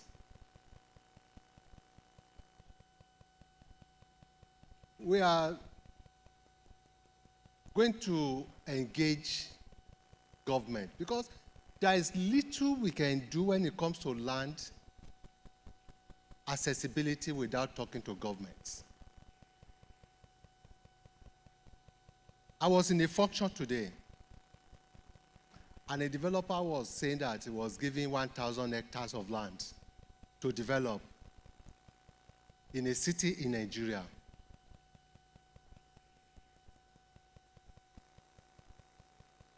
And government continue to make that mistake, giving just a developer hundreds of hectares, and none of them have record of building 1,000 or 2,000 units. So the multiple hectares given to them because of one connection or the other will remain as bush for so many years. Rather than have about 6,000 registered developers, if you give 6,000 developers 1,000 hectares, and you profile developers, if your capacity is 1 hectare, we give you 1 hectare. If your capacity is 20 hectares, we give you 20 hectares. Imagine the kind of construction village that we are going to have. Within 5 years, the likelihood is very high that we are going to,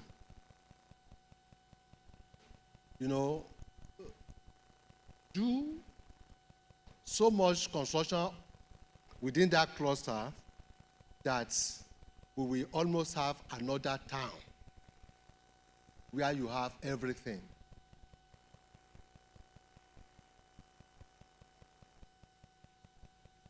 I tell our members,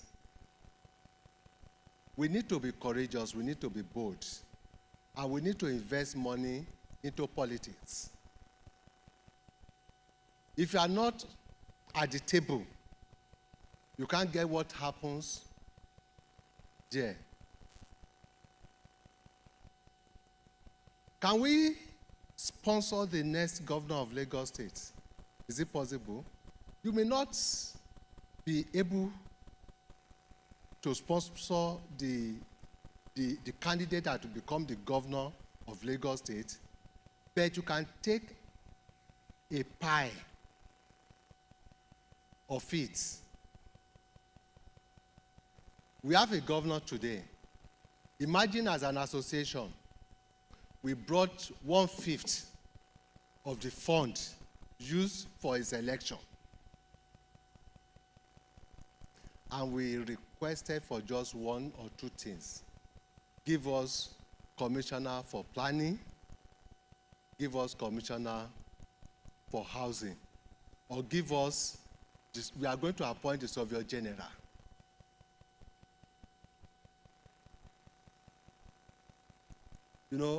So we need to take bold actions and bold steps. If rather than at the national level, as an association, we influence the Senate President, and the Senate President is a member of our association. So when it comes to demolition of properties, the Senate President called FCT Minister, Mr. Minister, make sure you don't demolish any property in Abuja. All we need to do is ratification. It's sorted out.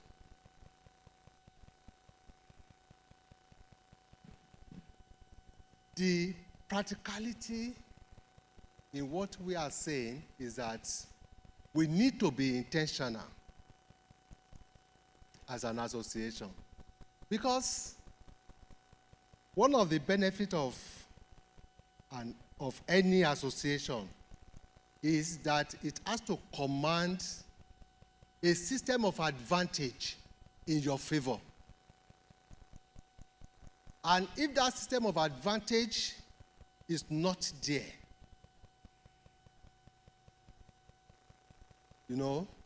you are going to be asking, why am I a member of this association? If we have the political weight to call the Minister of Works, and we are the one that design where the road, the coastal road, the alignment, we are going to sit down and tell him this estate 1, 2, 3, 4, 5 within the alignment belongs to our members. Because some people did it. They did the same thing and say, Mr. Minister,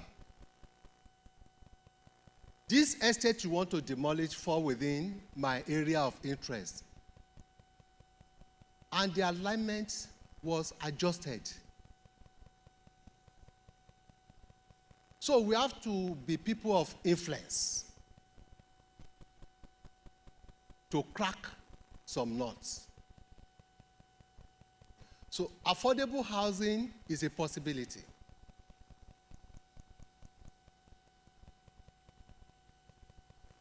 Many sectors of the economy have enjoyed subsidy currently and in the past. Agriculture, communication, media, entertainment, but not our industry. And you know what? Check the statistics. All the poor nations and poor countries, they have bad real estate financing. All the rich nations, they have mortgage system that is working. They have titling system that is working. And as Dr. Roland will always say, he say, when you are in the skyline and you look down from the aircrafts, you see how we build our houses scattered. Why? Because it reflects how we finance construction. But when you go to Dubai, UK, New York, and you see the houses like school children that are lined up, everything aligned. Because the way those nations, they finance their real estate. And that is the truth. Federal Mortgage Bank today have capacity to finance mortgage, but not capacity. They have the knowledge or capability, but they don't have the stamina. So that bank have to be recapitalized. But who is going to do that? Advocacy from Redan. Advocacy is expensive. Do we have the money to do it?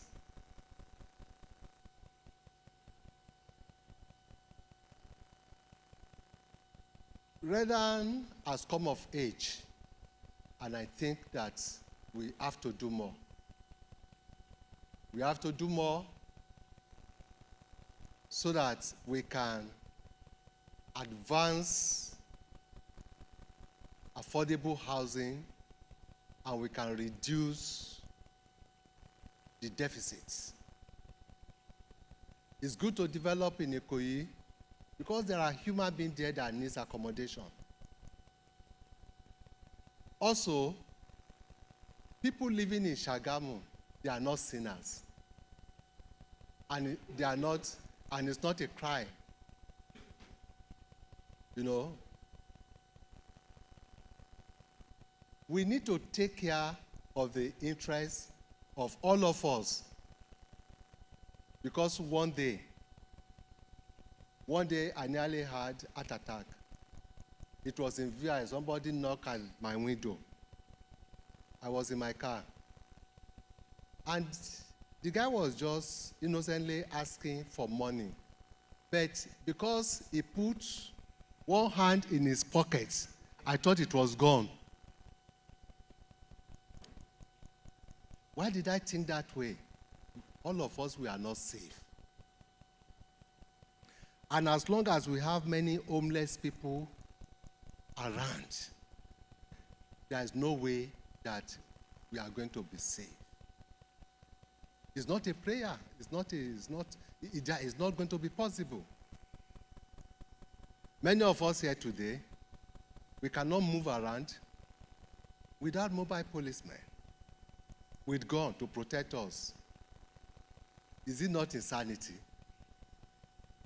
I just returned from just Morocco here.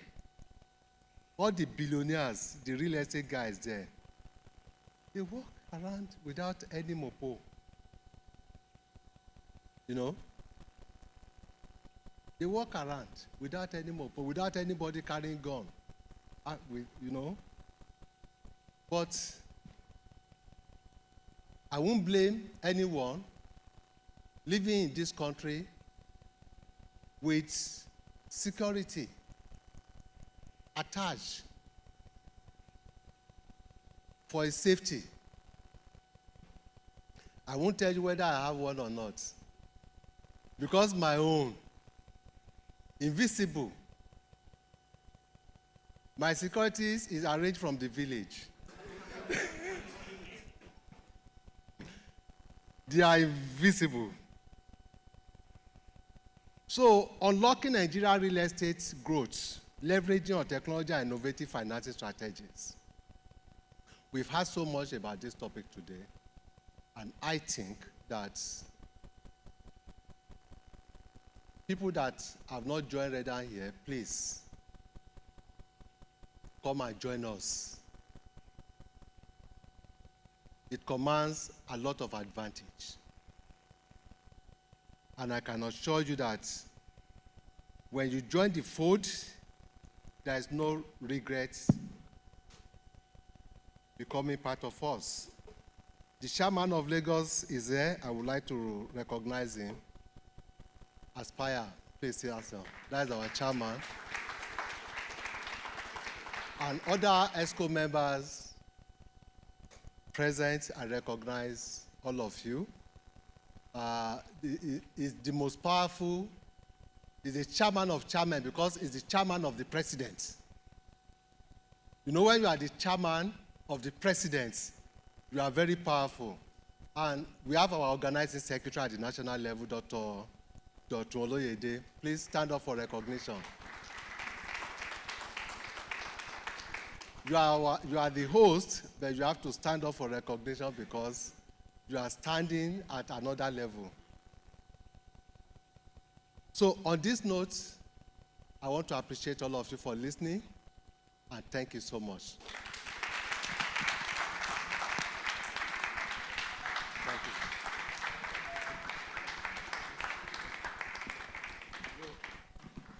Thank you. Can we give a better round of applause to the National President of the Real Estate Developers Association of Nigeria, Prince Akintoye Adeoye. Thank you so much, sir.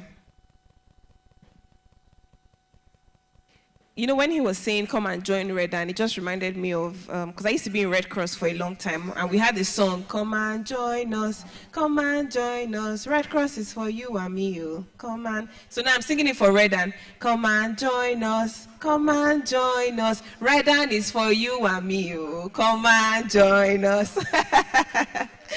All right, thank you so much, sir. We do have a special presentation for you, and I'm going to crave your indulgence to please respectfully ask you to come up stage again, sir. Prince Adeoye, thank you so much for your presentation and for your charge today.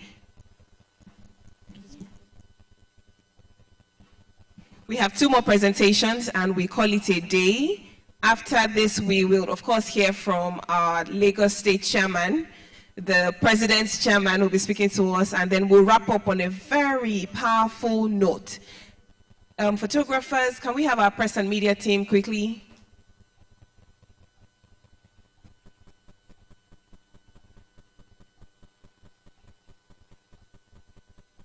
Okay, maybe we'll retake that picture. Sir, if you're still here, we'll just retake the picture very quickly.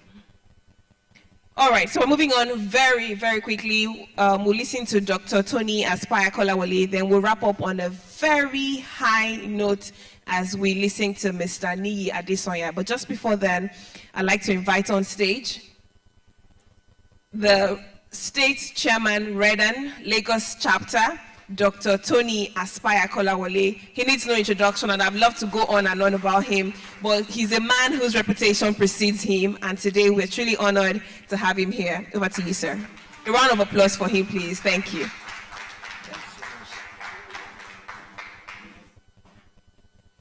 Thank you so much. Praise the Lord. Yeah. So, today has been a very wonderful day. A lot of giants are in the house, and they've done everything that needed to be done. It is said that when you are at an event like this, it's only 5% that will be able to use what are being learned here. So everyone has been giving us all these indices that will grow our industry. And I'm thanking the organizer, Roller Property, Dr. Dotun Oloyede. This is awesome. So what we have this year is more than what we had last year. I was telling him, I said, this is 10x of what we had last year. Thank you so much, and I thank you to all my leaders. Thank you to the president of Redan National, and I have my mentor in the building, Pastor Niyi Adesonya. Is a mentor that does not torment. Yes. I've been with him for over 20 years. He has nurtured me from being unstructured to becoming structured. Thank you, thank you. I also have my partners in the house, Emmanuel Adeleke, which we call the Emmanuel Abikoye, the chief coach of Lagos. Please help me recognize him. Thank you. Thank you so much. So today, I'll be talking about collaboration. Collaboration. It is said that if you don't collaborate, you cannot dominate. And for us, in our company, we term this year to be a year of domination. And if you don't collaborate in the industry that we have, which is the real estate industry, we can't dominate. You'll be fizzled out. A lot of things are happening now, and Engineer Lanre has breaking down a lot of things, how we can be resilient so that we will not fizzle out of the business. I remember in 2020, I was in an event in Dubai organized by Pastor Niyi. I went to that event. In our organization, we have some issues concerning our first construction project, which is Ambience 1. And we were stuck at that event, at that project. We could not even move forward. Thank God that I attended that event, just like you are here today. And I was able to meet Engineer Lanre. He was at the event too in Dubai. So he just told me, Tony, don't worry. When I get to Nigeria, I will come and look at your project. He came and he preferred solution. So, assuming I did not meet Engineer Lanre at that event, what would have happened? It can even be the end of our organization, but God does not let that. So we met him and he just gave us solution because he has been in the industry for long. He's a mentor also in the real estate industry. So he just shows us the way. Now, we've done that project successfully. The second phase of that project, we are rounding off on that, which is more than 100 units, and we are still doing another 100 units. So what I would say is that if you don't meet other people in your industry that have gone further than you, to meet them for advice, to meet them for collaboration, you can't make ends meet in that business. So what is collaboration? In real estate, collaboration isn't just a nice idea. It's the backbone of success. Let me put this into perspective with a practical example. Imagine you are working on a major real estate project, everything from design to construction, and even selling the homes. Now, if each party involved in the the developer, the architect, the builder, and the realtor, all work in isolation, the project will hit a roadblock. There will be standstill like what we had in our home then. Now is not the time for competition. Now is the time for collaboration. There is even a word that has been coined, which is co-opetition. Collaboration of like minds is very, very important. Me and my partners, we've been together for more than 20 years. We've been collaborating for more than 20 years. I remember when I was not in real estate, I was in the telecom business. Even before the telecom business, we've been working together, doing a whole lot of things. What we have achieved today, for example, our brokerage firm, which is the real estate brokerage firm, we have over 90,000 realtors all over the world. If I have not bring my own energy to his own energy and our top partner energy, which is Honorable Gwenga, we will not have achieved what we have achieved today. Then we'll not start our construction. So collaboration is necessary for everyone sitting here, from the realtors. In the realtor space now, I see a whole lot of our realtors coming together and even buying homes. It has happened in our project. Some of our houses are bought by realtors. He explained something about that, where you come together and you have a piece of a house. So our realtors now, they are not doing it. So now what happened to us in the development space? We are all looking to get money from the bank. We don't have that money, but we can come together and put resources together to achieve a bigger things in the real estate industry. Like we need to collaborate even with the regulatory body. Recently, we had an event which we had with over 60 developers. We took them to South Africa. I was shocked when our regulatory body, one of them, LAPSCA, said they want to go with us. We have over 10 of them with us at that event, and they paid.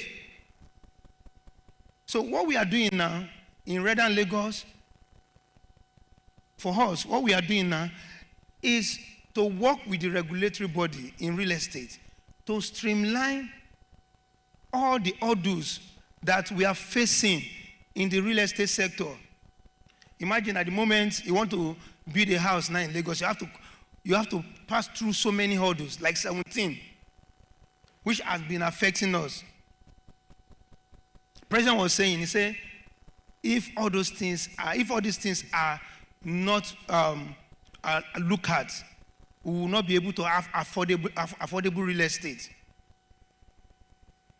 The amount we are selling houses now is not the amount we're supposed to be selling. It's because there is no visible collaboration. So Redden, as an advocacy group, we have to fight this out. Fighting is not that we are fighting the government. We have to sit together. God say, there's a Bible say, come, let us reason together. So now the government and we are coming together. We want to reason together to solve the problem that we are encountering in real estate. Why collaboration is essential in Nigeria real estate? As chairman of Redden Lagos State, I'll see firsthand the impact of collaboration has on real estate development in Nigeria. Our industry faces unique challenges, ranging from housing deficit of over 28 million. This over 28 million that is being quoted is even more than this. Over 60 million. To finding difficulty, regulatory barriers, and infrastructure issue. But what I've learned is that we cannot face these challenges individually. We need each other. Developers need to come together. We want to solve the housing deficit. We have to come together to solve it. If we don't come together, innovate, and bring some solution to it, at the end of the day, it is we that will be resolved. Yeah.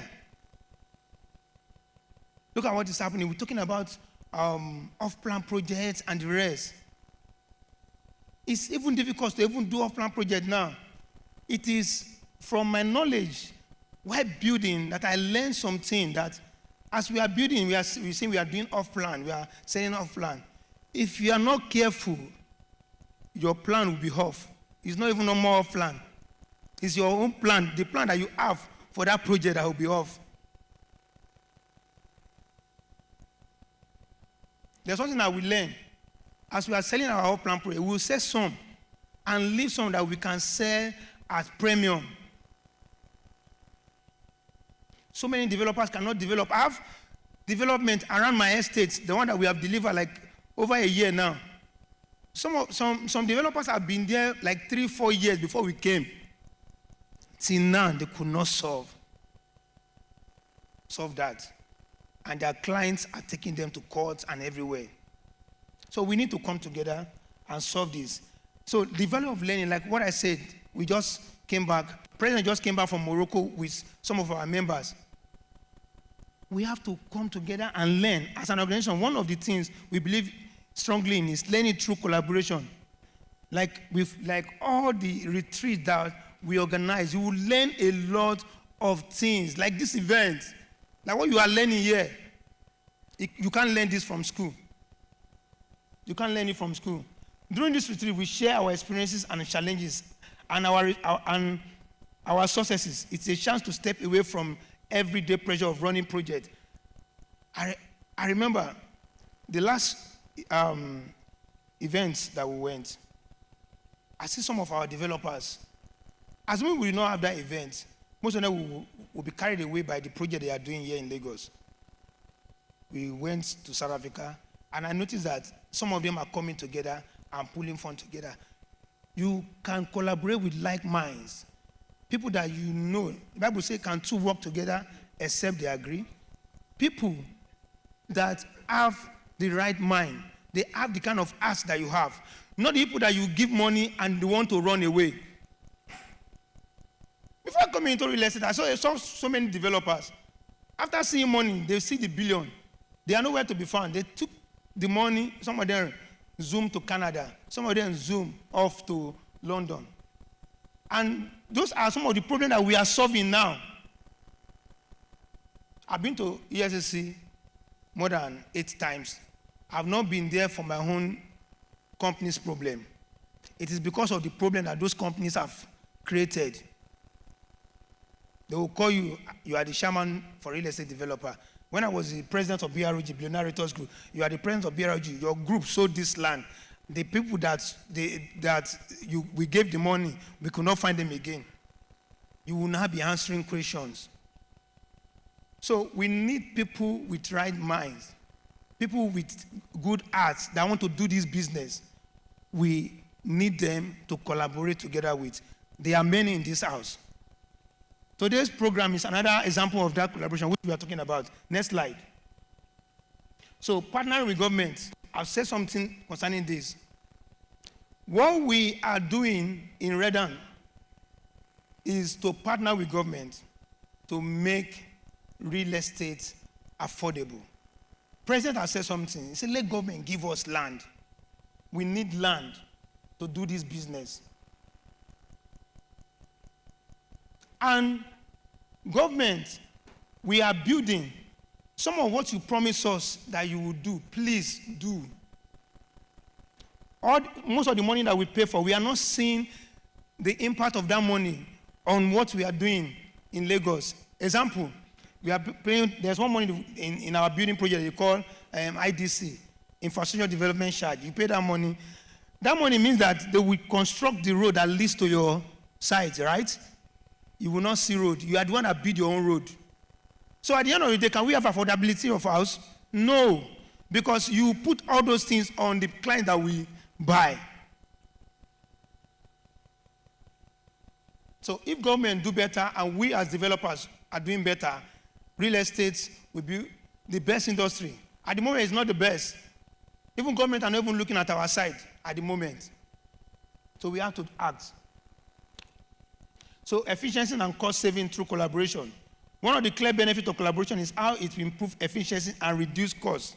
When you collaborate, costs will be reduced. When all key players work together from the outset, we can identify potential problems early and find solutions before they snowball into major issues. Studies have shown that collaborative construction projects often see a 20 to 30% improvement. This is done all over the world. The bigger projects that we have in Dubai, I even see developers partnering with a watch company in Dubai. They partner with Rolex to build. They partner with the film industry in America to build. So what are we now saying in Nigeria that we can't do the same? Nigeria should be structured. And it begins with every one of us here. So meeting the housing needs of Nigeria. Nigerian housing deficit is often mentioned. Like in every conversation like this, you say, listen, I've been hearing this for so long. If Alhaji Jakonde can do over 300,000 or 30,000, sir? Over 30,000 houses. What is our current government doing? They are trying. I was in one event, and the Lagos State people were saying that for the past this they've done, they say like 2,000. I said 2,000. When Jakonde did 30,000. So we should do better. We should do better. So we need to collaborate as developers. Innovative financing and collaboration. Today's conference theme, Unlocking Nigeria Real Estate Growth with Innovative Financing. Could it be more relevant? Financing is one of the biggest barriers to real estate growth in Nigeria. However, through collaboration with banks, private equity firms, and even government funding initiatives, we can access the capital we need to undertake large-scale, sustainable projects. All the financial experts and gurus have said something, that most of the problem comes from us as developers. We are not putting our house in order to access this fund. So we should start looking into it. Every one of us, your book, your finance, you should put them together so that you can access finance. I remember some years back when we were doing Ambience 1, we were able to get some fund from one of the banks. And I noticed that that fund really goes a long way for us delivering that project.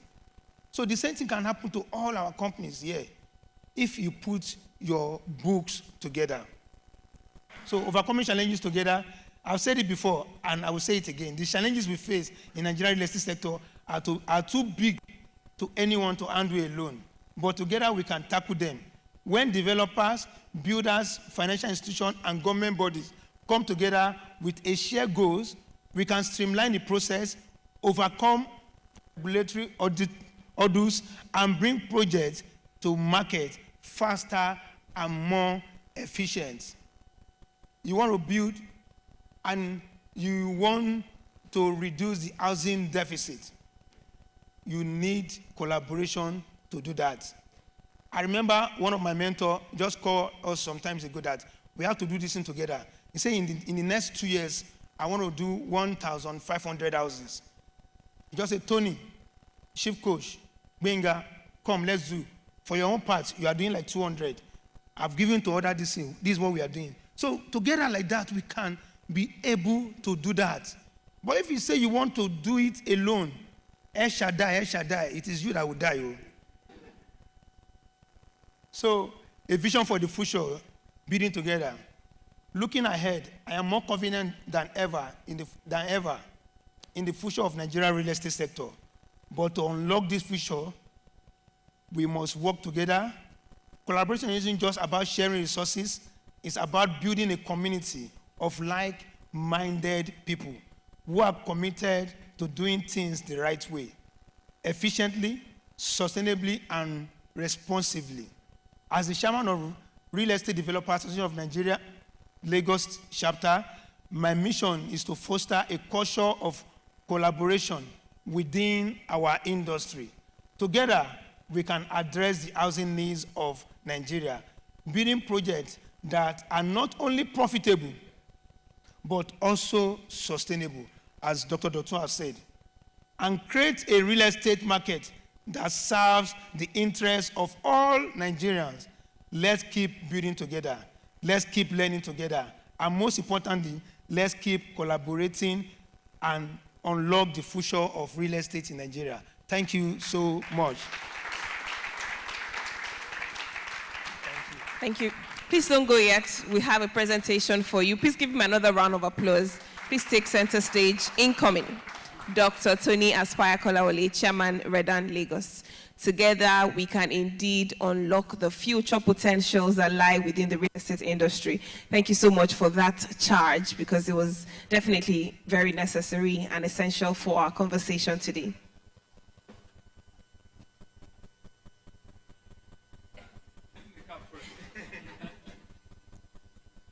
I'm sure we all have these white face caps. Can you please wave it if you have it? Great. After waving it, we're going to wear it very shortly because we want to take a group picture with it. So once we're done with this presentation, I'm going to ask everyone, I'm leading by example, so I came up with mine to the stage. We're all going to wear it. You know, white symbolizes peace and unity. So if we're all agreeing to this peace and unity that we're preaching to collaborate, please let's wear. And then we have our photographer, Mr. Photographer, we are waiting on you, sir. Thank you.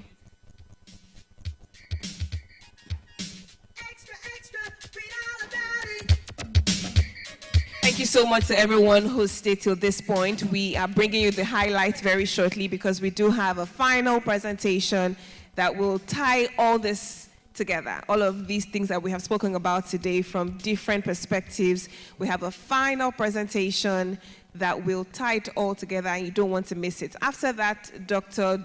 Oloyede has graciously created a special masterclass for all developers in the house to benefit from. And like I said, we do have a lineup of amazing thought leaders who will champion and steer the conversation. So you also want to be a part of that. Make sure you're investing your Thursday wisely and ensure that you get knowledge from this room before you leave. Thank you very much, Dr. Tony Aspire. I'd like to again invite very respectfully on stage the National President of Redan, Prince Barrister Akintoye Adeoye, to please come up stage so we can do the official documentation of your plaque. Yes, thank you, sir. And after that, we will all wear our white face caps and take a group picture right from where we're sitting, but just to symbolize that we're all in unison.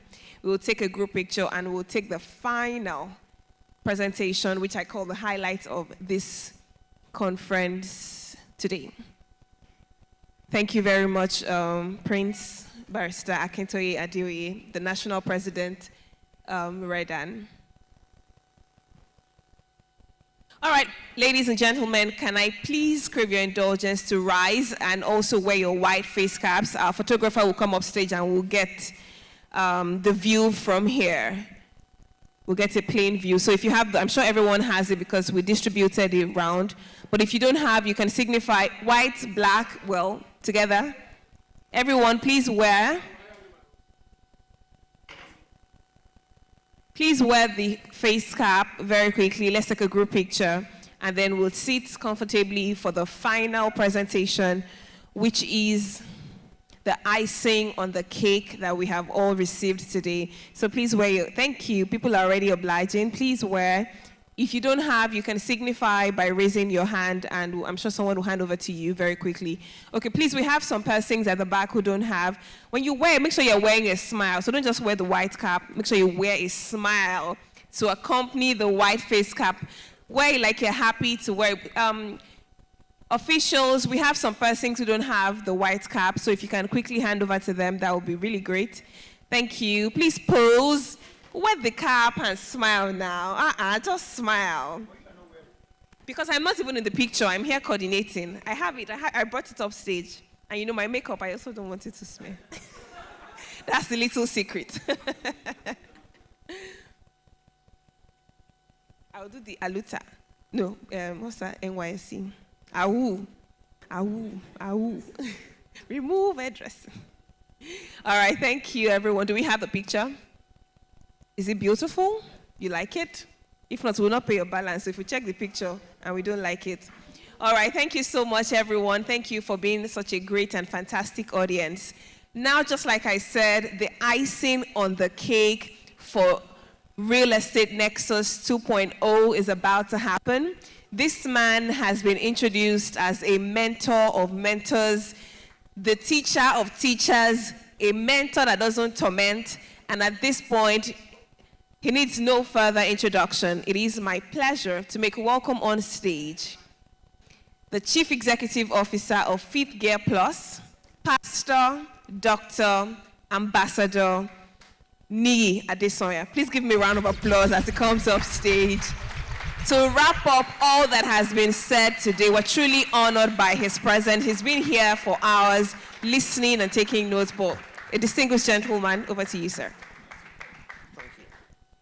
You may take your seat. Thank you. First, let me say a big thank you to Dotun. Dotun and Fumi, thank you for putting this together. I know it took a lot for you to put this together. You guys are really appreciated. Thank you, and God bless you.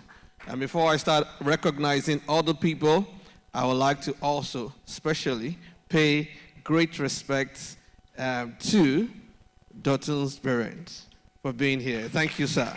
You are always behind your children, and it's because of you, because of your integrity. That is why some of us are doing business with Dotun, because we know that we can report him to somebody that will call him to order. Please, a round of applause for Daddy again. Thank you. And also to the Radiant President, Barrister, Doctor, Ambassador, everything. Thank you so much, sir, for staying with him. And I know how you pulled him up into being the executive, how you are showing the way. I celebrate you so much. And then the chairman of Chairman Lagos State, Redan, the speaker before me, thank you so much. Aspire Tony Kolawole Adebayo, you know. Thank you so much. Where is Larry? He stepped out? Okay. Larry also spoke. And to Roland, Dr. Roland, and the other speakers, thank you so much for gracing this occasion. I know time is fast spent, and I wonder why they always put me as the last speaker. When we were in South Africa, I was the last speaker. And they were now telling me, Baba, you know that time is spent. Can you make it short? Can you make it short? I'm sure they also want me to make it short. So somehow they put me at the last speaker, probably because they feel I don't know anything, I don't have anything to say. Let us just manage him. Or they just feel that, okay, it's good for this person to be the last.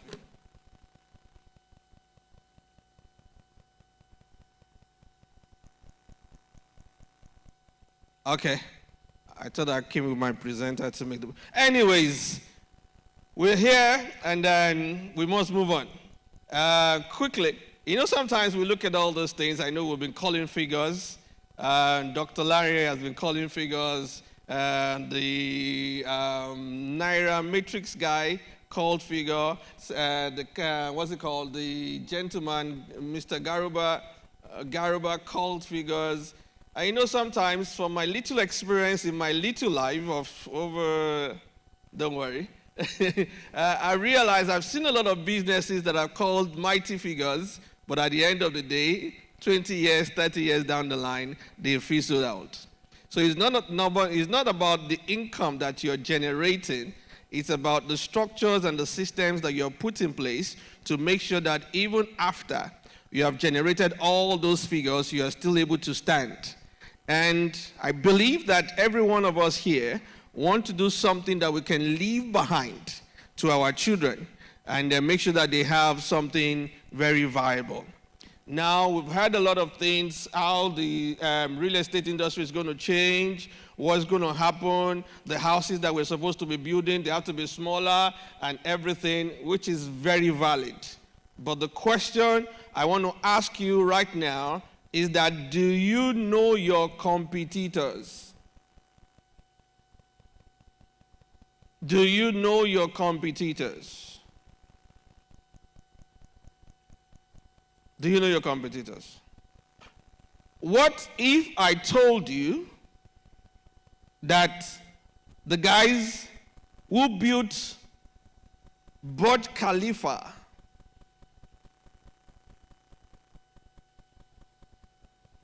is Samsung?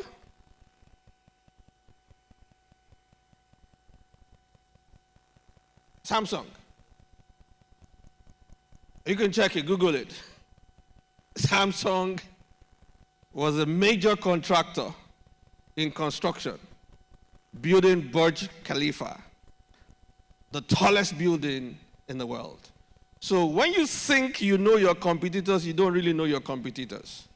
Nokia thought they knew their competitors, but they didn't know that the guys who were going to come against them and going to run them out of the market are guys who are not even into mobile phone production.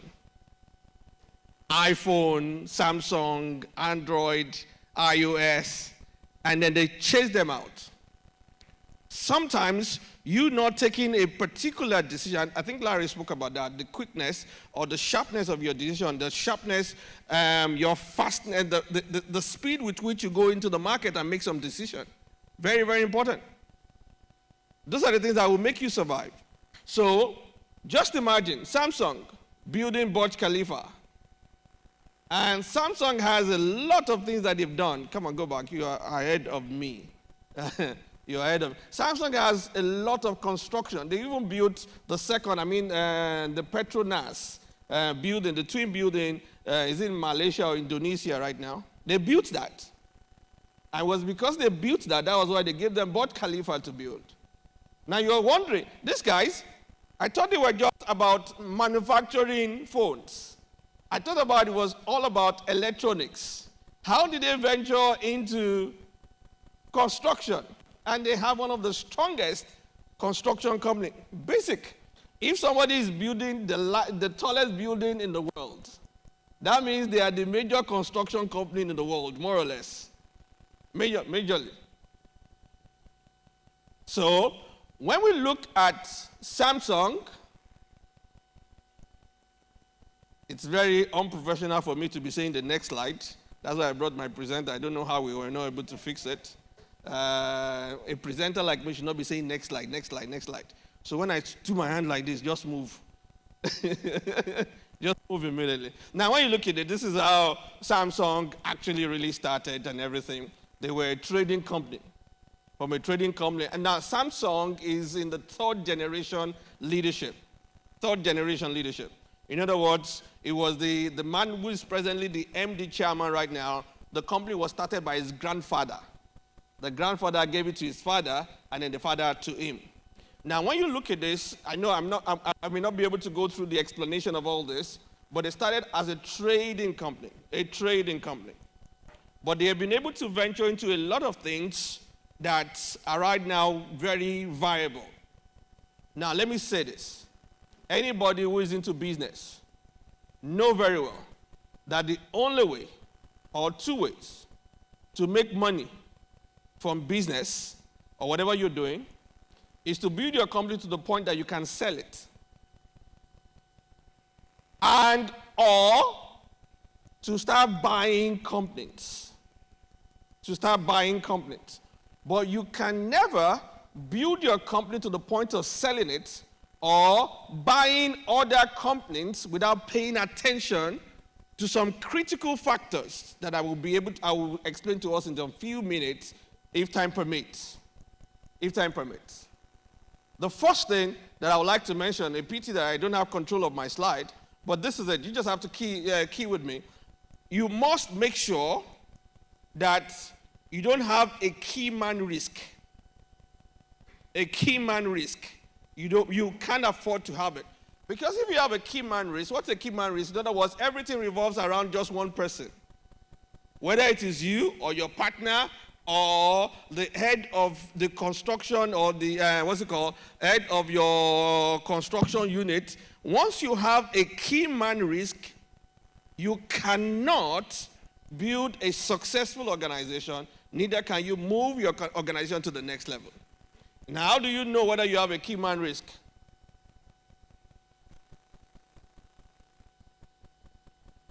Guys,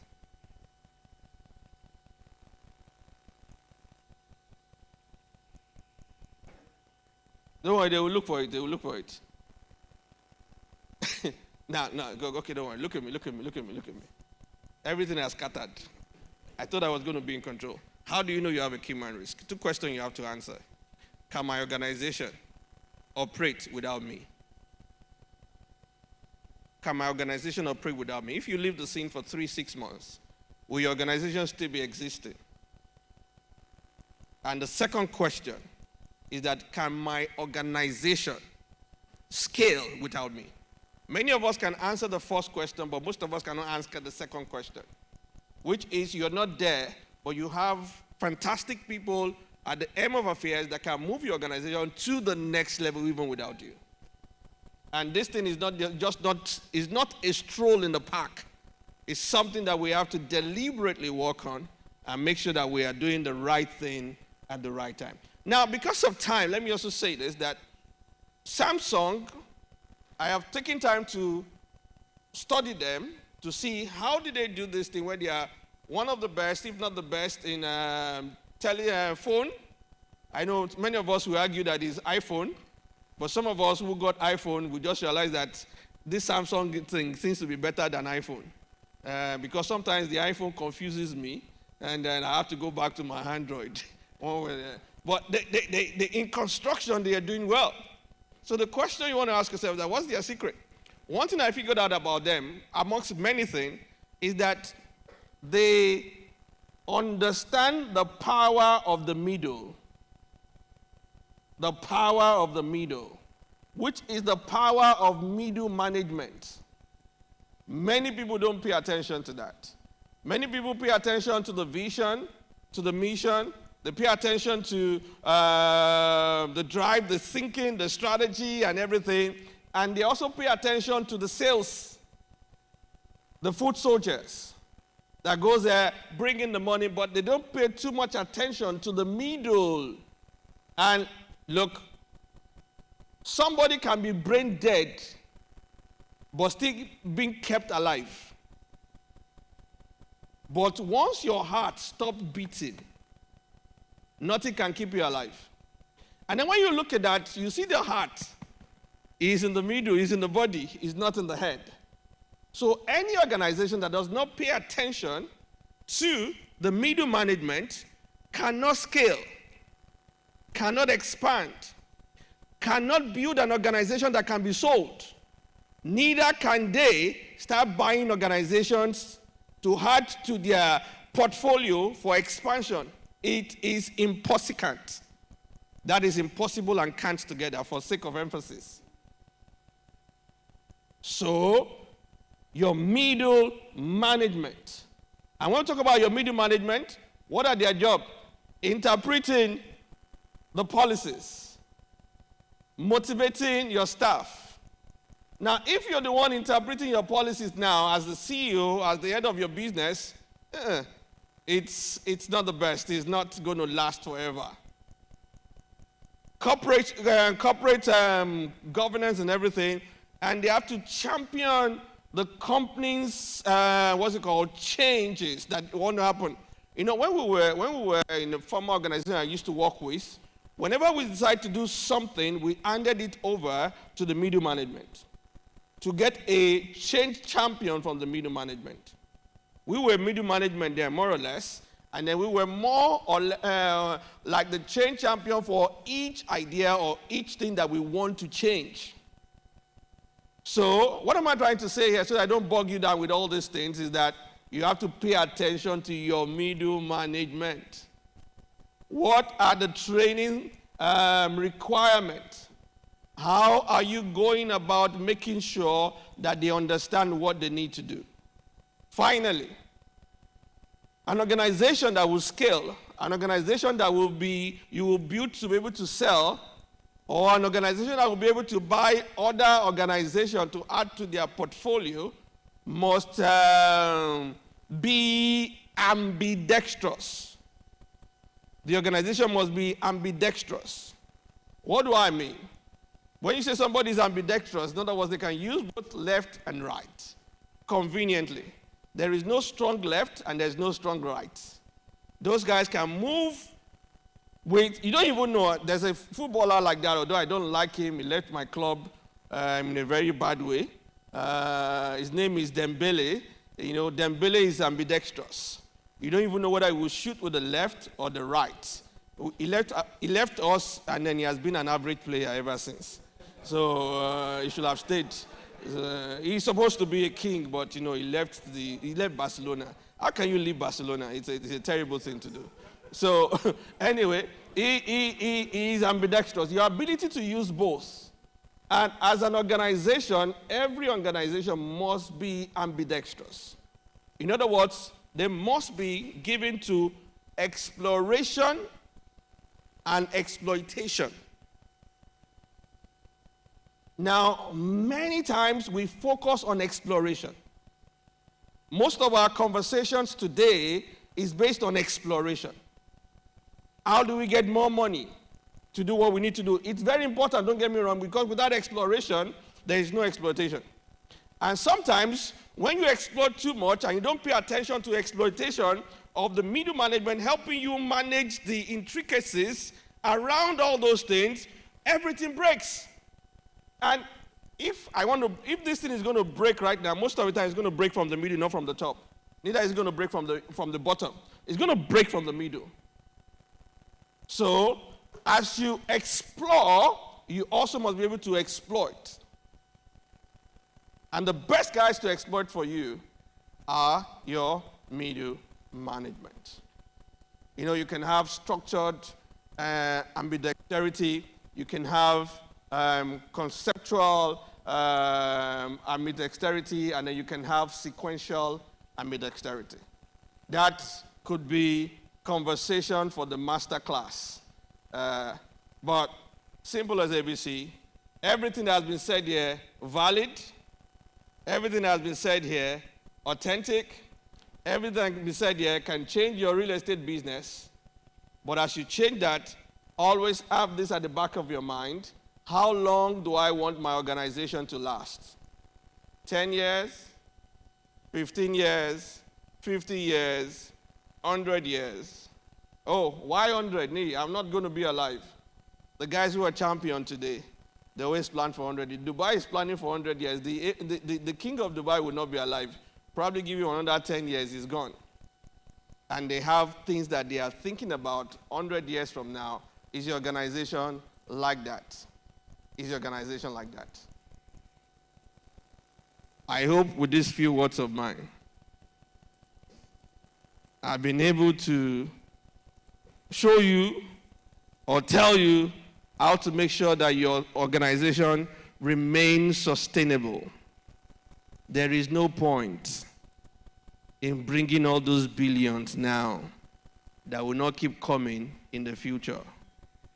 The Yorubas will say, "Ki ale ko san wa ju òwúrọ̀ lọ."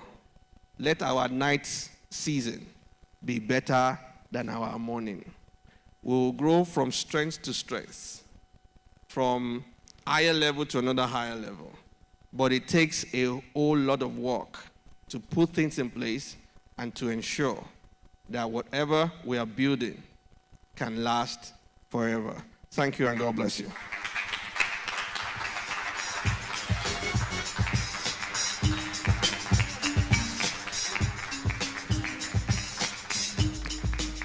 Dr. Niyi Adesanya, I'd like to ask that you please come back on stage. Thank you so much. I guess the standing ovation and the applause says it all. That was thought-provoking and definitely powerful. Always, always a pleasure listening to you, sir. Thank you very much for always being of value to us. Every time we get a chance to listen to you is always fresh, like morning dew. Thank you. Sorry.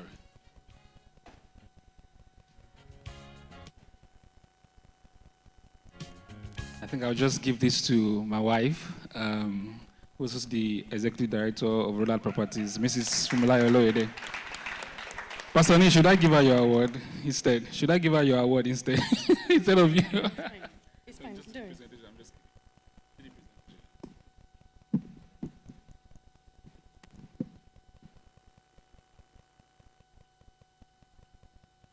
It's an honor to have you here, sir. Thank you for impacting in us today. We love you.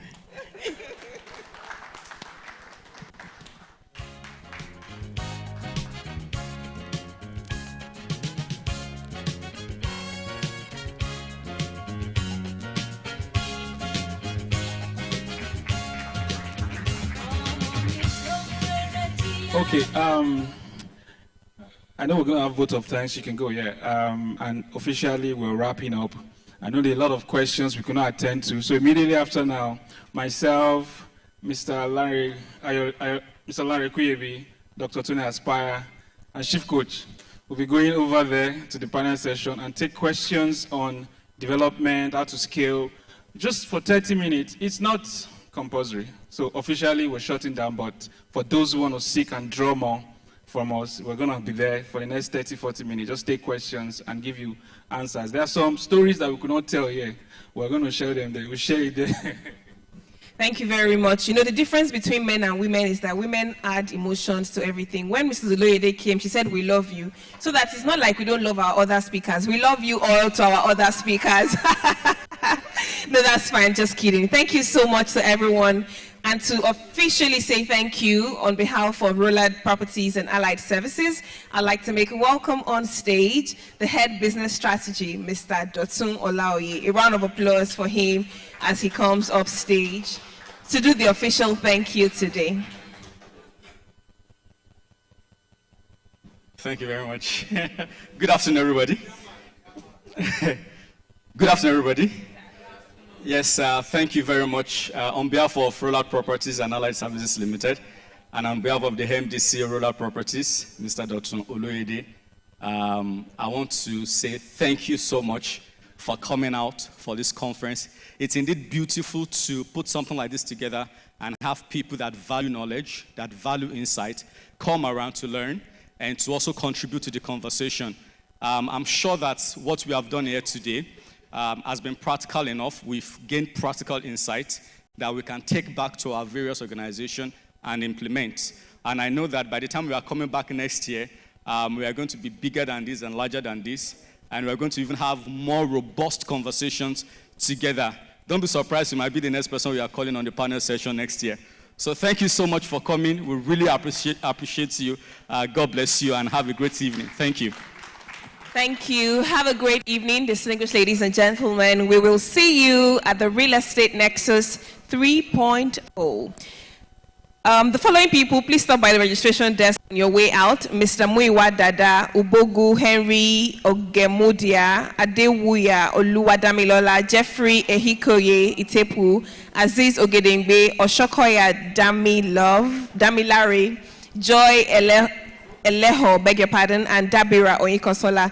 Thank you so much, everyone. If you had your name, please, on your way out, make sure you stop by the registration desk. There's something for you. And to everyone, thank you for coming. See you next year.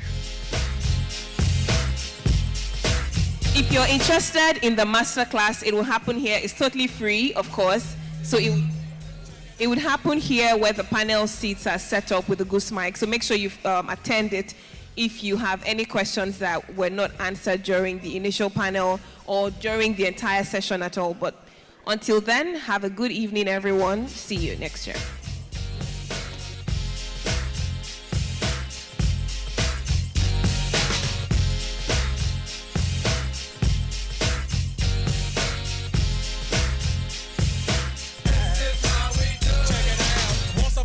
We have a QR code on the screen, which is a feedback survey. We want to hear from you as to how we can make it better for 3.0. Because you are our stakeholders and we're doing this because of you, we don't want to do anything outside of what would make you happy. We want to make you happy for 3.0. So please bring out your phones and scan the QR code on the screen and let us know what we did well for starters, and let us know what we can improve on. So tell us what we did well. Tell us what you'd like to see next year when we call you for Real Estate Nexus 3.0. So drop your feedback.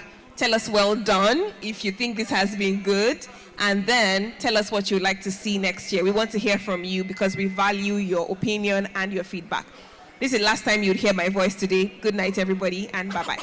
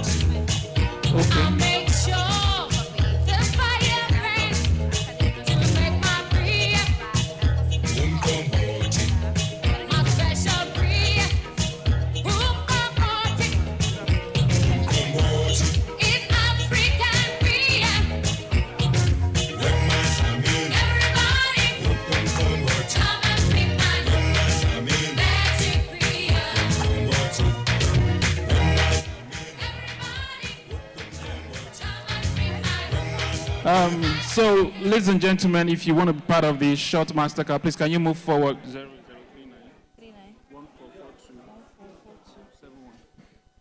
Just move forward, and we're just going to take this very quickly. Mr. Lanre, can you please come up stage? Dr. Tony, Dr. Chief Coach.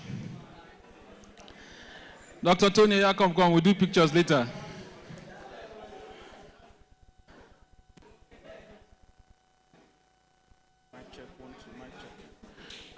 Engineer, can you?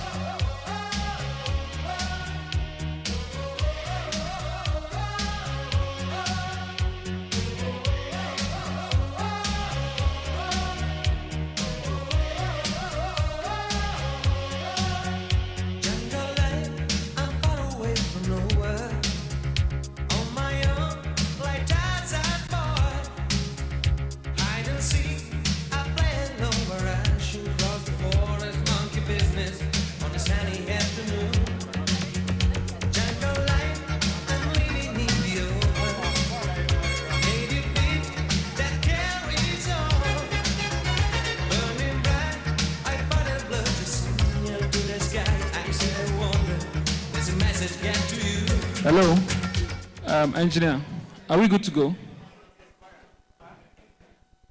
Engineer, are we good to go?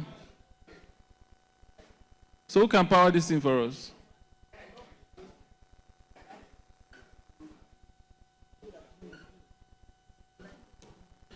What are you saying?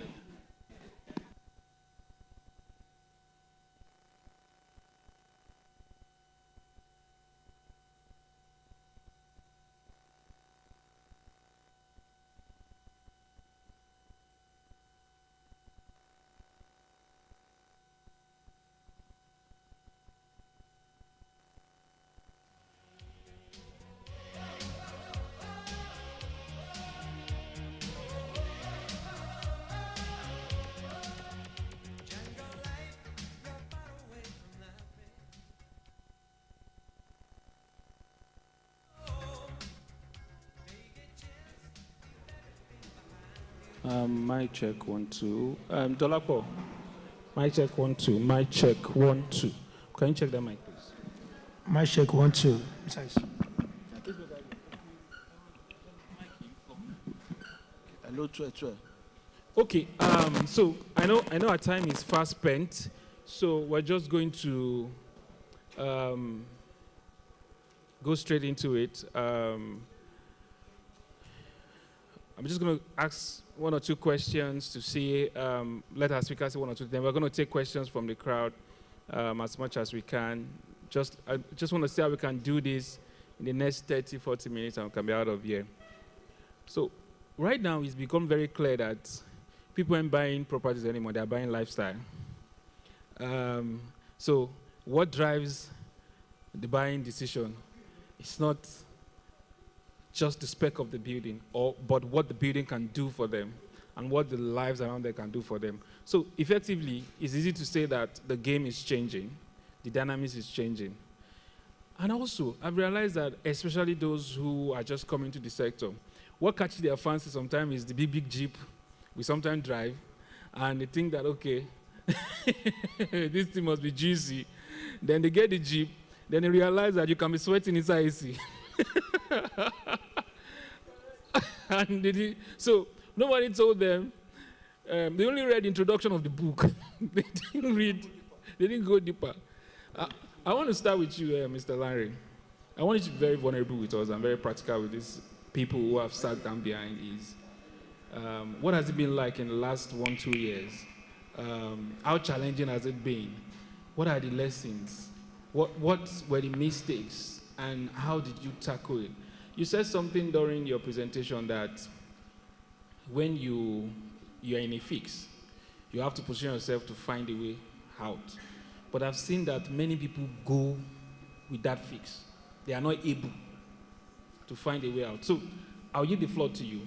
I want to hear your story in the last 1-2 years, sir. Okay, thank you so much. So the first thing first is, as a CEO, especially in real estate, is for you to be able to take tough decisions. Tough decisions that will hurt you and may likely hurt your brand short term. And why did I say this was the fact that I remember vividly, it was March 2022, and I was actually in my place of sanctuary. You know, we all have our place of sanctuary in our homes. My own place of sanctuary is my convenience area, because when I'm there, that's when I don't have my phone. So I was there, and the divine insight came, and I had it clearly. Dollar is going to cross 1,000. Price now at 1,000. Price now at 1,000. And dollar was just 530. Wow. So I came to the office knowing my team very well, because, you know, we have built a culture in my organization whereby we deliberate, we agree, and we execute. So the idea is coming from the CEO doesn't make it cast in stone.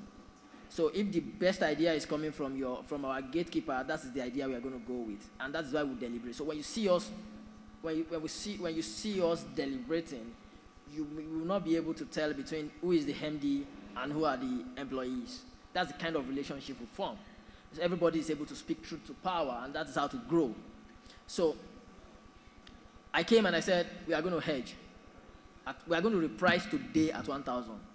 And the marketing team, they will not have it. The sales team, they will not have it. The communication team will not have it. Everybody is giving me how it's going to impact the brand. Everybody is giving me, everybody, they are telling me how it's going to cost the ceremony between our marketing affiliates and even our internal sales people, the referrals we've gotten, people that have sales in the pipeline, and all of those things. And I told them, all of these things will not matter if in another 1 year this project is delinquent. These people will still fight us regardless if you're unable to deliver this project as at when due. They will take us to EFCC, SFU, and whatnot if this project becomes another concrete jungle. So we have a choice. So even as a realtor, I always tell people, realtor, you are the custodian of a marriage between the buyers and the development company. If the subscription goes out, the first point of call is the realtor, because you are like the bridge. You are the connecting bridge between the buyer and the seller.